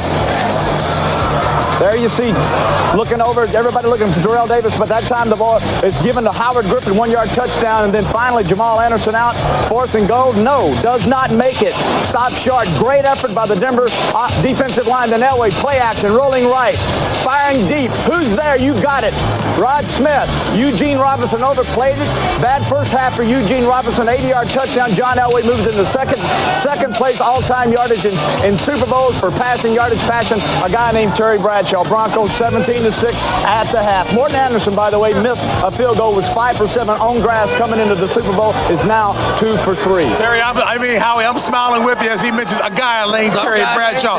Talk about a third-person reference. Chris, take it away. Well, you know, for the Atlanta Falcons defensively, they're trying to make Rod Smith the MVP of this game. I don't believe what I'm seeing.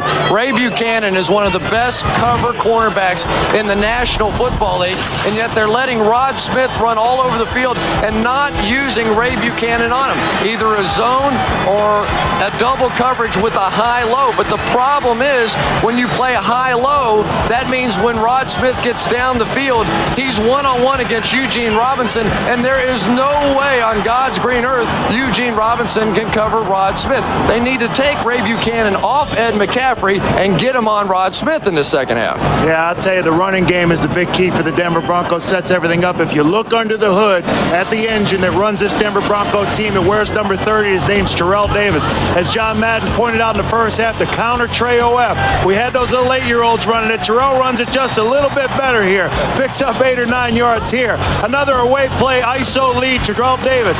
Now, this next play, in my mind, is vintage Terrell Davis. People say he runs through big holes. This is all Terrell Davis right here. They set everything up off of him. They have the best play-action pass in the NFL, and if you notice, all those passes passes are in the middle of the football field. And you also notice that you saw against the Jets that the Broncos ran primarily to the left, but in this game so far, we've seen Terrell Davis go to the right most of the time.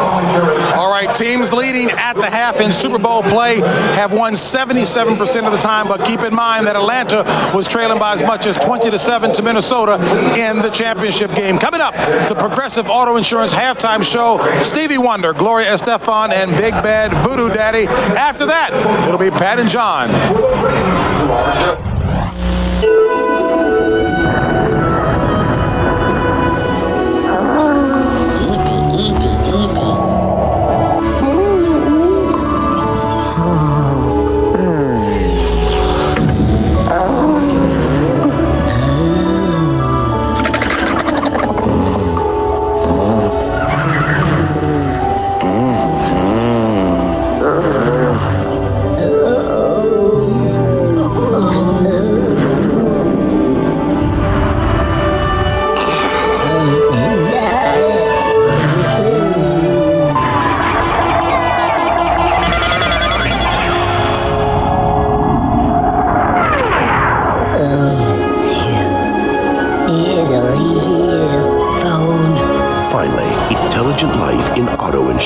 Be progressive and remember.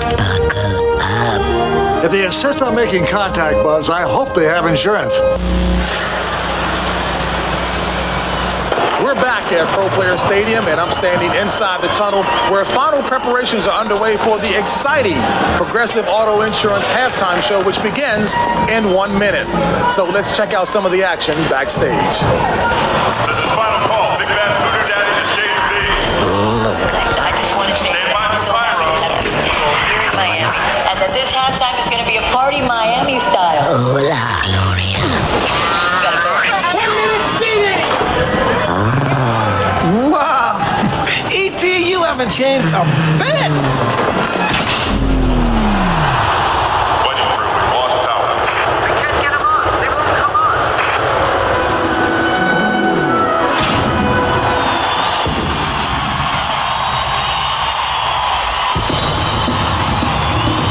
The National Football League and Radio City Entertainment proudly present today's Progressive Auto Insurance Super Bowl 33 halftime show. Starring Stevie Wonder, Gloria Estefan, and special guest, Big Bad Voodoo Daddy.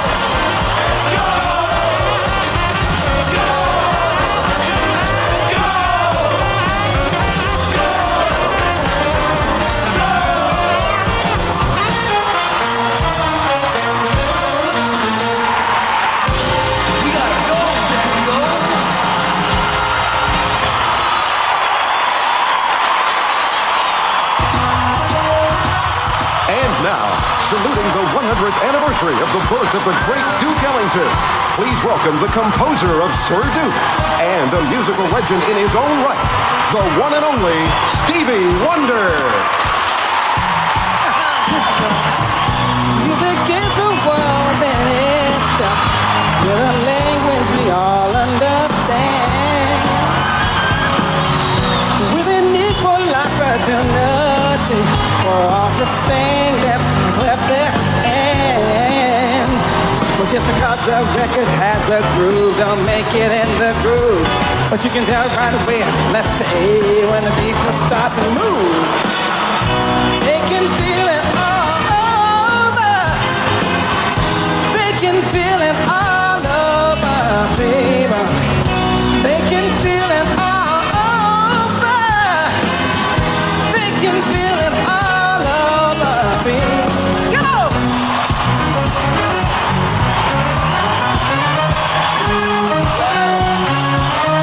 Get down, big bad voodoo daddy!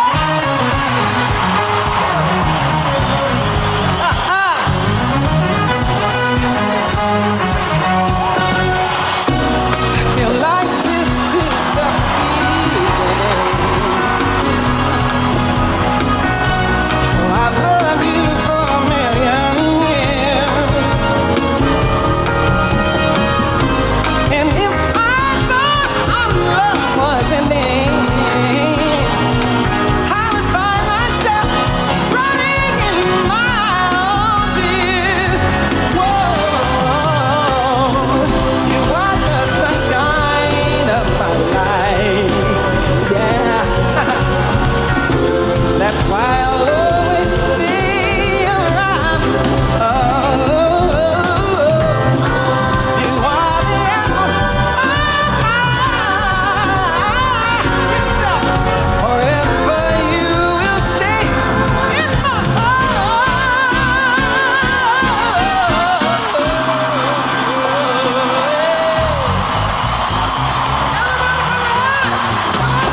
Looking back on when I was a little nappy-headed boy.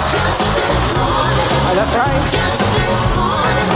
Then my only worry was for Christmas, but one demon toy. Hey, yeah, yeah. You grow up and learn that kind of thing ain't right. But while you were doing it, jump out on the side. I wish those days could come back once more. But if those days have to go, I wish those days could come back once more. But if those days have to go. Ladies and gentlemen, my very special friend, Mr. Stephen Clement.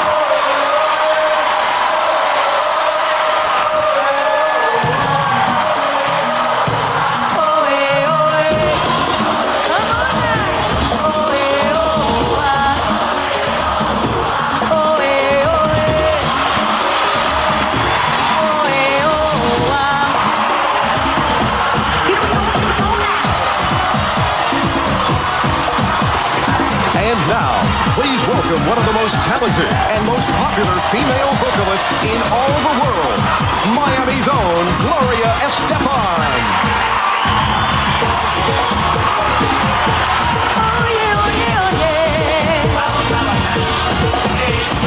Oye, mi cuerpo pide salsa y por este ritmo no quiero parar.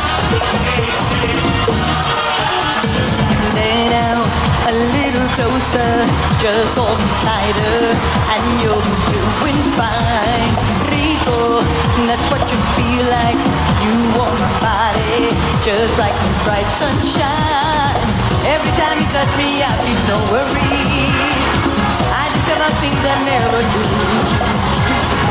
Feeling this desire coming over me. Can you love the party? I just wanna be with you. Oye, mi cuerpo pide salsa. Oye, salsa.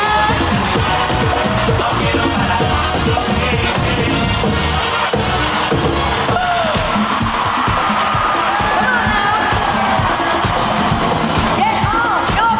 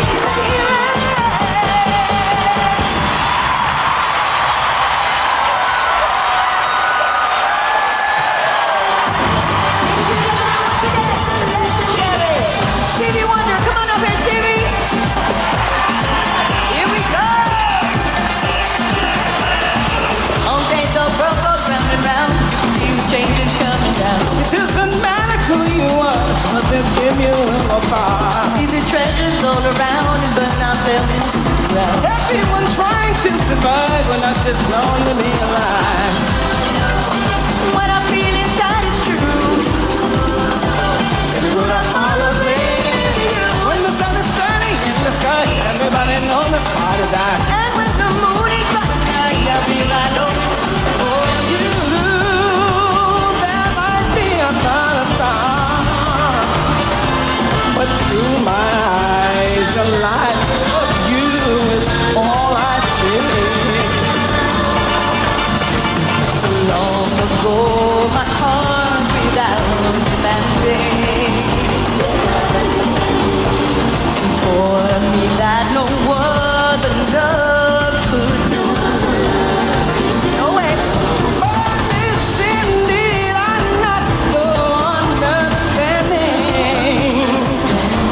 Fell in love with one who would bring my heart into.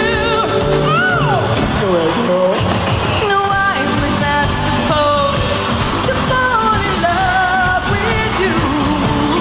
Ooh, baby, here I am, starting to live. I'm yours too, Stevie. My sherry amor, lovely as the summer day. La la la la la la la la. Ooh, la la la la la la la. What I feel inside is true. Everyone I follow sees me. When the sun is setting in the sky, everybody knows it's party time. And when the moon is rising up, I'll be up and know you're probably mine. When the sun is setting in the sky, everybody knows it's party time.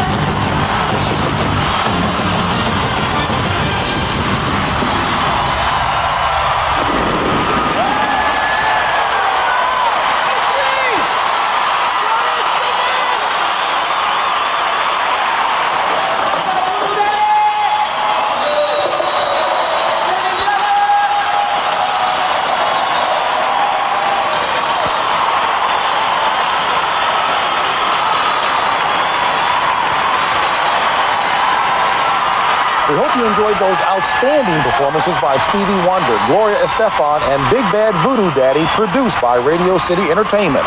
And the Progressive Auto Insurance Super Bowl 33 halftime show will continue after this. Thanks for watching the Progressive Auto Insurance Super Bowl 33 halftime show.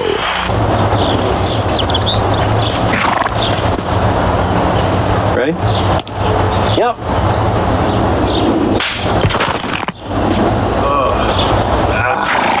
That looked like the foul tip into Rodriguez.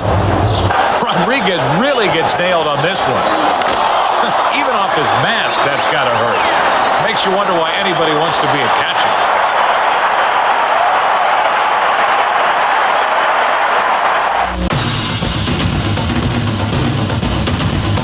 A Super Bowl thank you to the NFL for its 25 years of carrying the United Way.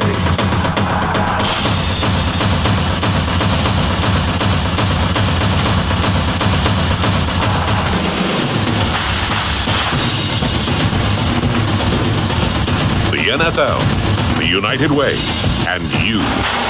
The power of teamwork. Over 1 million fans voted for their favorite series and stars. Now, find out who wins live. The TV Guide Awards, tomorrow at 8/7 Central on Fox. From the pyramids of Egypt, Fox presents an unprecedented television event. Live March 2nd, you'll enter a tomb that has been sealed for 5,000 years. What will we find? What secrets will be revealed? The world will find out live by satellite when Fox opens the Lost Tombs live March 2nd. We'll return to Miami in Super Bowl 33 for the start of the second half after these messages from your local Fox station.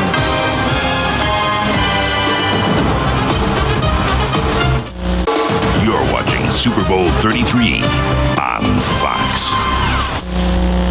It's the most awesome video game of all time. This is great! And all I've done is enter my name! And Bart's gotta have it. Are you guys shoplifting? Four-finger discount, dude. By hook or by crook. Could you open your coat, please? I don't think this is the kind of coat that opens. Can Homer put him back on the straight and narrow? We live in a society of laws. Why do you think I took you to all those Police Academy movies? The Simpsons. Monday at 7:30 p.m. on Fox 29. Want a good reason to buy a Neon? Here's one. Snow. Lots of it. For months and months. But with front-wheel drive and 132 standard horses, Neon can handle that. Want a good reason to buy a Neon right now? Here's one. Low financing. As low as you can get. 0% APR for up to 60 months. See your Dodge dealer soon, because the snow will be around for quite a while. But this great deal won't. Millions of New Yorkers are celebrating winning New York Lotto. I won big in Syracuse. Now I've got my own masseuse. Now my in-laws can move in. Got him a place way out in Phoenix. And with over 1,400 Lotto millionaires, who wouldn't want the chance to jump in? That guy's not even in step. I don't think he cares.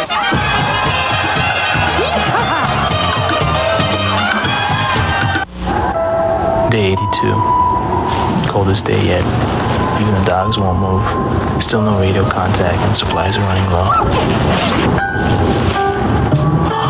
I brought you some cookies and some nice hot cocoa. Bye-bye, dear. There are a few things you can always count on. The Go Anywhere Jeep Cherokee is just one of them. Lease a new 99 Cherokee Sport for $269 a month and get all this at no extra charge. Check one out at your Jeep dealer. Just one Buffalo. Just one Fox.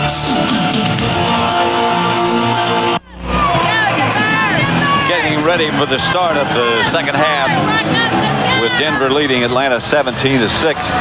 At one point it looked, John, to me at least, as if neither defense could stop the other team on offense.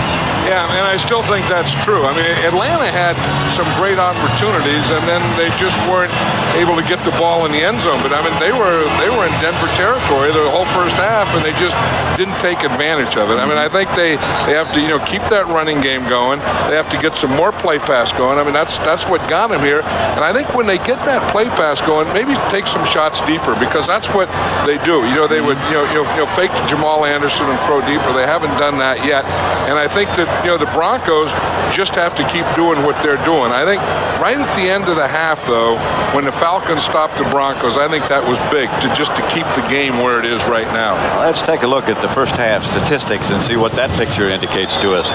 67 rushing yards for Denver, 68 for Atlanta, no big difference. One turnover. We thought there'd be more than that, I think. The time of possession, 16:33 for Atlanta, 13:27 for Denver. That hasn't been too big.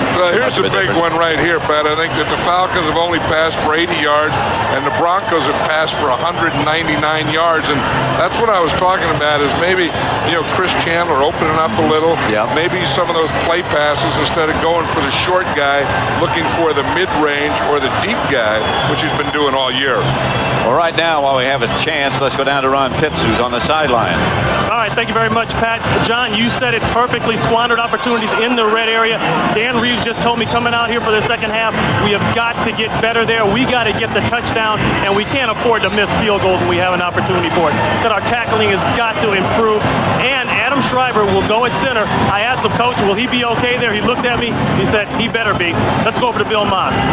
Thanks, Pittsy. The Denver Broncos have lost Shannon Sharp, torn medial collateral. I asked Mike Shanahan coming out, are you going to make any changes? He said, no, we're still going to be aggressive. I said, how about Eddie McCaffrey? No catches. He said, the game's not over. Rod Smith, 144 yards already. Expect that to change to see Eddie McCaffrey get some. Back up to Pat and John. And the ironic thing about that statistic that Bill Moss was just talking about with Rod Smith is last year in the Super Bowl, Rod Smith had no catches. This year, at this Super Bowl against Atlanta, he's been the man. And the other irony? In last year's Super Bowl, Ed McCaffrey didn't catch a ball in the first half of that game either. Back at the goal line, it's Von Hebron. And Hebron gets it out to about the 25. A look at the book on Terrell Davis, left, middle, and right. Well, you know, we talked about how he runs in the middle. He keeps both hands over the ball, runs to the left, puts it in his left hand. And you can see when he's run to the left, he's gained 9 yards, 17 yards up the middle, and 39 yards. That's where he's had the most success. He's also run it the most time, 5 times to the right with 39 yards. But wherever the hole might be, if it's there, he'll take it. If it's not, he can still cut it back and get something somewhere else. It just seems like to me over the years he's more successful running left. Elway, McCaffrey, and that's his first. Yep, and that's just what Mike Shanahan was talking about. He says, well, the game isn't over yet. And I think Mike Shanahan knew that Ed McCaffrey hadn't caught a ball yet. So we said that he scripts he scripts the first 8 plays in the second half. Here we had a good play fake. Ed McCaffrey is out here. You see, he's going to run an out on Ray Buchanan. He gets Buchanan turned. He pushes off with his right hand and his left hand. That's one way to run an out. Ray Buchanan has done a good job on it, too. There's Elway back to throw it again. As time gets it up the middle to Terrell Davis. He sneaked out of the backfield and got 9. Yeah, that's the thing we talk about, layers of crosses. He was trying to get it to McCaffrey, and you're going to see that Terrell Davis is underneath. But the big thing here is watch John Elway in the time that he has. There's no pass rush here. So he can wait and look and look. He's looking for McCaffrey, and then he throws it to Terrell Davis, who almost lost the ball before he got both hands on it. And after he gathered back up, he lunged forward for a first down. First and 10 at the Atlanta 45. Davis again. Not much this time. You know what Terrell Davis was in high school, his position? I remember. Yeah, he was a nose tackle. Nose tackle, yeah. He's out of San Diego. In fact, you know, Leroy Glover, who's a nose tackle for the New Orleans Saints, said that he was a nose tackle, and he played against Terrell Davis as a nose tackle. And Leroy Glover says that he was a better nose tackle than Terrell Davis. I said, well, I'd hope so. What coach would put Terrell Davis at nose tackle? Well, they didn't find him at Georgia, really. That is Howard Griffith who gets his pass from Elway. Elway looks very sharp. He might be going to retire, and this might be it for him. I don't know. Well, but he looks very sharp. You wonder why he's going to retire. I mean, part of you said he ought to retire because he's been doing this for 16 years, but then you say, how many guys do it better than him? And here he has Howard Griffith just coming out here to the outside. He's used Griffith real well. Yes, he has. Yes, We've seen him block. We've seen him run for a touchdown. We've seen him catch the play pass. We saw him go deep, remember? Almost on that one. 3rd and 1. Griffith, more than one. First down, Denver.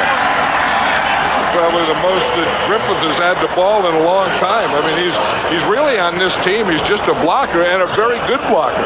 And then the second thing he would probably be is a pass catcher. And then the third thing would be a runner. And they've been slipping the ball to him a few times. And again, that's all because of Terrell Davis. I mean, the Falcons are keying on Terrell Davis, and then you counter with Howard Griffith.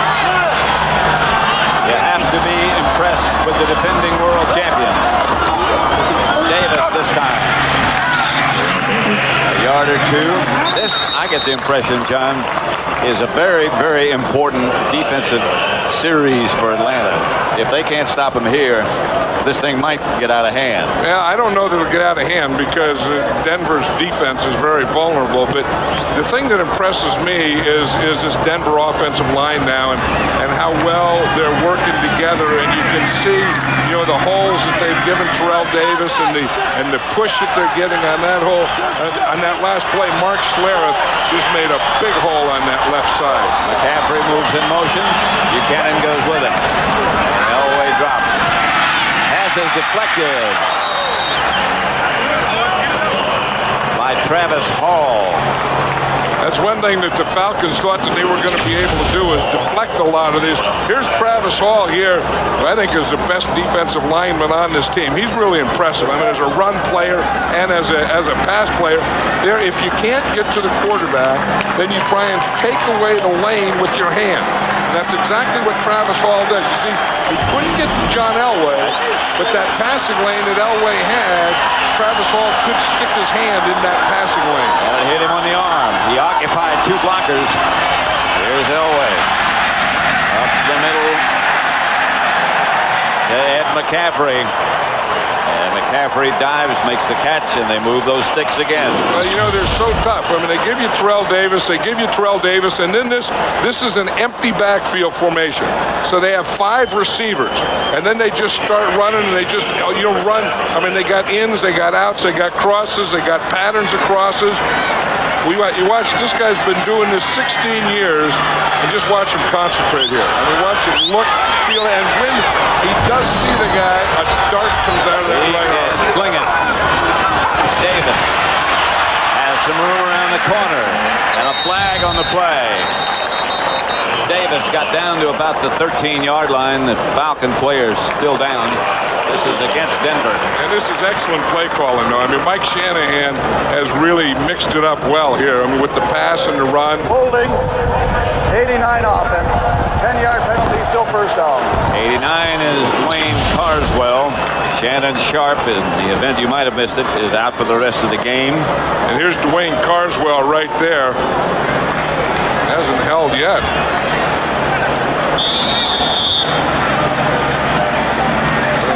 What he's doing. I thought he did pretty well. Holding or blocking? No, blocking. I did too. Maybe the officials on and said that block was so good he had to be holding. At the 27, here's Elway coming out of the pocket, chased and dragged down. Good play by Cornelius Bennett. Yeah, that's one of the things the Falcons had to talk about halftime is that bootleg, because remember the last time John Elway ran a bootleg where, he takes Terrell Davis, fakes him to the left, he goes out to the right. It was a touchdown to Rod Smith. This time he's going to fake to the left, and then he's going to roll out here to the right. See him fake here, and now right here, Cornelius Bennett says, you got me on that in the first half. We talked about it at halftime. You're not getting it again. That'll stop the coach from calling that one, too. Yeah. 2nd and 21. Elway gives to Davis. Davis is down after he got a couple. 3rd and long. Coming up. Well, they finally got that thing plugged up. Remember in the first half how big those holes were over in there on that side? Yeah. They were running a delay or a draw. Here, there's a bad handoff here. Terrell Davis ran right into John Elway. But you see, instead of coming up the field on that one, the Falcon defense just stayed on the line of scrimmage. Lester Archambault, who had a bad ankle, just limped off. He had a high ankle sprain. And a bad thumb, you see that? He has a cast on his left hand. Burrow has taken his place as the clock was down to 1 second when they got rid of it. And they won't get the first down, but they get to the 20. That's Rod Smith's fifth catch of the day. Whatever that mechanism is in your brain that goes to your arm, see something and then throw the ball, John Elway has the quickest. Yep. Because a lot of guys can see it, but they can't do a lot about it. But I mean, he can see it and do something about it that quick. Whatever it is, he's had it for a long time. Yeah, because I mean, 16 years in this league, but before that, 4 years at Stanford, right. 4 years in high school. He's been playing this game for a long time. And a lot of baseball in there, too. And the field goal is no good. Elam. Jason Elam is wide. And it remains Denver 17, Atlanta 6, and Atlanta takes over.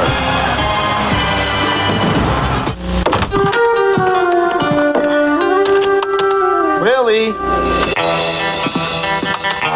It's go time.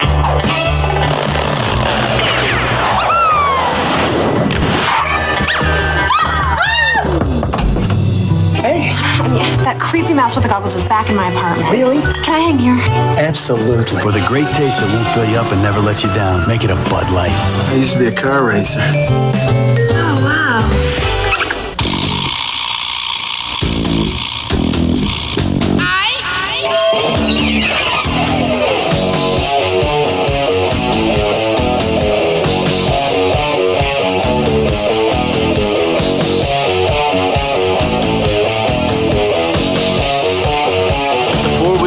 Mitsubishi Montana sport. What are you doing this weekend?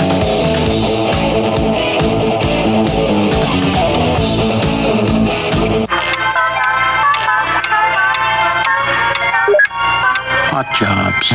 Finance. Buy. Sell. You're fired. Who's the man?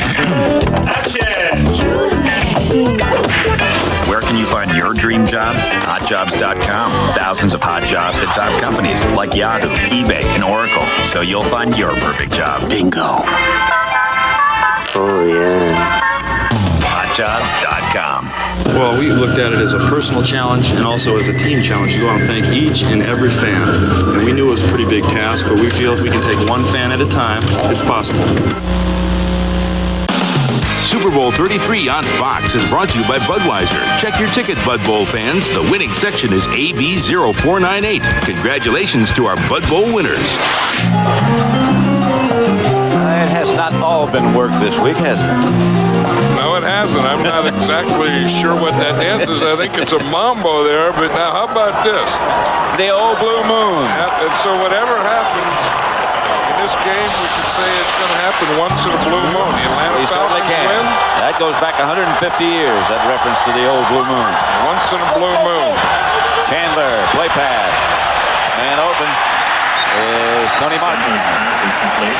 Yeah, that's the thing that we were talking about just before the half here. To go to the play pass, you'll get a good fake. Now watch how this starts. It's high formation, and you're saying, we got a key on number 32, Jamal Anderson. See, so now they see how that holds that whole defense there? And now when you come out of that, then you have something like this in the other end. Because there's no underneath coverage at all. You see Romanowski was supposed to be the underneath guy, but he was held by the play fake. Couldn't get there. First down, Atlanta at their own 47. Jamal Anderson moves in motion. Chandler drops the throw. Chandler is going to take off. And Chandler scrambles for a first down to about the 41. It's interesting, Kozlowski finally saw him, and he made a block. That could have been a bigger run for Chandler. That's Eugene Robinson there. He dislocated his finger. They're just popping it back in, and then they'll tape it. But watch Chandler here. He finds this hole. Now, Brian Kozlowski, his fullback, is right out here, and he made the block there before. He finally picks off that guy, but if he picked him off before, yeah, he could have made at least 10 more yards on that play. First and 10. Anderson deep. Broncos showing blitz. They came clean.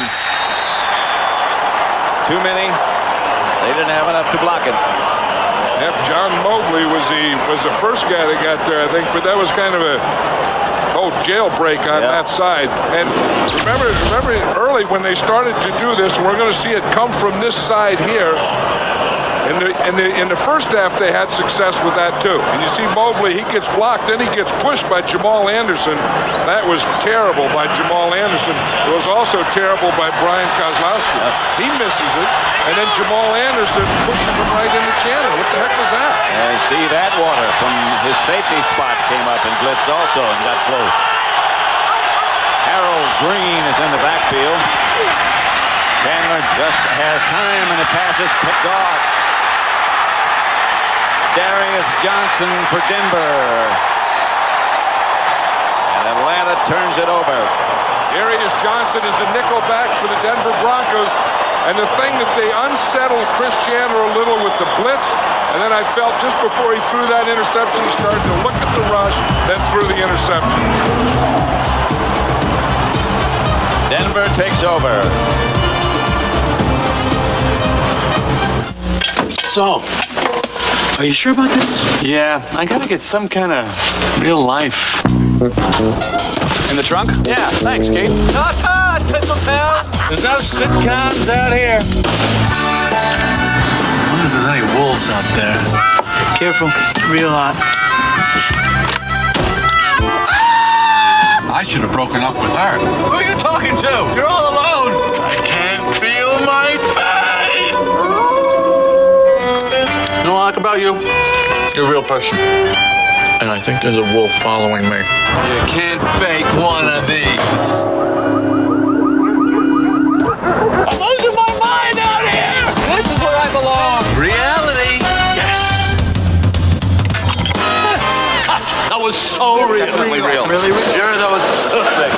Jerry. We're golden.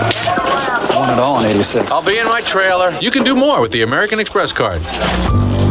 Mind and mouth of Eddie Murphy. Holy moly! Mother Marion Barry. What on earth the kid? Whitney Houston, we have a problem. I am in deep Shaquille. It's the season's most daring new comedy. Don't go in there. Don't go in there. Don't go in there. The PJs, Tuesday after King of the Hill on Fox. 5:53 left in the third quarter of Super Bowl number 33. Pat Summerall with John Madden. Denver, after the interception, has 1st and 10 at the Atlanta 42.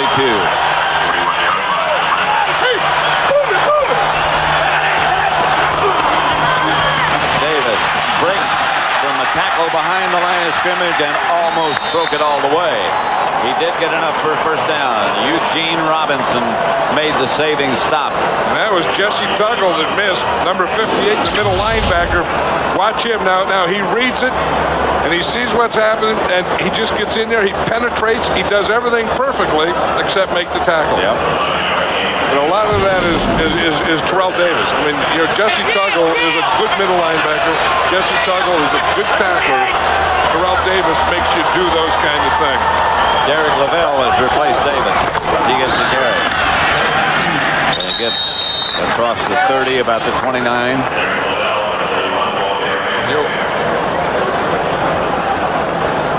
Commissioner Paul Tagliabue, closest to us, and of course, familiar gentleman next to him, former President Jimmy Carter.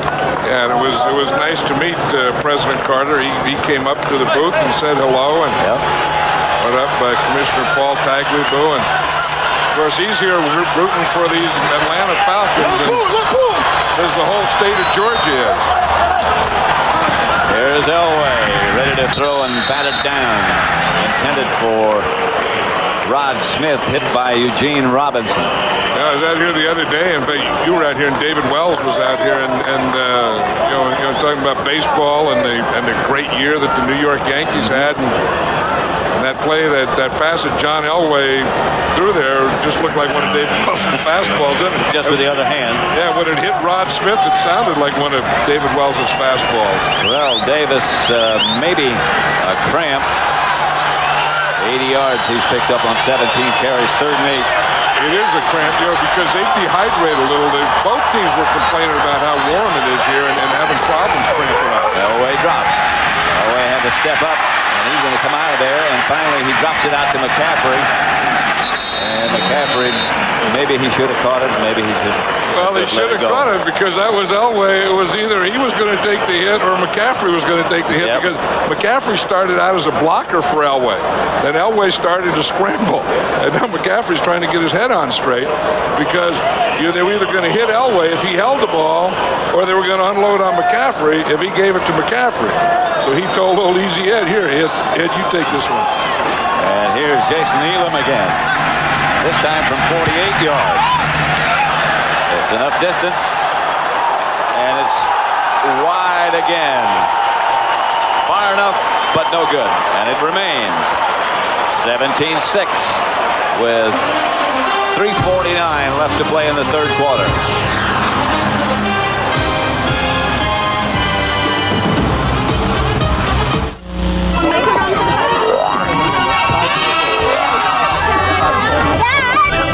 Possibility 1, he flattens your car.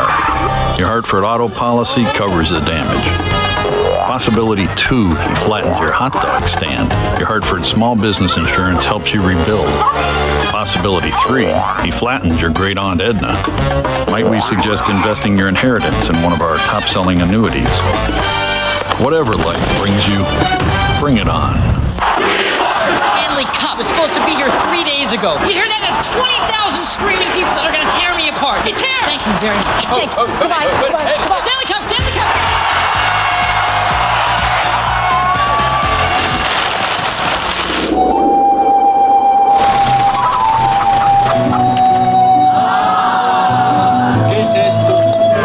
Got an important package? Next time, send it FedEx and be absolutely sure. Years ago, a battle was fought, and an empire was destroyed. Now, the saga will continue. You were expecting someone else? If you see only one movie this summer, see Star Wars. Yeah, baby! But if you see 2 movies, see Austin Powers. Oh, behave. The Spy Who Shagged Me. No, Mr. Bigglesworth. Dr. Evil does not like to be pee-peed on. June 11th. This film is not yet rated. The WWF hits that 70s show. Oh no! See guest stars The Rock and Ken Shamrock as they dwarf the competition. Come on, you're not even fighting back. Why would he fight back? His face is stuck between your... An all-new That 70s Show next Sunday after an all-new Simpsons on Fox. Tonight's Fox telecast will use 31 cameras, including the eye in the sky aboard the Budweiser Bud 1 airship overhead. Attendance for Super Bowl 33, 74,803. And that's about all she'll hold.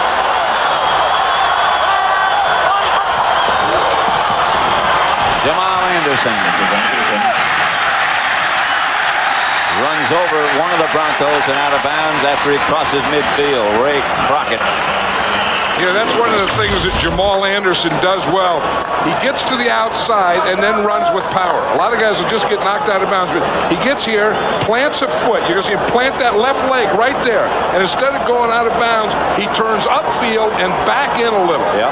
And he is one of the best at that in the game, of going and taking his power to the outside and then just inside the sideline, turning it up. 1st and 10. Fake to Anderson. Throw to Terrence Mathis. Out of bounds. Another Atlanta first down. Ray Crockett again knocked him out of bounds. Yeah, Atlanta, the Denver Broncos, by missing field goals and things, I mean, Atlanta's had all kinds of opportunities. They really have. And they just hang in there like they're like an old bologna sandwich or something. You know, you let it sit around there, you get hungry enough, and pretty soon you eat it. And that's what Atlanta's doing. I mean, you let them sit around there, and they're going to start looking pretty good. How many old bologna sandwiches have you eaten? A lot of old bologna sandwiches when I was hungry. They were sitting around. I guarantee I'd eat them. Eat an old stuffed sandwich sitting around. Straight ahead is Anderson. Spins away from one blocker, one tackler, and gets all the way down to the 21-yard line. You know, and that's the other thing. You know, we saw Jamal Anderson go to the outside and run with power, and the other thing that he does is spin, and the third thing that he does, he has a great straight arm. You watch this spin here. You see it's a little delay. He gets in behind his lineman right there. Tackler comes up with Steve Atwater, comes up to tackle him. He just gives him that spin move, and then at the end, just get those shoulder pads down and finish it off. It is rare that one man brings him down. That's his mom doing that dirty bird for him. 17-6, 2 minutes to go in the third. Atlanta threatening again. Chandler has a deflected and intercepted. That's Gordon. We've got Chandler to beat, and Chandler kept him from going all the way. Keith Turner deflected the pass.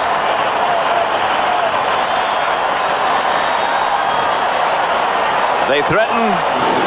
Yep. And then something happened. Like this happens. You're going to see Keith Traylor come up here. Yep. You see, we talked about if you don't get to the guy, then get your hands up and make him throw over you or through you. Keith Traylor did exactly that. Yep. He not only got one hand up in the lane, he got both hands up. Both hands up, then the ball goes off, and now Darian Gordon picks it off. But that one, Darian Gordon gets the interception, but you have to give that to Keith Traylor. You certainly do, and you give credit, I suppose, to the quarterback, Chris Chandler, who made an open field tackle that he doesn't have to make much. Keith Traylor's alone. Davis. Shane Dronette made the stop. Look at this. Well, they've had the opportunities. I mean, you know, they were down in the Denver 8, the 26, the 8, 11, 41, and 21. And look at that. Out of all that, they just came out with 2 field goals. And that's the whole thing. It's not like they haven't moved the ball, nor have they not had any opportunities. They've moved it and had opportunities, but didn't do anything with the opportunity. It's that red zone they haven't been able to capitalize. McCaffrey in motion, they always rush. Plenty of time. Elway. It was on the ground and incomplete. It did hit the ground. McCaffrey grabbed it quickly. And that was Ed McCaffrey all the way. He started on the right, came in motion, ran a post pattern. John Elway was looking at him. He sees this, that's a post pattern. He throws it in there, and you're going to see right there that it pops out just before we go away from that. John Elway knew it. He was waiting for that one. You know, you have your red zone offense, and you have about 10 passes you're going to throw, and then you rate those 10, and that was probably like number 2. 3rd and 6. Has time again. Gets it to McCaffrey. To the 5. Jesse Tuggle tripped him up. Look at this. The first 4 Super Bowls that John Elway, his quarterback rating was 49, and look what it is tonight. He's going to retire? Yeah, but he's going to, he finds Ed McCaffrey here, and Ed McCaffrey, is so good. John Elway's just watching him the whole way, but for a guy like John Elway to have a receiver like McCaffrey, he's as tall as a tight end, so you can always see him as he's going across the field. 1st and goal to the 5. Howard Griffith, the fullback. You're right, he's got a lot of work. Yeah, we were talking about things that the Denver Broncos had to do at halftime, and one was to start throwing to Ed McCaffrey.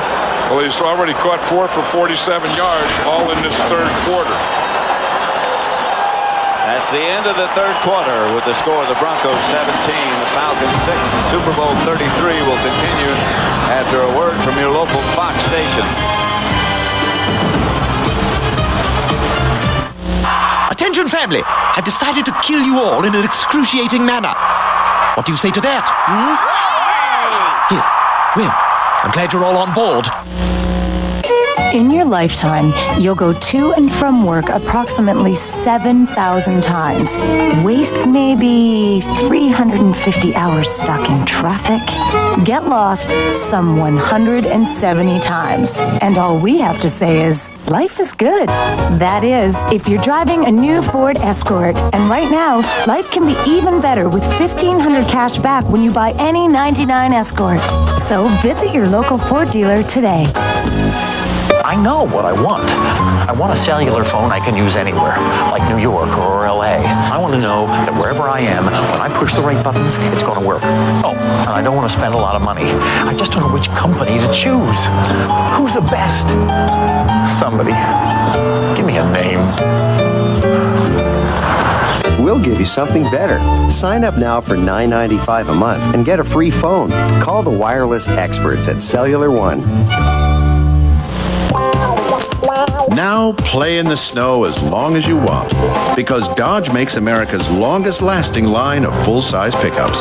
And since Dodge also makes, overall, America's most powerful line of full-size pickups, this Ram 4x4 is more than a fair weather friend, even when the weather isn't fair. And now that you can get low 1.9% APR financing, hurry in while you can still get out.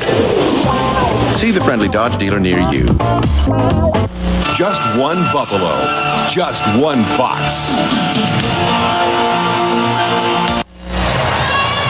A quarter to go. Super Bowl 33, Denver 17, Atlanta 6. And Denver at the Atlanta 1. Start of the 4th quarter. We were talking about Howard Griffith, and now they're kind of sliding him the ball tonight. In 18 games this year, including the playoffs, he'd only carried the ball 4 times. He's already carried it 3 times tonight.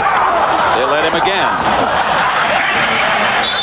And there's 4. So in this game, he's equaled what he's done the whole season. And he just scored a touchdown. His 2nd touchdown. Yeah.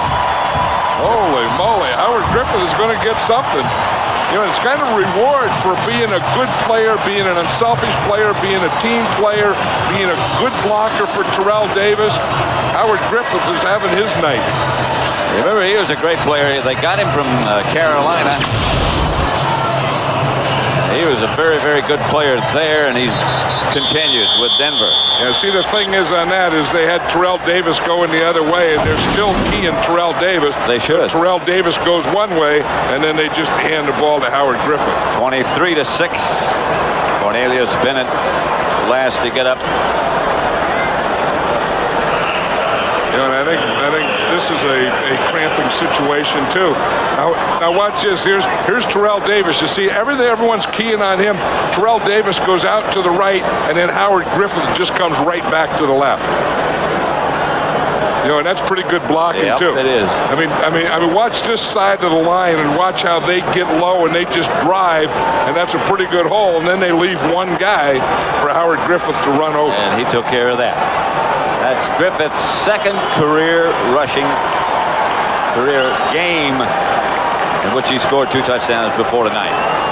Howard Griffith, 4 carries, 9 yards, 2 touchdowns. Not bad. It's kind of like I said, it's a reward for a guy that, has played unselfishly for a lot of years. Looking at John Elway there, it was interesting. We talked to him yesterday. He woke up Saturday morning yesterday and thought it was game day. And he started to get ready for the Super Bowl on Saturday morning. And so he's getting ready. And then he realized, holy moly, there's still another day before this game. He had the wrong game on his watch, wrong day on his watch.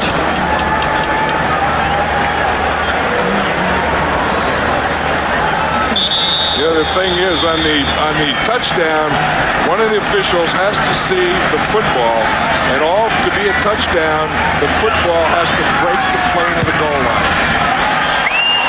Extra point good, and Denver leads Atlanta 24-6.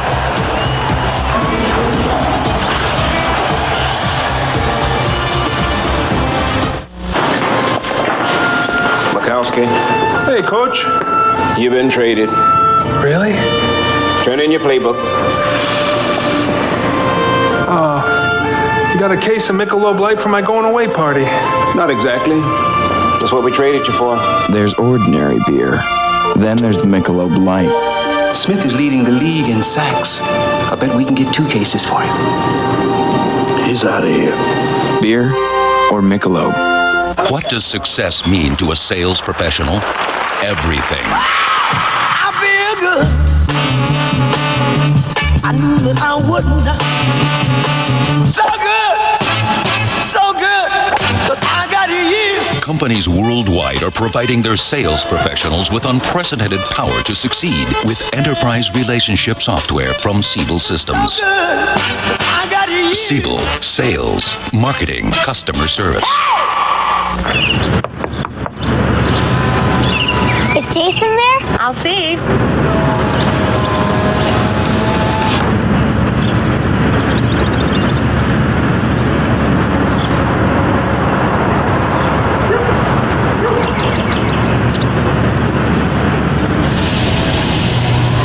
Still looking. The entirely surprisingly new Land Rover. The biggest news from Land Rover in years. Super Bowl 33 on Fox is brought to you by First Union, your guide to the financial world. By Blockbuster Video, where each week you'll find select new releases guaranteed to be there. By HotJobs.com. Log on to Hot Jobs and find your own damn job. And by the 1999 Land Rover Discovery Series 2.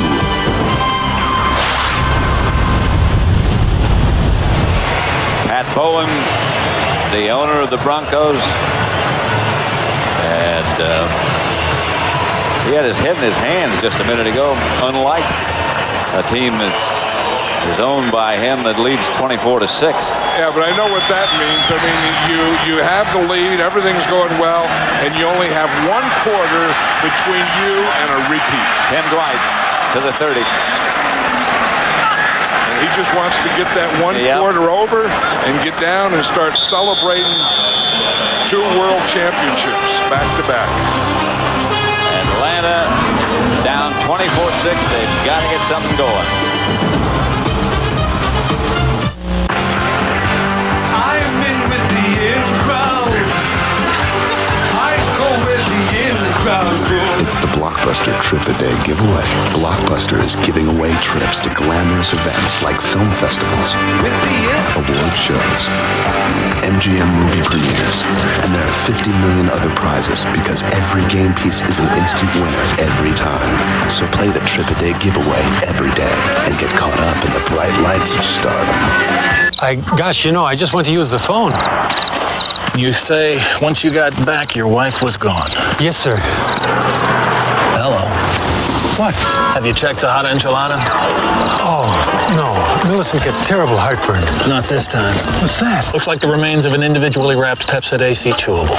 Introducing Pepsid AC Chewables, the first chewable to stop heartburn before it starts. Millicent? Is that you? Start living heartburn-free with new Pepsid AC Chewables. It's a match.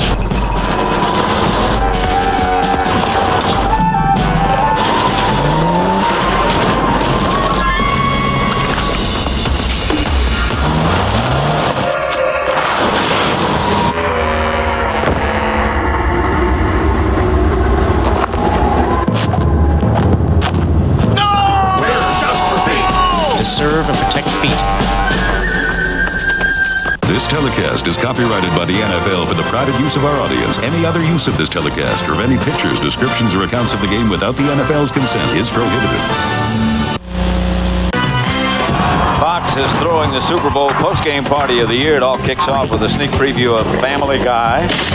Then Homer Simpson teams up with Dan Marino and Troy Aikman for the Simpsons Super Bowl Spectacular. Don't miss the Super Bowl postgame party right after this game, the Super Bowl.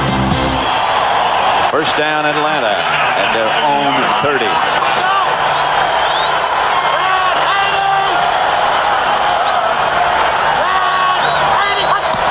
Chandler drops. A blitz by Denver. Santiago, I believe, made the catch. And did. If Santiago makes that catch, that's going to be the first ball that he's caught today. Yep. You talk about things that they haven't done. That's one of the things they haven't done is gone to their tight end, O.J. Santiago. They really have had trouble, excuse me, John, but they really have had trouble blocking the Denver blitz, too. Yeah, and it's really disrupted them. And I think when the Denver started to blitz, I think that threw Chris Chandler out of any rhythm that he did have. They're showing blitz again. Jamal Anderson. First down, Atlanta, down to the 43-yard line of Denver. He got a good block by his fullback, Brian Kozlowski, on that one. Kozlowski led him, and he goes out there. Just before he gets there, he's going to make a cut block. You're going to see it right there. Yep. You see, and then Jamal Anderson is right behind him. He's able to run off that block. Now watch again. As he gets out there, he plants that outside foot, and then gets low, and then he brings his power. Jamal Anderson is excellent at finishing off runs. First down, Falcons. 17 carries, 94 yards for Jamal Anderson. Pass fake. Pass caught. Inbounds by Tony Martin. Another first down. Here we are again. And the Falcons are doing all the things that they have to, except they're not getting the ball in the end zone. I mean, they're running the ball. Jamal Anderson's going to have over 100 yards. You see Tony Martin is coming off a play fake, running good patterns. Watch him, he's wide open. I mean, it's a perfect throw out there. Watch, he breaks, he turns his head, and the ball is right there. Yep. But they can't put it back to back to back consistently and get it in the end zone. First and 10, Atlanta. They haven't scored a touchdown yet. Fake to Anderson. The throw. Picked off by Denver. By Gordon again. Darian Gordon. Still being conveyed. Gets it back across midfield. Back into Atlanta territory.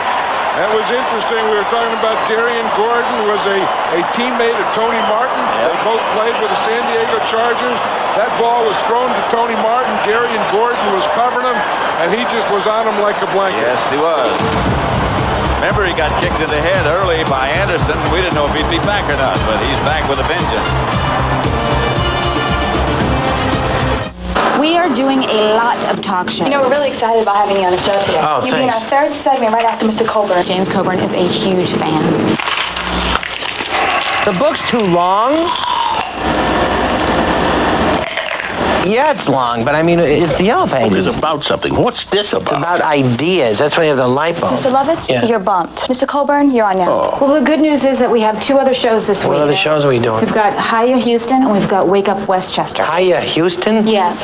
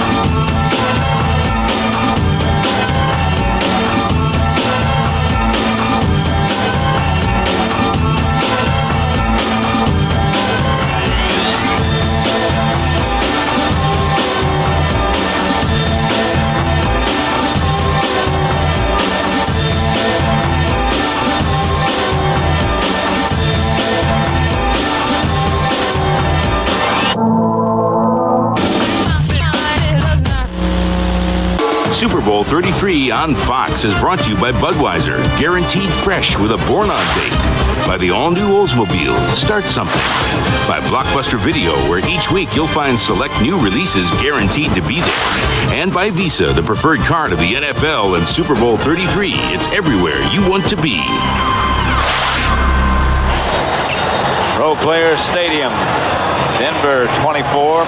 Gordon just intercepted Chandler, and it's first down, Denver. John Elway, who's had a spectacular night, runs the offense. Drops to throw it. Gets it out to Terrell Davis. Davis down the sideline. Finally knocked out of bounds. Yeah, that's the thing with having so many great players like Terrell Davis. So many weapons. That he can be your dump-off. I mean, he has guys running out from batters. He has Rod Smith on one side. He has Ed McCaffrey, and then he has this guy who's his check down. But he fakes to him on the play pass, and he just goes and stops. Now, John Elway's in trouble. He needs someone to throw to, and that's not bad when you need someone to throw to, and you look out there and you see number 30 in a white jersey. You see, he gets away from that rush there, and he looks and sees a friend. Lavelle replaced Davis, and he hammers down inside the 5, about the 2, Boy, 2.5. They got him going now. And Tony Jones, the left tackle, and Mark Schlereth, the left guard, have been doing an outstanding job all day. Isn't Schlereth something, though? Yep. He's had 22 operations already. He's going to have another one. He's going to have 23, and he has to have it on his elbow. And he was saying, well, it may be more than that because I haven't finished playing this game yet. But, I mean, he is so strong.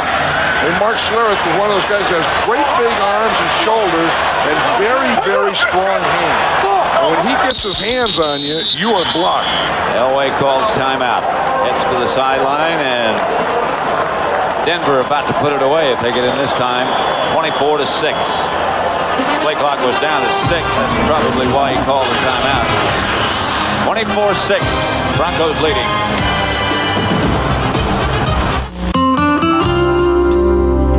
Prohibition was an extremely difficult period for the Bush family. That period almost broke the company. When Prohibition finally came to an end, my father wanted to do something for his father. He did so by presenting him with an 8-horse hitch, the Clydesdales, a symbol of that quality, of that tradition that is the hallmark of Budweiser, that is the hallmark of Anheuser-Busch.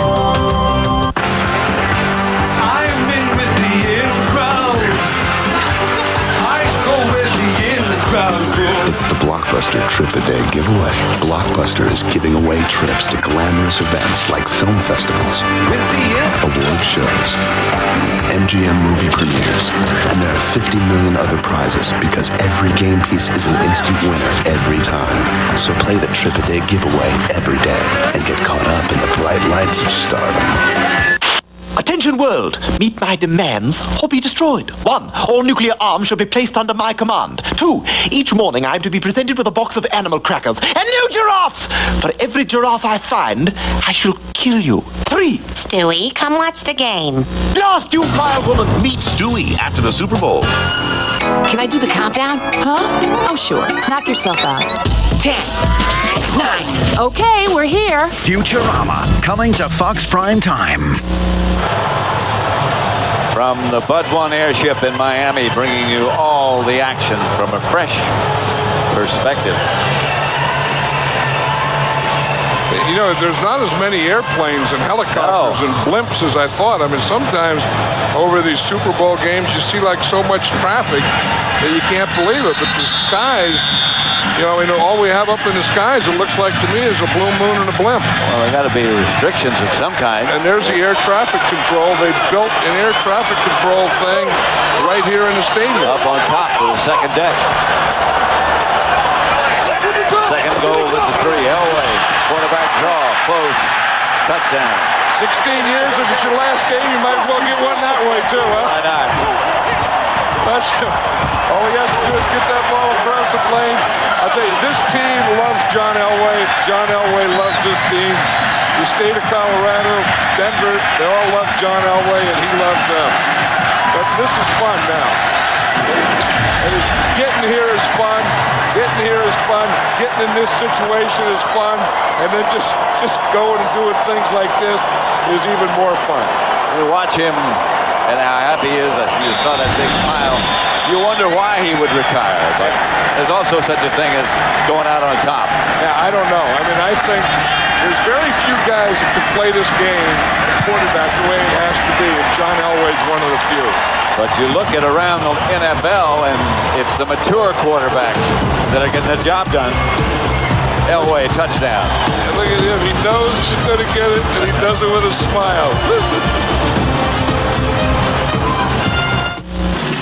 When I grow up, I want to file all day. I want to claw my way up to middle management. Be replaced on a whim. I want to have a brown nose. I want to be a yes man. Yes woman. Yes, sir. Coming, sir. Anything for a raise, sir. When I grow up, I want to be underappreciated. Be paid less for doing the same job. I want to be forced into early retirement.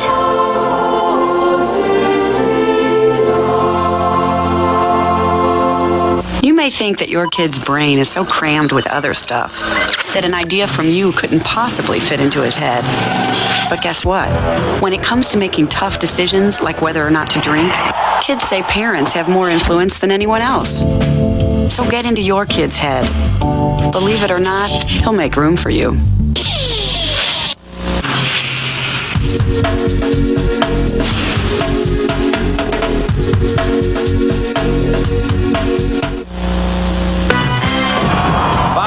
Throwing the Super Bowl post-game party of the year. It all kicks off with a sneak preview of Family Guy. And then Homer Simpson teams up with two sort of famous broadcasters for the Simpsons Super Bowl Spectacular. Don't miss the Super Bowl post-game party right after the Super Bowl.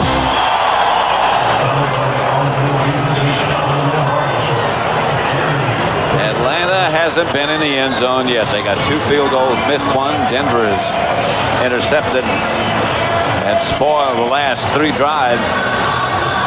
And they've spoiled it by being aggressive. Yep. I mean, they started. I think they were early. They were kind of sitting back, and then they figured that they have to put some pressure on Chris Chandler.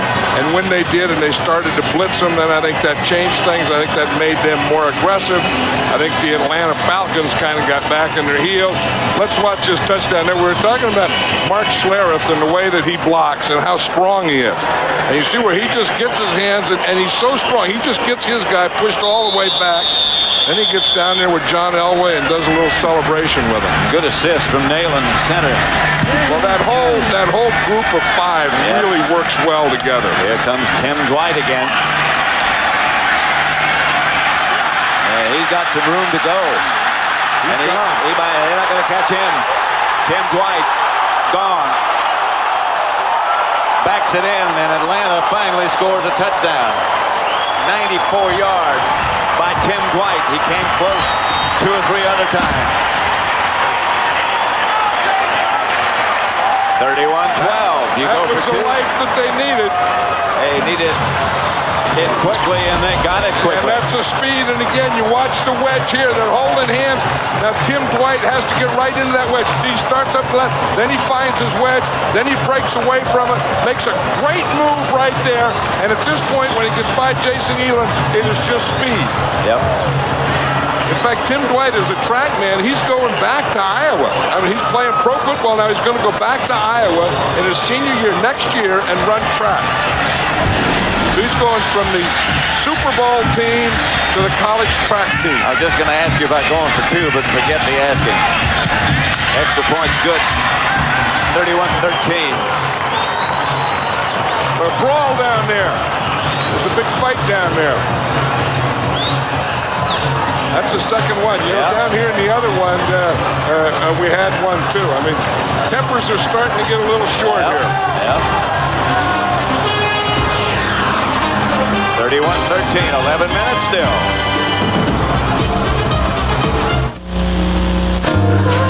Attention all shoppers and all Buffalo Bills fans. We'd just like to thank you. That would be a thank you to all of you for your support. Our mission is to go and thank one fan at a time. How are you? Good. How about you? Hey, we just wanted to come out and say thank you for supporting us this year. Thanks a lot. Thank you.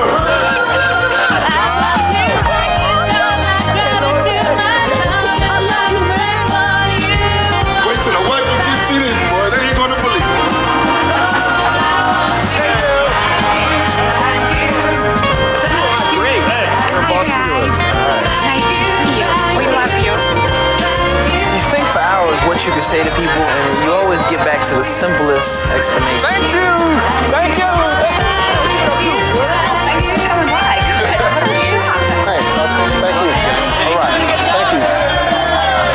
Let's think of one fan at a time. Whatever we do, let's make sure we thank everybody. Who is the cigarette-smoking man? What really happened to Mulder's sister? Who are the faceless rebels? Mulder, what are you doing?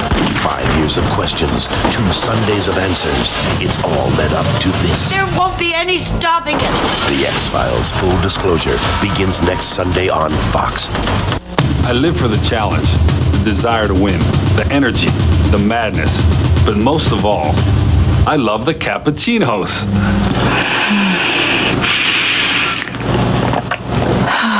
Oh yeah, that'll do it. Anyone else in the mood for coffee? Bernie Kukar and his crew have done a wonderful job tonight. 31-13 the score. Unnecessary roughness. 94 on the defense. 94. Penalty will be assessed on the kickoff. For 94 is Keith Traylor. Yeah. I was watching that, and I thought it was against 90, Neil Smith. But anyway, so now Atlanta gets to kick off here from the 45. And you're going to see the play right here. I thought it was Neil Smith. You see, he's going to get up right there. You see Neil Smith, he's on his back. Yeah. But anyway, this could be an onside. Looks like it's going to be. Yeah, but Denver's in an onside prevent. It is an onside. And Denver's got the ball. They played it well. Yeah, that wasn't a bad time because you had the 15-yard penalty. It wouldn't be a bad time if Denver hadn't gotten in an onside prevent. But because Denver was waiting for the onside kick, I think sometimes if you elect to kick it deep, that's not a bad play on this situation. Byron Chamberlain fielded it for the Broncos, and they'll get the ball at the 45. You know, we talked all day about the opportunities the Atlanta Falcons have had. Yeah.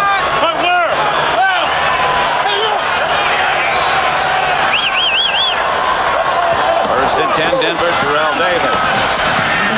Midfield. 4, maybe.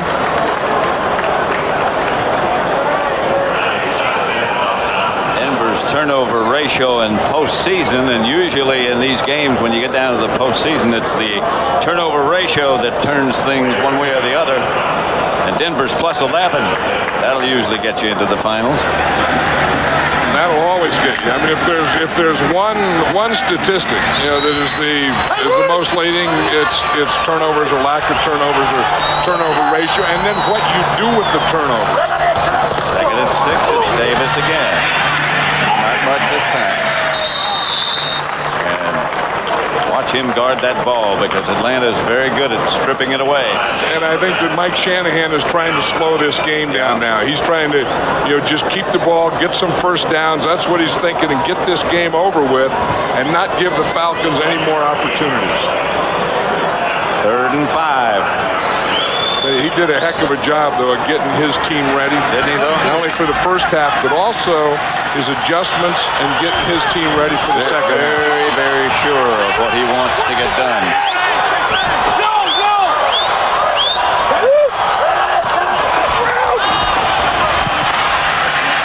Elway got a man open, and he's got the first down. And Ed McCaffrey fights past the first tackler and gets it down to about the 22-yard line. Well, didn't Mike Shanahan say at halftime to Ron Pitts, he said, don't worry about that, we'll take care of Ed McCaffrey in the second half. But the big thing is pass protection. We talk about the job that this offensive line has done run-wise, but they've also done a great job of pass protection to give him time like this. Ed McCaffrey is so big and strong, he just threw Ray Buchanan right off him twice. And then got away from him when he tried to tackle him. First down.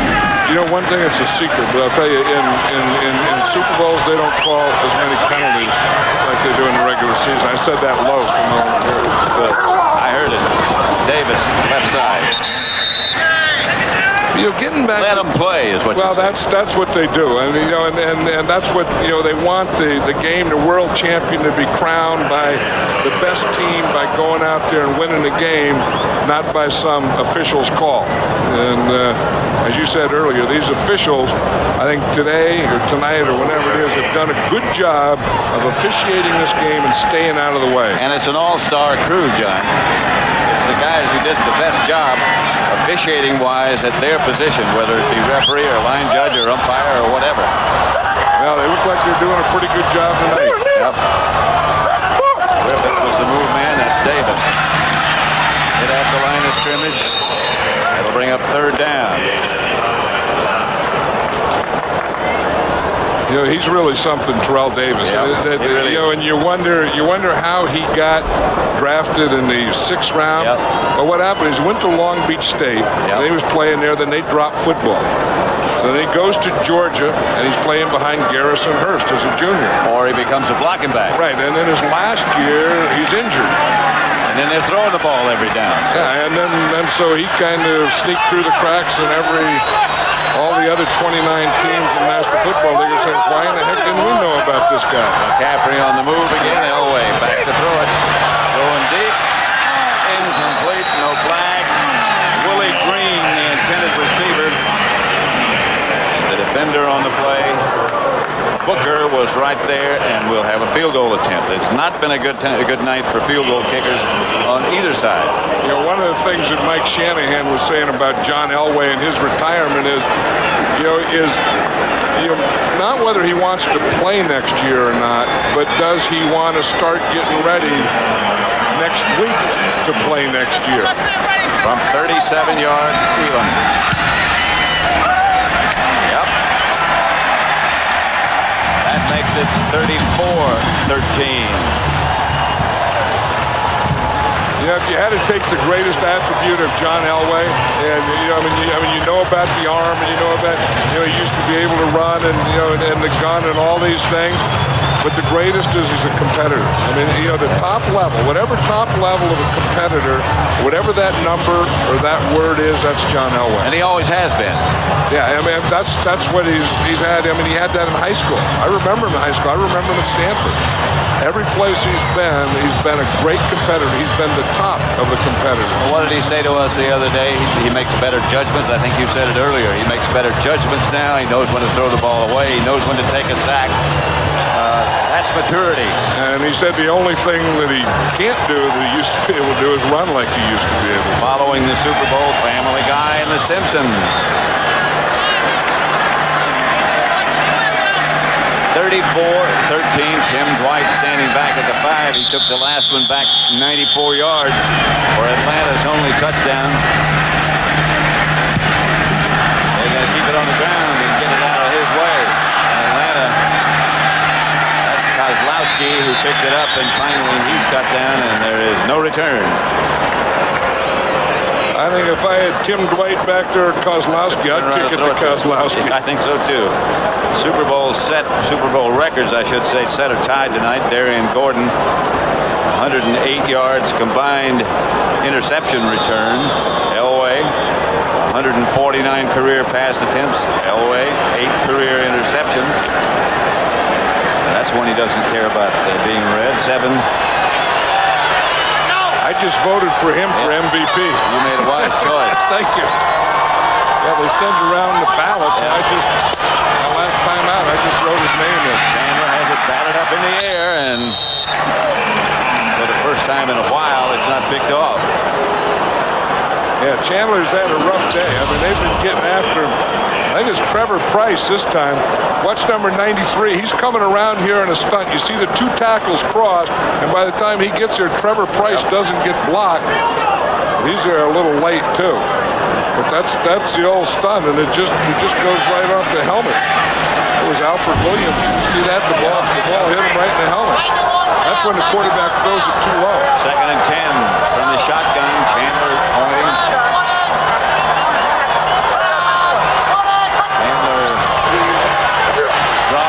Rushed again, gets away from it. He's going to run. Gets out to about the 29 or 30. 6:40 clock running, and that's the big item right now. Yeah, and look what they've done to Chandler today. They've sacked him twice, hurried him 10 times. He was hit after he threw it 3 times, and he's been intercepted 3 times. And that was one of the things that the Broncos talked about. One of the things that they had to do defensively was rattle Chris Chandler. I think they've succeeded. I think they've done a pretty good job. Now they've taken away the running game because time becomes a factor, and they could just go after it. 3rd down. Chandler from the shotgun. Not much time again. They go deep. The pass is caught by Martin. He's knocked out of bounds, and he had it, they say. He was airborne and hit just as he started out of bounds, and he might be hurt. You know what the rule here is, if he's up in the air when he has control of the ball, and he would have come down with both feet in bounds. I think he was down anyway. He was down anyway, but if he was going to come down with both feet in bounds and he's pushed out, then that would be a legal reception. 3 wide receivers set up. One of them is not Martin this time. Ronnie Harris and Tim White are in the game, along with Jesse. Here's Chandler. Again, the ball is batted up in the air. Anderson had circled out of the backfield. I believe that's where he was looking. Yeah, that's another thing that we should have put in those stats of things that have happened to Chris Chandler today is batted ball. Because again, you don't always get to the quarterback on sacks, but you can get what you call a push on the quarterback, where you push right into his face and you push to that point, then you get your hands up. That time it was Alfred Williams again. Yep. See, now Chris Chandler, he almost fumbles that ball, and now watch him as he goes back there. He's starting to look down to look or feel the rush. 2nd and 10.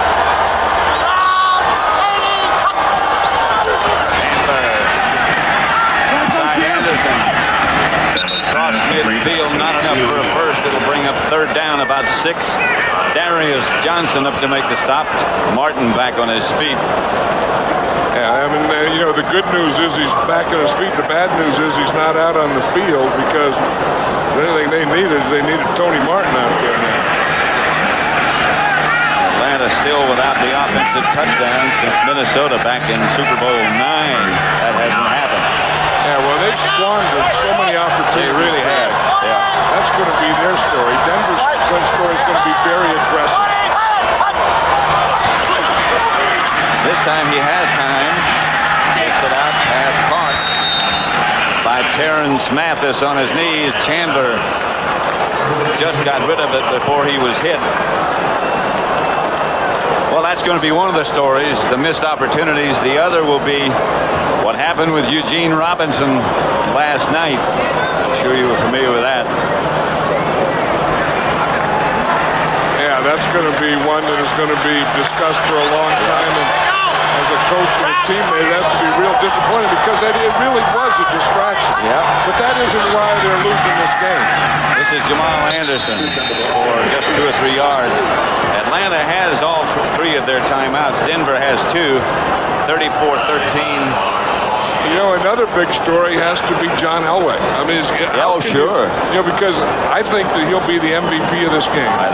I would agree with you. Win back-to-back Super Bowls. And how do you retire after all that? Although Jim Brown did. Go out on top. Go out on top. And maybe that's the thing.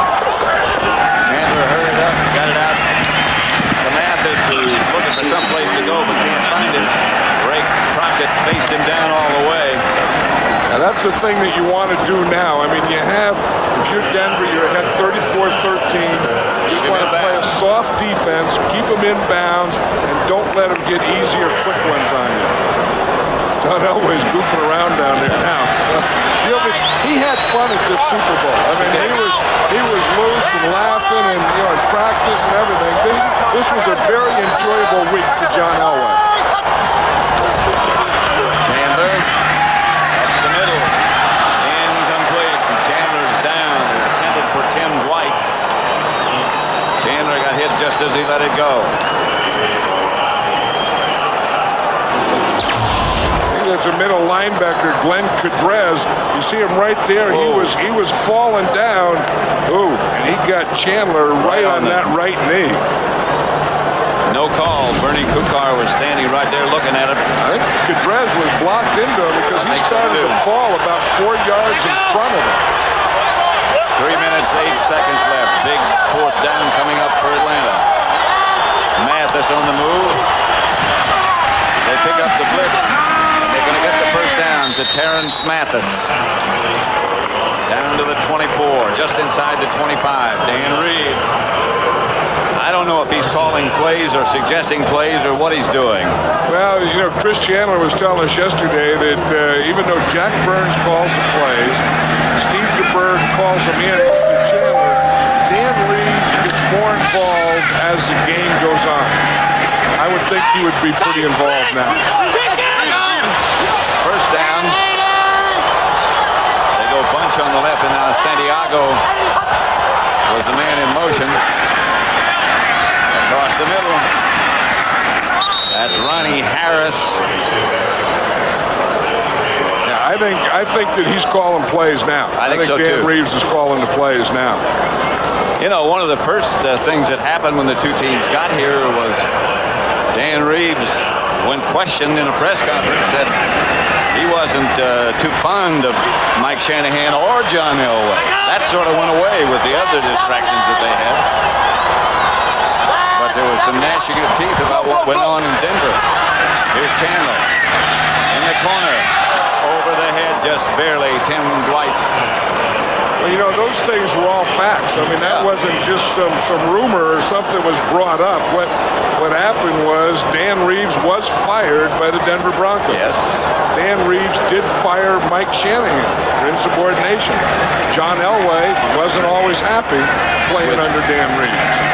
Those things all happened. Those were all facts. So John Elway said, in fact, you know, I'm sort of famous for all those come-from-behind drives, the drives at the end of the game.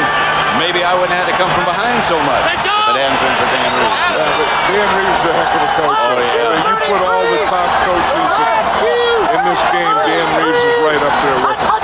Yes. Ronnie Harris, and he's knocked out of bounds.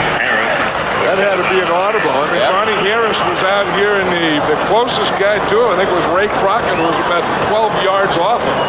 Chris Chandler saw that and just called an audible, just threw it out there to Ronnie Harris. 34-13 the score. 2:17 remaining. Atlanta still hasn't used a timeout. And those are the eyes of a guy that can't believe that it happened to him, because in his mind, he didn't picture it this way. First and goal. First and goal at the 3.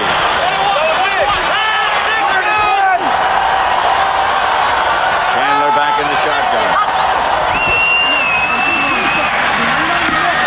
Out of the end zone and almost picked off by Denver. They had a couple of shots at it. It was knocked straight up in the air. Romanowski, Mobley, both had a shot at picking it off, but didn't get it. Atwater was back there as well. I thought they might run the play out of the shotgun to Anderson. Watch Steve Atwater. He's going to come in right there and tip the ball. See number 27? Like he tipped it up and almost had it. If John Mobley doesn't come in, Atwater had it. This could have been an interception here by Atwater. He goes to intercept it. And his own guy, John Mobley, comes and knocks him over. Second and goal. Chandler. Incomplete. No flag. No flag. That looked like interference, but no flag is called. No flag is thrown. Yeah, we said earlier that that's one thing about Super Bowls, and a lot of times championships too, is they do let them play. If you're going to get away with something, they let you get away with more. Although that was good coverage there. I mean, you know, his left hand, Tyrone Braxton may have been on him, but I think that's pretty good. I mean, I would let that go too. I agree with you. After watching it on the replay, which we might have next year. We will have next year. Third and goal on the 3. Chandler. Touchdown. Mathis. That's their first offensive touchdown. They still have 3 timeouts left. Denver has 2. They're going to go for 2, I think. Mathis here, he starts outside, and then he's going to come in motion. In fact, he gets in between the tight end and the tackle. He gets lost in there, and then he comes out of that hole, outside of his tackle. You see right there, Chandler sees him and hits him perfectly.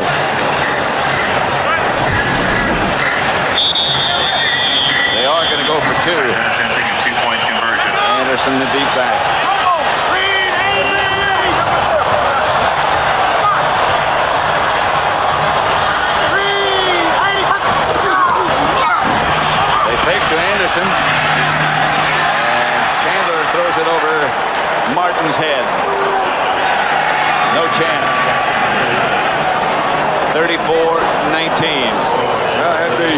the extra point, they would have needed 2 touchdowns and extra points to tie. Now, by going for 2, yeah, I think it was, because it didn't look like a pass. Yeah, well, look at the pass. It still doesn't look like a pass. I mean, that whole thing, if that's what you work on and then it comes out like that, that ball came out of there like the last shot out of a Roman candle. That looked like a kickoff. Super Bowl 33 is being produced by Bob Stinner, directed by Sandy Grossman. The associate director is Mike Roy. Broadcast associates are Fran Morrison and Charles McDonald. Technical producer Bob Muller. Technical director is Joe Abenda. Audio supervisor is Fred Aldis. Mobile unit supervisor Joe Signorino.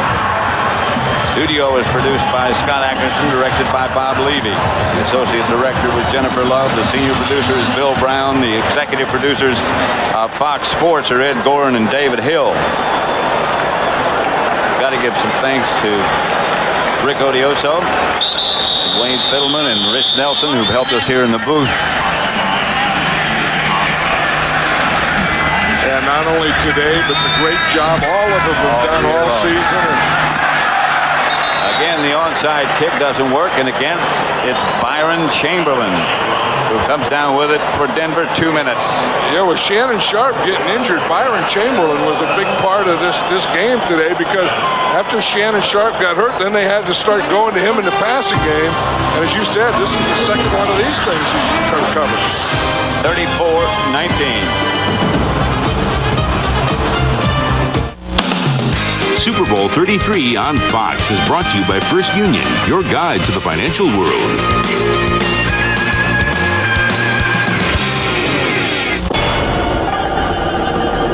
You enter the financial world in search of a secure future. Instead, you find chaos and confusion. 9,000 companies to invest in. Market mania! 10,000 mutual funds to choose from. Hot stocks right here! Bonds, T-bills, commodities, precious metals. With new and unfamiliar choices emerging every day. The possibilities are overwhelming.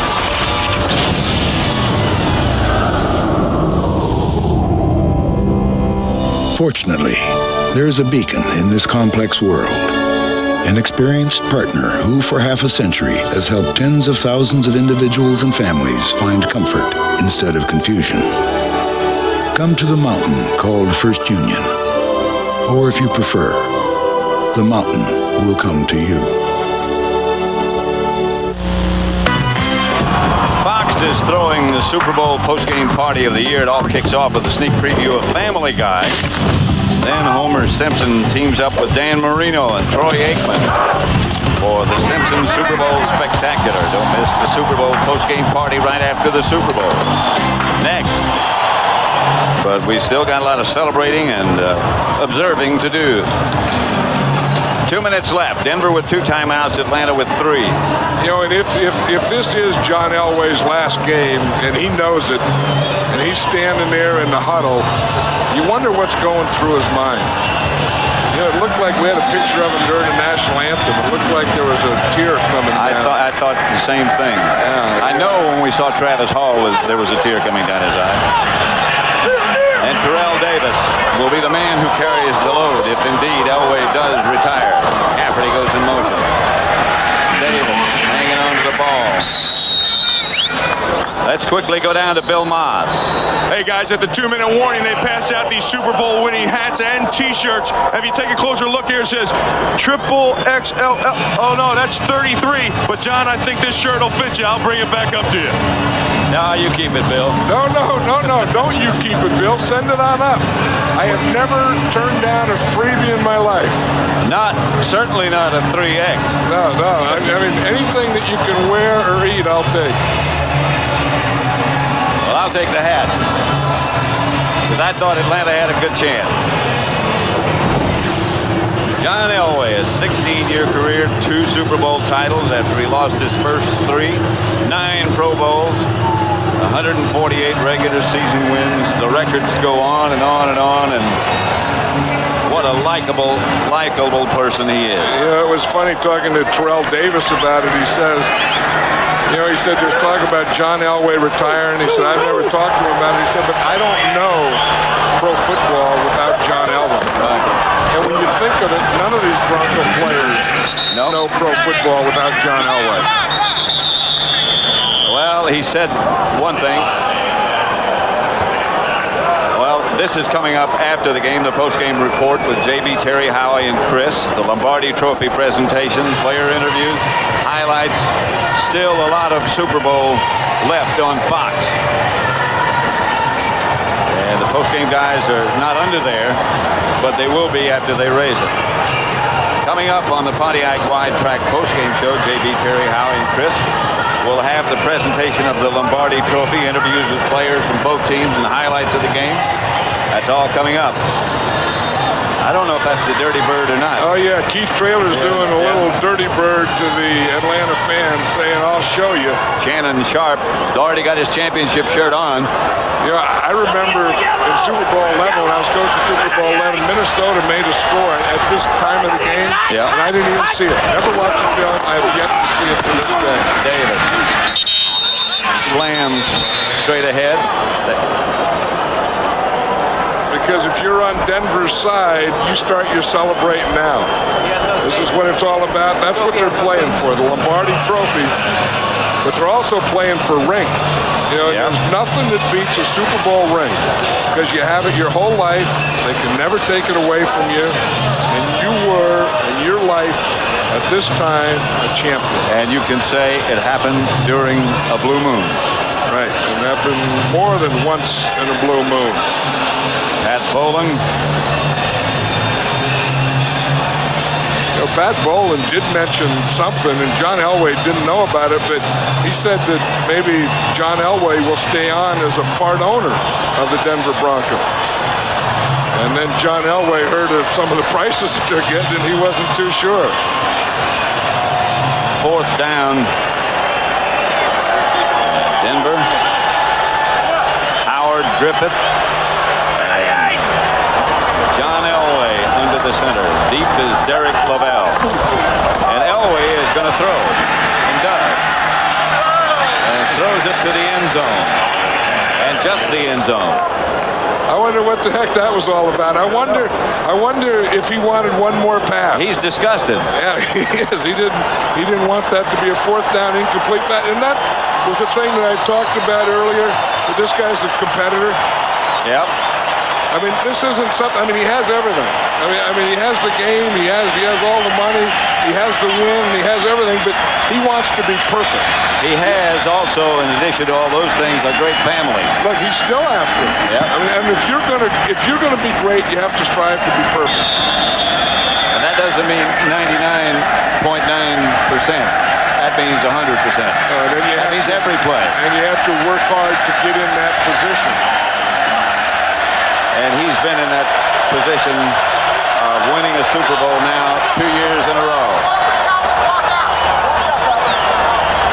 1:34 left. Chandler out of the shotgun.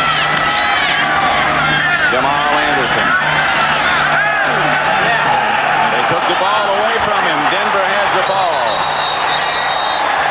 Tyrone Braxton came up with it. John Elway wants another shot, I think. There's Neil Smith out there. I mean, this is the fun part. I mean, getting here is one thing. Winning here is the biggest thing. Jamal Anderson is just trying to make something happen. He's trying to make a big play, and in doing so, he gets gang tackled, and doing that, he gets the ball stripped. He was fighting either for more yardage or fighting to get out of bounds and stop the clock. There's Greg Robinson, the defensive coordinator, and Mike Shanahan. Both of those guys have done an excellent job. So Denver with the ball one more time. John Elway, I've just been informed, is officially this game's most valuable player. So my vote counted, didn't it? It sure did. I don't think it's the one that put it over the edge. I got to believe a lot of people voted for John Elway. I mean, who else would you? What a class guy this guy is, though, Dan Reeves, and what he's been through, personally, physically, and the turmoil that surrounded today's team. He didn't deserve what happened today, but he deserved by getting his team here. He's always been a top coach when he was at Denver, when he was with the New York Giants, and here with the Atlanta Falcons. Elway, the most valuable player. Grabbed first by Neil Smith, then by Shannon Sharp, and then by Mike Shanahan. John Elway can be the most valuable player for a lot of years, can't he? For some eras.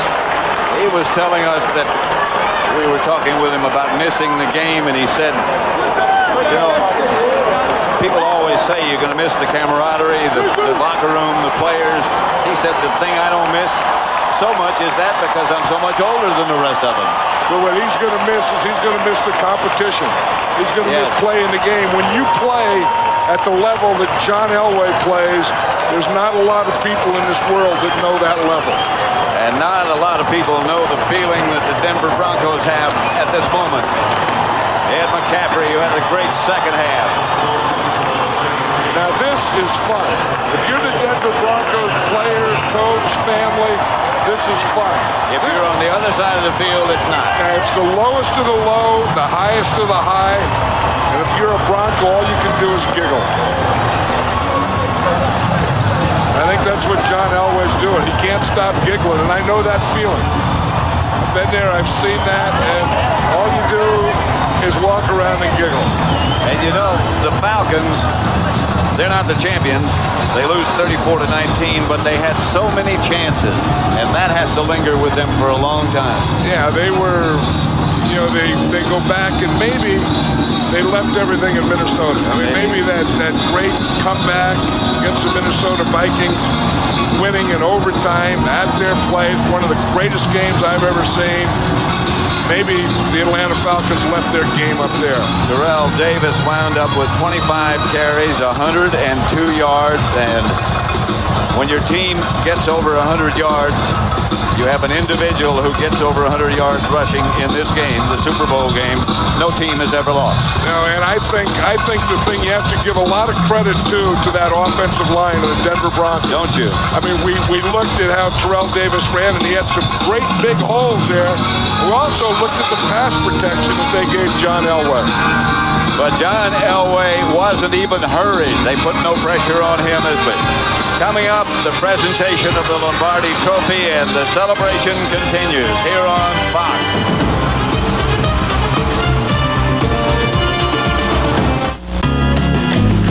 When you drink 7-Up, you're constantly being tested. Hey, Billy, how about a deliciously refreshing sports drink?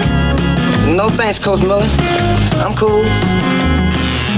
The guys who are always telling you what to drink know you're an a member of the underground. The people who prefer the crisp, refreshing taste of 7-Up to anything else. We've lost them. You call your own shots. Are you an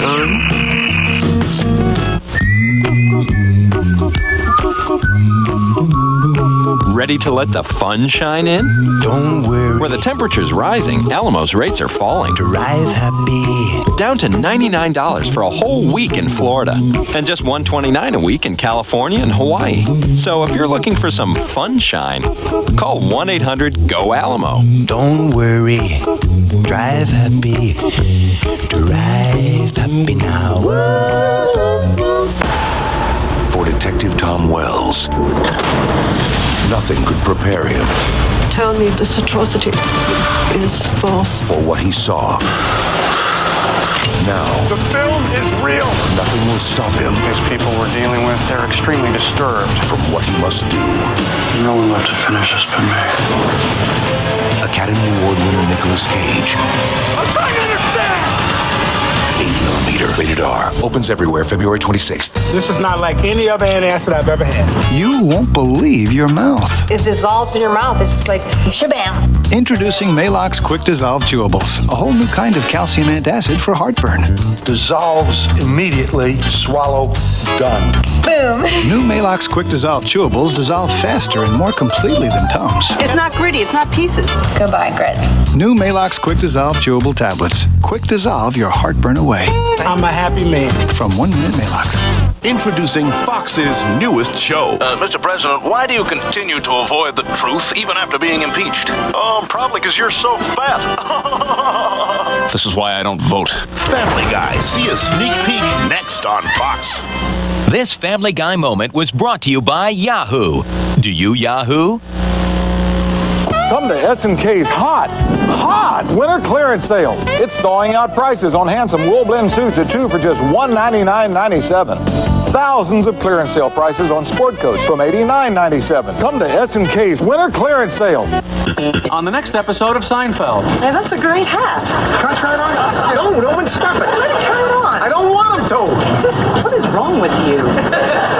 You want to see? Sunday at 11 p.m. on Fox 29. All around Sicily, experience dishes prepared agrodolce, or sour and sweet. Taste these delicious contrasting flavors in Wegmans oven-ready pesce spada all'agrodolce. Using an authentic Sicilian recipe and ingredients like red wine vinegar and sugar, our chefs have prepared this mouth-watering swordfish for you. Pick it up in our seafood department in its own convenient oven-ready package. What's for dinner tonight? Savor a true taste of Sicily from Wegmans. Just one Buffalo. Just one Fox.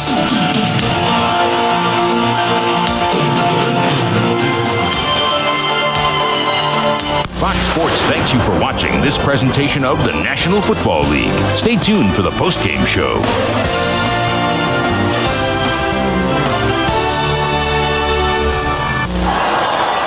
The fireworks for Denver's victory as they beat Atlanta 34-19. Here's the headline in today's Sunday Denver Post. Superb number 2. This play of the game is brought to you by First Union. And John, talk about it. Yeah, remember that was the bootleg we talked about again. This is what Terrell Davis does for you. You fake to him going to the left, and look at how open that field is. John Elway goes out to the right, and he throws a perfect pass to Rod Smith. So coming up on the Pontiac Wide Track post-game show, JB, Terry, Howie, and Chris will have the presentation of the Lombardi Trophy, interviews with players from both teams, and highlights of the game. That's all coming up on the Pontiac Wide Track post-game show. Live from Super Bowl 33 in Miami, Florida, it's the Pontiac Wide Track Grand Prix post-game show. And folks, the bright lights here at Pro Player Stadium all focusing on one John Elway, who had simply a sensational ball game indeed. Very appropriately the most valuable player in guiding Denver to become the 6th team to win back-to-back Super Bowls. And he's up on the podium with our own Terry Bradshaw. Thank you. Thank you very much, James Brown. Ladies and gentlemen, on behalf of Fox Sports, let us be the first to congratulate the Denver Broncos on winning Super Bowl 33. I'd like to now introduce the Commissioner of the National Football League, Paul Tagliabue, who will give the Vince Lombardi Award which is emblematic of the world champions, to Pat Bowlen, owner of the Denver Broncos. Pat and Mike, you faced a very, very tough Atlanta Falcons team at the top of its game, but today your team, the Denver Broncos, capped another outstanding season with a dominating performance. Congratulations to the two of you and to the whole team on becoming the first AFC team in almost 20 years to win back-to-back Super Bowls.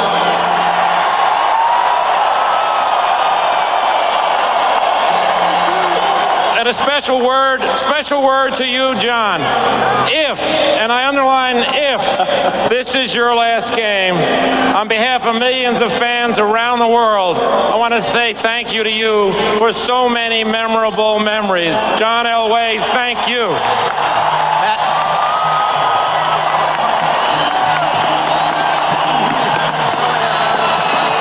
Pat, this is your 5th Super Bowl since you own the Denver Broncos.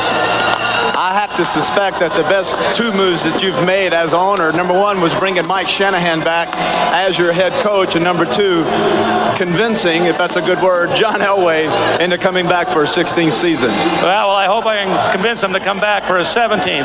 But I'd like to just say a few things. First of all, I'd like to thank Mike, his coaches, and the team for the greatest season ever in Bronco history, 19-2 and a Super Bowl win. I'd like to thank the fans. I'd like to thank the fans, all the people who worked on the stadium effort and voted for it. And lastly, I'd like to thank my family and my close friends without whose support I would never be here. 4 words. This one's for you. Pat Bowlen, owner of Denver Broncos. Mike Shanahan, step in here, Coach. Here, get your hands on that. It's getting to be feels awful good. It feels good? Feels great. Let me ask you, it looked like if there's one play that turned this game around was the 80-yard touchdown pass to Rod Smith right after Morton Anderson missed the field goal. You're right. In fact, a little bit earlier, we ran the same play and we hit a comeback route. We came back with the same type of action. John had a little time, did a great job hitting Rod Smith on that post route. It was a big turnaround. You've seemed to have made all the right moves. This football team has won 32 games in the last 2 years. It has won back-to-back Super Bowls. I mean, if you had to point one finger at one thing, this defense of yours, the adjustments that you made in the second half, the 3 interceptions of Chandler, the fumble, what were the keys in the second half? Well, Terry, we just got a football team that believes in each other. Every time we go out in the field, we got 46 guys that are committed. We've had some ups and downs, more ups and downs, but when guys keep on working together and they believe in each other, good things happen. I couldn't be more proud of this football team and the players and our coaching staff. Now, this is a tough question for you. Are you interested in John Elway coming back to be your quarterback for a 17th season? I would love John to come back next season. He's going to have to sit down and decide that, but what he's meant to this organization, to this city, and to be able to get 2 Super Bowls in the world, in 2 consecutive years is just unbelievable. I want him to come back for the 3rd, but he's going to have to make that decision on his own. All right, Mike Shanahan, congratulations very much. Let's bring in the MVP of Super Bowl 33, John Elway. John. Here you go. Tilt that up high. There you are.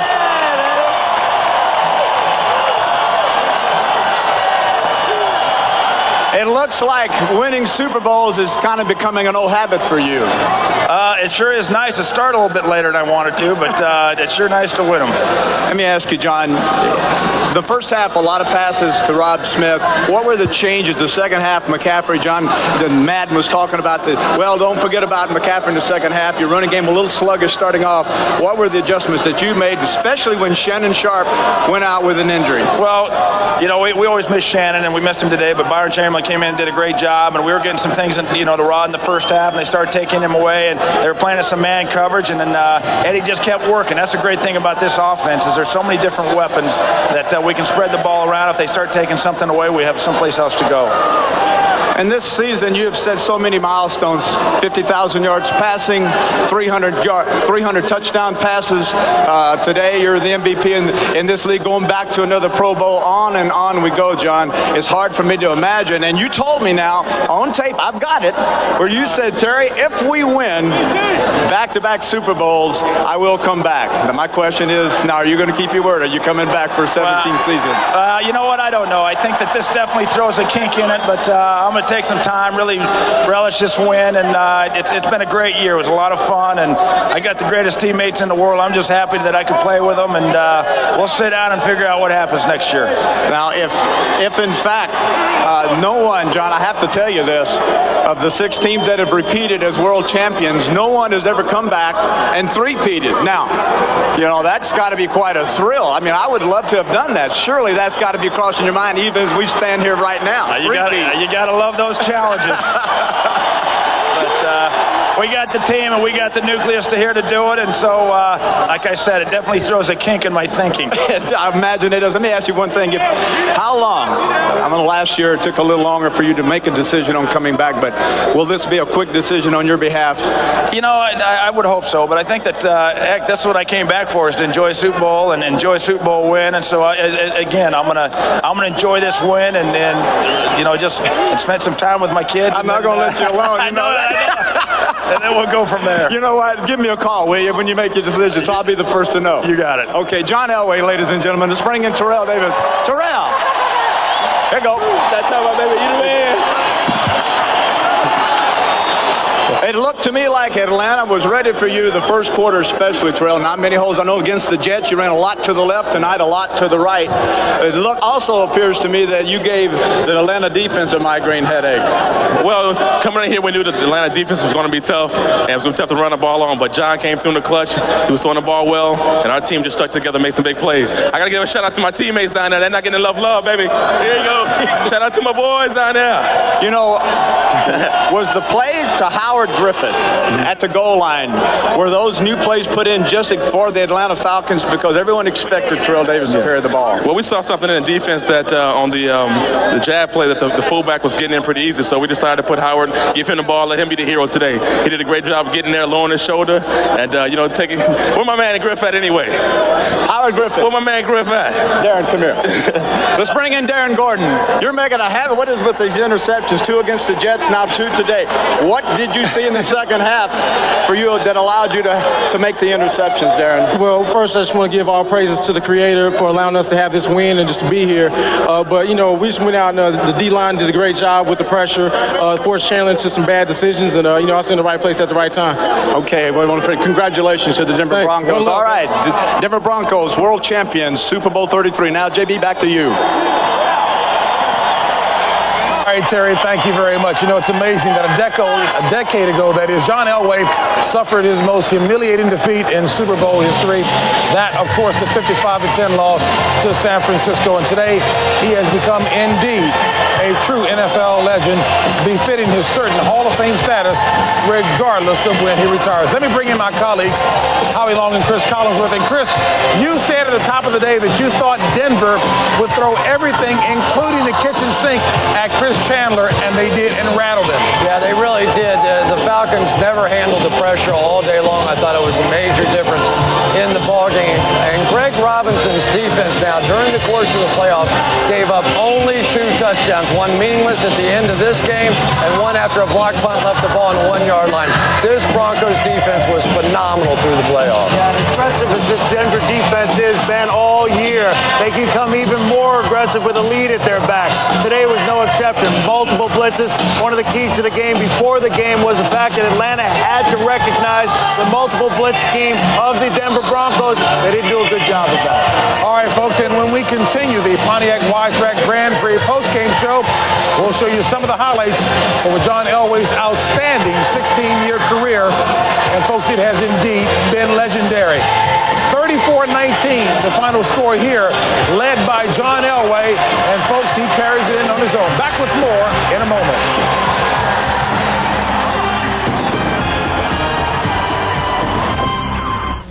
Oh, yeah, those first ice boats had a lot of speed, but not a whole lot of control. Yeah, with the blade setting early, couldn't steer around the ice fishing holes. Oh, geez, learned the hard way. Wider is better. With its speed-sensitive steering technology, the White Track Grand Prix gives you precise cornering and control, even at a good clip. You betcha. Better, better. Wider is better. The White Track Grand Prix by Pontiac. I'm glad they brought it back. So glad it's back. That's right. Wendy's Monterey Ranch Chicken Sandwich is back. I went away for a while. I might come back for this sandwich. Chicken taconite. Now see, this is a good piece of chicken. Dave should be the master of chicken. What kind of sauce is this? It is kind of a ranch. That's got a good bacon flavor. You got a little sauce on your cheek. Oh, thanks. I sampled it. I loved it. I'm an American. It's back. Wendy's Monterey Ranch Chicken Sandwich. Dave, you done good with this sandwich. It's so tasty. Yeah. Do it again.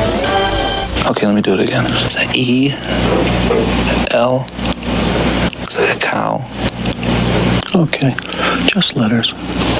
E, L, looks like a small cow. No, there are no cows. Okay, let me do it again. Is it a mammal? No. Not going anywhere for a while? Something with fur? No. Grab a Snickers, because nothing handles your hunger better. It's one of those turny things that you keep in the drawer with a handle. Can't open it? Yeah. No. Hungry? Why wait? Super Bowl Sunday's here and your entries poured in, but there was no $31 million winner. So this New Jersey woman will have to settle for $10 million. Come on, Beverly. Beverly? Are you Beverly Cook? I'm from Publishers Clearinghouse. You've just won $10 million. Oh, my God! Oh. $10 million! Oh, my God! Oh, my God! Oh, my God!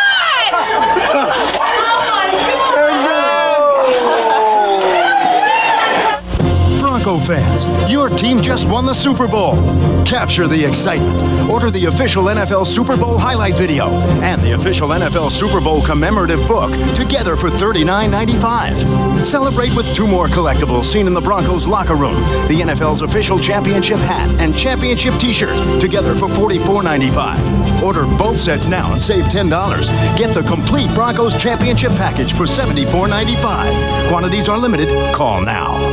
Fox is throwing the Super Post-Game Party of the year. Hey, man, your clock won't flush. It all kicks off with Family Guy. Stewie's birthday is going to suck. If you're going to pull a party out of your ass, you might want to stand up. Followed by The Simpsons Super Bowl Spectacular. We're going to the Super Post-Game Party. Next on Fox. Welcome back to Miami and the Pontiac Wide Track Grand Prix postgame show.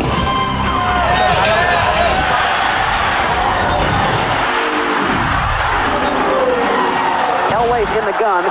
Terrell Davis to his right. Packers jumping around. They rush 4. Plenty of time for John. Now squeezes, steps up in the pocket. Elway can run inside the 10. Head first. He dives inside the 5-yard line. My goodness. You want to tell me the 37-year-old man doesn't want to win this game? Man, oh, man. That's sacrifice. Oh, man. That, of course, was John Elway in last year's Super Bowl with the dive, if you will. As you take a look at John Elway now, who has just put together, crafted simply, a sensational game, a 34-19 victory over the Atlanta Falcons. And John Elway had plenty of weapons to go to today, despite the loss of Shannon Sharpe. One of those weapons included Howard Griffith, the fullback, who had 2 rushing touchdowns. He's with Susie Colbert. Thanks, JB.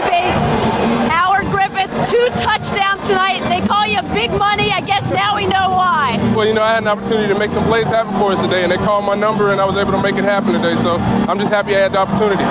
One of the most unselfish players on the team, blocking for the last 2 years for Terrell Davis. Is this kind of like payback? It is. You know, I think it's starting to give a little glory back to the fullback position, and, you know, I needed to have a game like this so more people will respect the position, and hopefully it'll better our job. You said in minicamp you believe that this team could get back and repeat. How's the reality? It's a reality, and you know that's the best thing. When you set out and you set a goal and you're able to attain that goal, it's the greatest feeling in the world.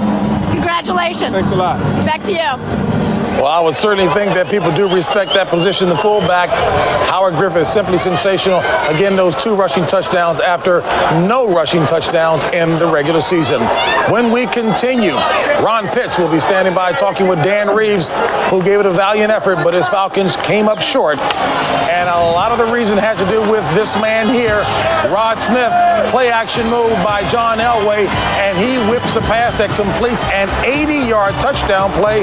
One of many highlights today by the Denver Broncos, who go on to become repeat champions of the Super Bowl. Back with more after this. The soft drink syndicate knows there's still some people who resist them. 2 pounds in Sector 3, sir. And they don't like this at all. The 7-Up Underground are people who drink what they like, not what they're supposed to like. What's with the suits?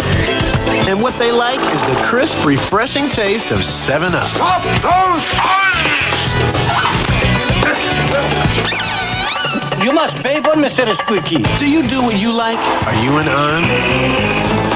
For centuries, our kings were cursed. The sedans had narrow handrails, making them hard to control in the corners. Sadly, many kings lost their thrones. Eventually, it was learned, wider is better. With its speed-sensitive steering technology, the Wide Track Grand Prix gives you precise control in the corners. Ancient scriptures still read, your young boy, Gagito. Wider is better. The Wide Track Grand Prix by Pontiac. I will not do this. I will not be a cog in a machine. I will not accept the obsolete. Keep your corporate ladder. Keep your empty mission statements. I will never play by the old rules again. The rules of business have changed, and Micron PCs featuring Intel Pentium 2 processors are the digital slingshots you need to win. So, how's the broker biz? Hey, my client made $2,000 on the market, and he owed it all to me. What, did you give him some good advice? Yeah, I meant he owed it to me. In commissions. who's looking out for your investments. E-Trade, the #1 rated place to invest online. Get free real-time quotes, 10 times more research, IPOs, all from $14.95. Isn't it time you looked out for #1? Call 1-800-E-TRADE-1 and see why someday we'll all invest this way. Welcome to the Baja Gordita Hotline. If you want to talk about warm, pillowy flatbread, press 1. Zesty pepper jack sauce, press 2. Row. Here's a fantasy come true. New Baja Gorditas with zesty pepper jack sauce and freshly made salsa, just 99 cents each. Looking for a Valentine's Day gift? I think I'm in love. How about a talking chihuahua, now at Taco Bell? Over 1 million fans voted for the prestigious TV Guide Awards. Best comedy. Ally McBeal. Frasier. Friends. Everybody Loves Raymond. Best drama. ER. NYPD. Walker Texas Ranger. X-Files. Favorite actor. Tim Allen. Bill Cosby. Michael J. Fox. Favorite actress. Gillian Anderson. Kim Delaney. Roma Downey. Juliana Martin. TV's biggest stars live. The TV Guide Awards tomorrow at 8/7 Central. Presented by XXXIII and the Headache Medicine. Bronco fans, your team just won the Super Bowl. Capture the excitement. Order the official NFL Super Bowl highlight video and the official NFL Super Bowl commemorative book together for $39.95. Celebrate with 2 more collectibles seen in the Broncos locker room. The NFL's official championship hat and championship t-shirt together for $44.95. Order both sets now and save $10. Get the complete Broncos championship package for $74.95. Quantities are limited. Call now. Welcome back to Miami and the Pontiac Wide Track Grand Prix postgame show.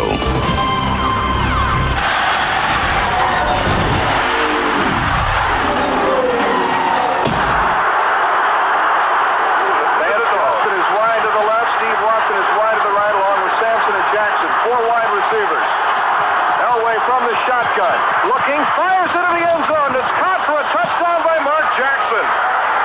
And now what a throw by John Elway.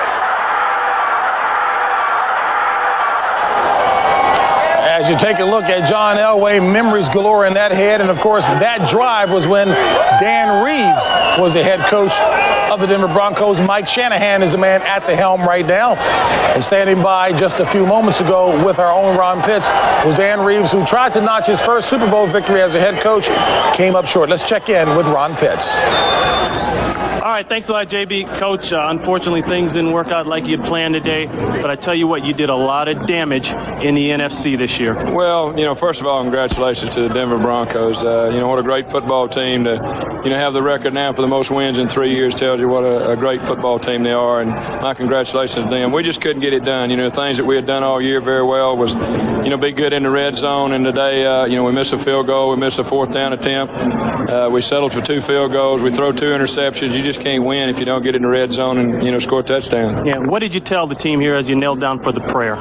Well, first of all, we had an awful lot of things to be thankful for, and I told them a couple weeks ago the highest of highs to win a championship game, the lowest of low is to lose a Super Bowl. But I was proud of them. We accomplished an awful lot, came an awful long ways. And we want to try to get back. Next year we'd have home field advantage, so that's our goal. We're going to try to have home field advantage. And that'll help that out. Coach, just over a month ago, you went in for quadruple bypass heart surgery. Not only did the whole team rally around you, but the whole state of Georgia. You have to have an awful lot of pride, not only for your players, but for everybody that supported you throughout this time. Well, it's been an unbelievable 6 weeks, and what I've been through, the Lord has really, truly blessed me, and I probably appreciate it a lot more because I was on the outside looking in. I really love every one of these players. They've been a very special group, the coaches, the organization. I'm proud of the way we handle the thing. We just didn't play well, and I knew if we didn't play well, we would get beat. But, that's when you play the game. You try to play as well as you can, and our football team did that. We just didn't get the job done. Yeah, well, there's always next year, and you really built something strong here, and I'm sure the people back in Atlanta. I hope we keep it going, Ron. Thank you. All right, Coach. Thank you very much. JB, let's go back to you. All right, Ron, thank you so very much. A classy man indeed is Dan Reeves. Unfortunately, a Super Bowl win as a head coach eludes him once again. And Howie, when we talk about the number of things that didn't happen for Atlanta, I guess we could synopsize it by saying a number of missed opportunities for the Falcons tonight. Yeah, one thing we talked about before the game was their ability to pick up Denver's multiple blitz scheme, and Denver did an outstanding job, and they did it from the first quarter on. They brought us, Chris mentioned, the kitchen sink at Chris Chandler, and they didn't handle it well. Turnovers were a big key, as Terry pointed out. It all boils down to turnovers in the end. But in the end, I think when you have to address the game as a whole, the Denver Broncos are certainly the best team in professional football, and they're deserving of a world championship. And this offense is aggressive from start to finish, and it all starts with Terrell Davis, and it finishes with John Elway, one of the greatest players in the history of the NFL. You know, let's give a little tribute now to the Atlanta Falcons as well. I mean, here's a football team that was 1-7 to start the year last year, and they have completely turned that franchise around. Dan Reeves went in there and gave them focus, gave them hope, and gave them a trip to the Super Bowl, and that's about as high a compliment as you can pay to a man. I think John Madden summed it up best in the pregame when addressing Dan Reeves. Dan Reeves is a man's man. He's a football coach. He has nothing to hang his head about. He's had an outstanding career, a guy who I have a great deal of respect for. Hey, you know what? Can we chide our teammate here who at one point during the season thought that Denver might not be looking too good as they were heading toward the postseason? Hey, who was that guy who said that? Did I say that, JB? That's not me. Lynch him. All right, folks, we will continue with the Pontiac Y-Track Grand Prix post-game show in a bit, but let me tell you that the internet poll results showed what was the greatest Super Bowl of all time. Believe it or not, you voted for Super Bowl 32. Last year, Denver's victory over Green Bay, Terrell Davis, 157 yards on the ground. From the mind and mouth of Eddie Murphy. Holy moly! Mother Marion Barry. What on earth the kid? Whitney Houston, we have a problem. I am in deep Shaquille. It's the season's most daring new comedy. Don't go in there. Don't go in there. Don't go in there. The PJs, Tuesday after King of the Hill on Fox. With available V8 power and 8-passenger seating, the largest interior in its class, and available 4-wheel drive, you could think of Dodge Durango as a fully enclosed snowmobile for the road.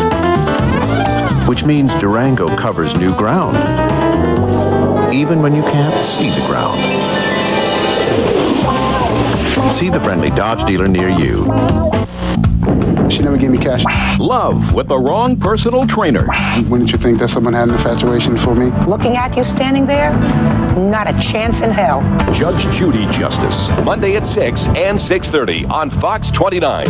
Announcing Andrews Jewelers' Loose Diamond event. Now through Valentine's Day, Andrews Jewelers will have on hand the largest collection of certified loose diamonds available anywhere. All diamonds will be sold at 1/2 the current market value. Andrews Jewelers' Loose Diamond event. Now through Valentine's Day. Introducing the all-new Jeep Grand Cherokee, engineered with QuantaDrive, the only system that operates at maximum capability all the time. Another first from Jeep. It's broken. How'd you get here? The all-new Jeep Grand Cherokee, the most capable sport utility ever. Check out the award-winning Grand Cherokee Limited at your dealer. Now, the funniest show on television. Seinfeld, you magnificent bastard. Which, of course, led to these funny catchphrases. That was shrinkage. It shrinks? Nothing for you. Newman. Sponge-worthy. You double-dipped the chip. Yada, yada, yada. Get out! Seinfeld, the funniest show on television. Not that there's anything wrong with that. 6 times a week. Weeknights at 10 on Fox 29. Just one Buffalo. Just one Fox.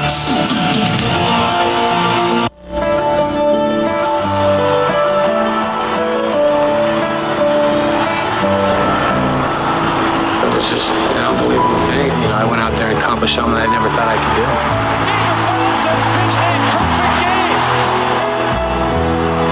When I got 62, it was something that, that I can't even believe what I was doing. These guys are the best guys that have ever played the game. Yankees have done it again. They are the world champions of baseball. You know, people have saying it's bringing the country together. So be it. I'm happy to bring the country together.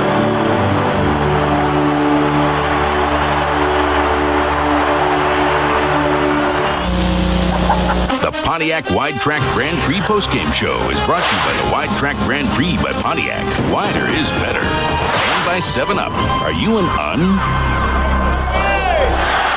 The name John Elway is throughout the NFL record books. He added his name in one more category, that being his 300th touchdown pass here this season. Last regular season game against Seattle, that touchdown pass to Shannon Sharp put him in elite company behind only Dan Marino and Fran Tarkenton. Well, we also talked about the number of weapons that John Elway has.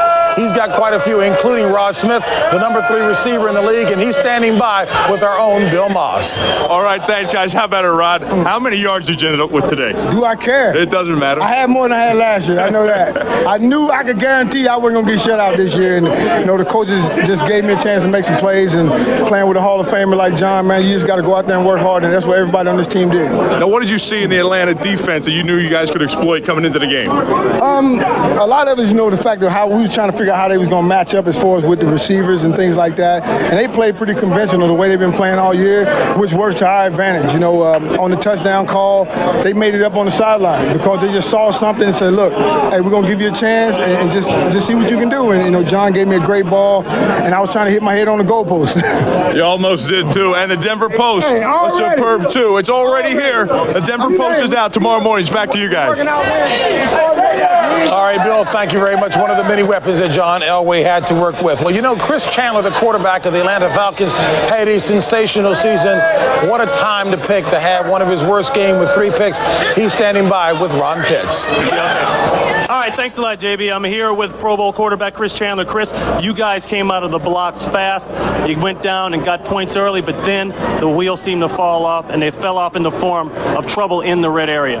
Yeah, we had problems down there. They covered things real well. I mean, it wasn't really any other thing than that. They did a heck of a job taking things away. And, we had the tip pass, which is going to be a big play to Terrence. They get an interception out of it. And me and Tony have kind of miscommunication on the post route, which really left the middle of the field open. That was really going to be another big play, too. And it's things like that, unfortunately happen. There's really no way to explain it. We didn't win. Yeah, it seemed like they were able to take away the middle of the field, particularly O.J. Santiago. He only had the 1 catch. What were they doing there? Was it all Bill Romanowski locked down on him, or was it something else they were doing scheme-wise? Well, you need some time to really, set your feet and look downfield when you're going to a tight end down the middle of the field. And Romanowski did a good job covering him. They fight and battle and hold. And O.J. had a big play on a play-action deal and got caught up in the line blocking. And, it was just, you got to give them a lot of credit. We could have done things better, but they did a good job covering things. Yeah. All right, Chris, hey, tough year for you. You guys came back, did well, but you're going to the Pro Bowl, and you got to try to forget about this one and enjoy it. Yeah, I mean, it's disappointing right now. We had a great season, and, today they played better. Yeah. All right, thanks a lot. Thanks. JB, let's go back to you. All right, Ronnie, thank you very much. And in addition to going to the Pro Bowl next week, Chris Chandler can certainly take solace in the fact that he and his wife welcomed their 3rd baby girl into the world just this past week. All right, folks, when we come back, we will have our final thoughts from here at Pro Player Stadium. The confetti celebrating the outstanding victory by a super team, the Denver Broncos. Back with the Pontiac Wide Track Grand Prix postgame show after this. Oh, yeah, those first ice boats had a lot of speed, but not a whole lot of control. Yeah, with the blades setting early, couldn't steer around the ice fishing holes. Oh, geez, learn the hard way. Wider is better. With its speed-sensitive steering technology, the White Track Grand Prix gives you precise cornering and control, even at a good clip. You betcha. Better air, better. Wider is better. The White Track Grand Prix by Pontiac. If this is you, communications has finally caught up with the way you live. Introducing AT&T Personal Network. All the ways you want to communicate in one network with the same low rate of 10 cents a minute on your calls, even wireless. One bill, one number to call for more personalized service. Just call 1-800-4ATT now or visit our website. AT&T Personal Network. It could change forever the way you communicate. Call 1-800-4ATT now. Okay, you probably think they look alike. But with Gateway, you get basic help over the phone for as long as you own it. After a month, you pay for it. Here, you get a color printer. Nope, not here. This one you can trade in toward the purchase of a new one after 2 years. Yours forever. Still think they look alike? We'll build you a PC with an Intel Pentium 2 processor for $1,598. Call us or come into Gateway Country. It's Dad. I'd like 6,000 chicken fajitas, please. Mom. Stewie, why don't you play in the other room? Baby. Why don't you fry in Hades? Brother. I'm gonna go get wasted. Okay, look both ways. Sister. Oh, I'm so embarrassed I could die. Look, I just rented it. And they're gonna be ticked, though. The penis broke off while I was loading it into the car. Dog. Well, that's a bad part anyway. Family Guy. Shoot, these things are lucky. Next, followed by an all-new Simpsons on Fox. Back up and hopefully shoot to 5 in the same pocket. That shouldn't be a problem. I think that was the toughest thing. It would appear now that the rack is his for the taking. And there it is. Notice the cue ball. Center of the table. Bing. Roddy's lucky to avoid a selection call. And as you can see, there's some action on table number 1.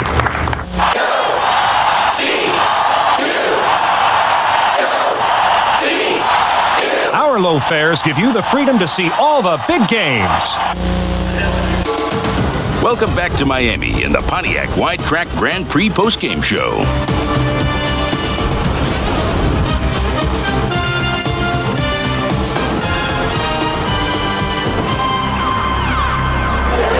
Well, putting Super Bowl 33 in perspective for us, let's check in with guys who, for Super Bowl coverage, they are indeed veterans. Let's go back upstairs one more time to Pat Summerall and John Madden. All right, JB, thanks very much. And, John, I can't help but go back to one of the early games in the regular season. We saw Denver destroy Dallas, and they haven't diminished too much in their output, have they? No, at that day, they just shredded the Dallas Cowboys, and they looked like a perfect football team. And I think if we're going to put this game in perspective, the one thing I want to mention is, first of all, what a joy is, being with you for another year, doing another Super Bowl with our group. But the other thing is we can talk about Terrell Davis, and he was great today, and John Elway was great. He was the MVP, and then Rod Smith. I mean, all those things, but it was all made possible by the offensive line. I mean, that offensive line did a super job of run blocking and pass protecting, and I think in this victory and this championship, they can't be forgotten. And you really can't forget about the job they did all year long, as well as that. Back to JB, and we just like to say, both of us would like to say to you guys on the set, thank you very much for including us. There's no question that the feeling is extremely mutual indeed, and those guys gave their final thoughts. Let's start first with Chris Collinsworth. As I look around the National Football League, every once in a while there becomes a coach that seems to have a little better plan. And today, Mike Shanahan became the 6th coach in National Football League history to win back-to-back Super Bowls. And I really see no end in sight for this man and what he's doing right now. And I'd like to echo those thoughts. My first year here, guys, I have had a ball. It has been fun. I'll tell you, John Madden has called Mike Shanahan the most aggressive offensive play caller in the NFL, and that was certainly evident today with the Denver Broncos offensive attack. Hats off to Alex Gibbs, as John Madden mentioned. That offensive line did an outstanding job. You have to add to that list Greg Robinson, defensive coordinator for the Denver Broncos. What an aggressive game plan. What an outstanding playoff run that defense has had. It looks like John Elway might pull a Michael Jordan on us and retire a champion. Just 14 yards tonight shy of tying Joe Montana's all-time passing yardage in a Super Bowl with 1,128. Montana had 1,142. And right before I left the podium, John and I had a little small discussion, and we were sharing moments about what it was like to repeat as a world champion. Very difficult. The stress and strain that a quarterback goes through is very, very hard, and John is going to give that a lot of thought. And we had that little discussion. My gut feeling right now, just from that little conversation, is that John Elway will not return next year, no matter Pat Bowlen, no matter Mike Shanahan, no matter what. New stadium might be a nice little goodbye if they would name the stadium John Elway Stadium. I don't have a stadium named after me. I would have liked to have that, but I didn't. Let it go. If John Elway does not come back, then he will break a historical trend in that no NFL quarterback has ever retired in the same year that his team has won a Super Bowl. But we'll see what happens. And folks, we certainly want to thank you all very much for staying with us us today throughout this coverage of Super Bowl 33. So for all of our guys here, including Ron Pitts, Pam Oliver, Susie Colbert, and Bill Moss, and of course the Fox Sports family here in Miami, we thank you so very much. We'll see you next year. Family Guy up next.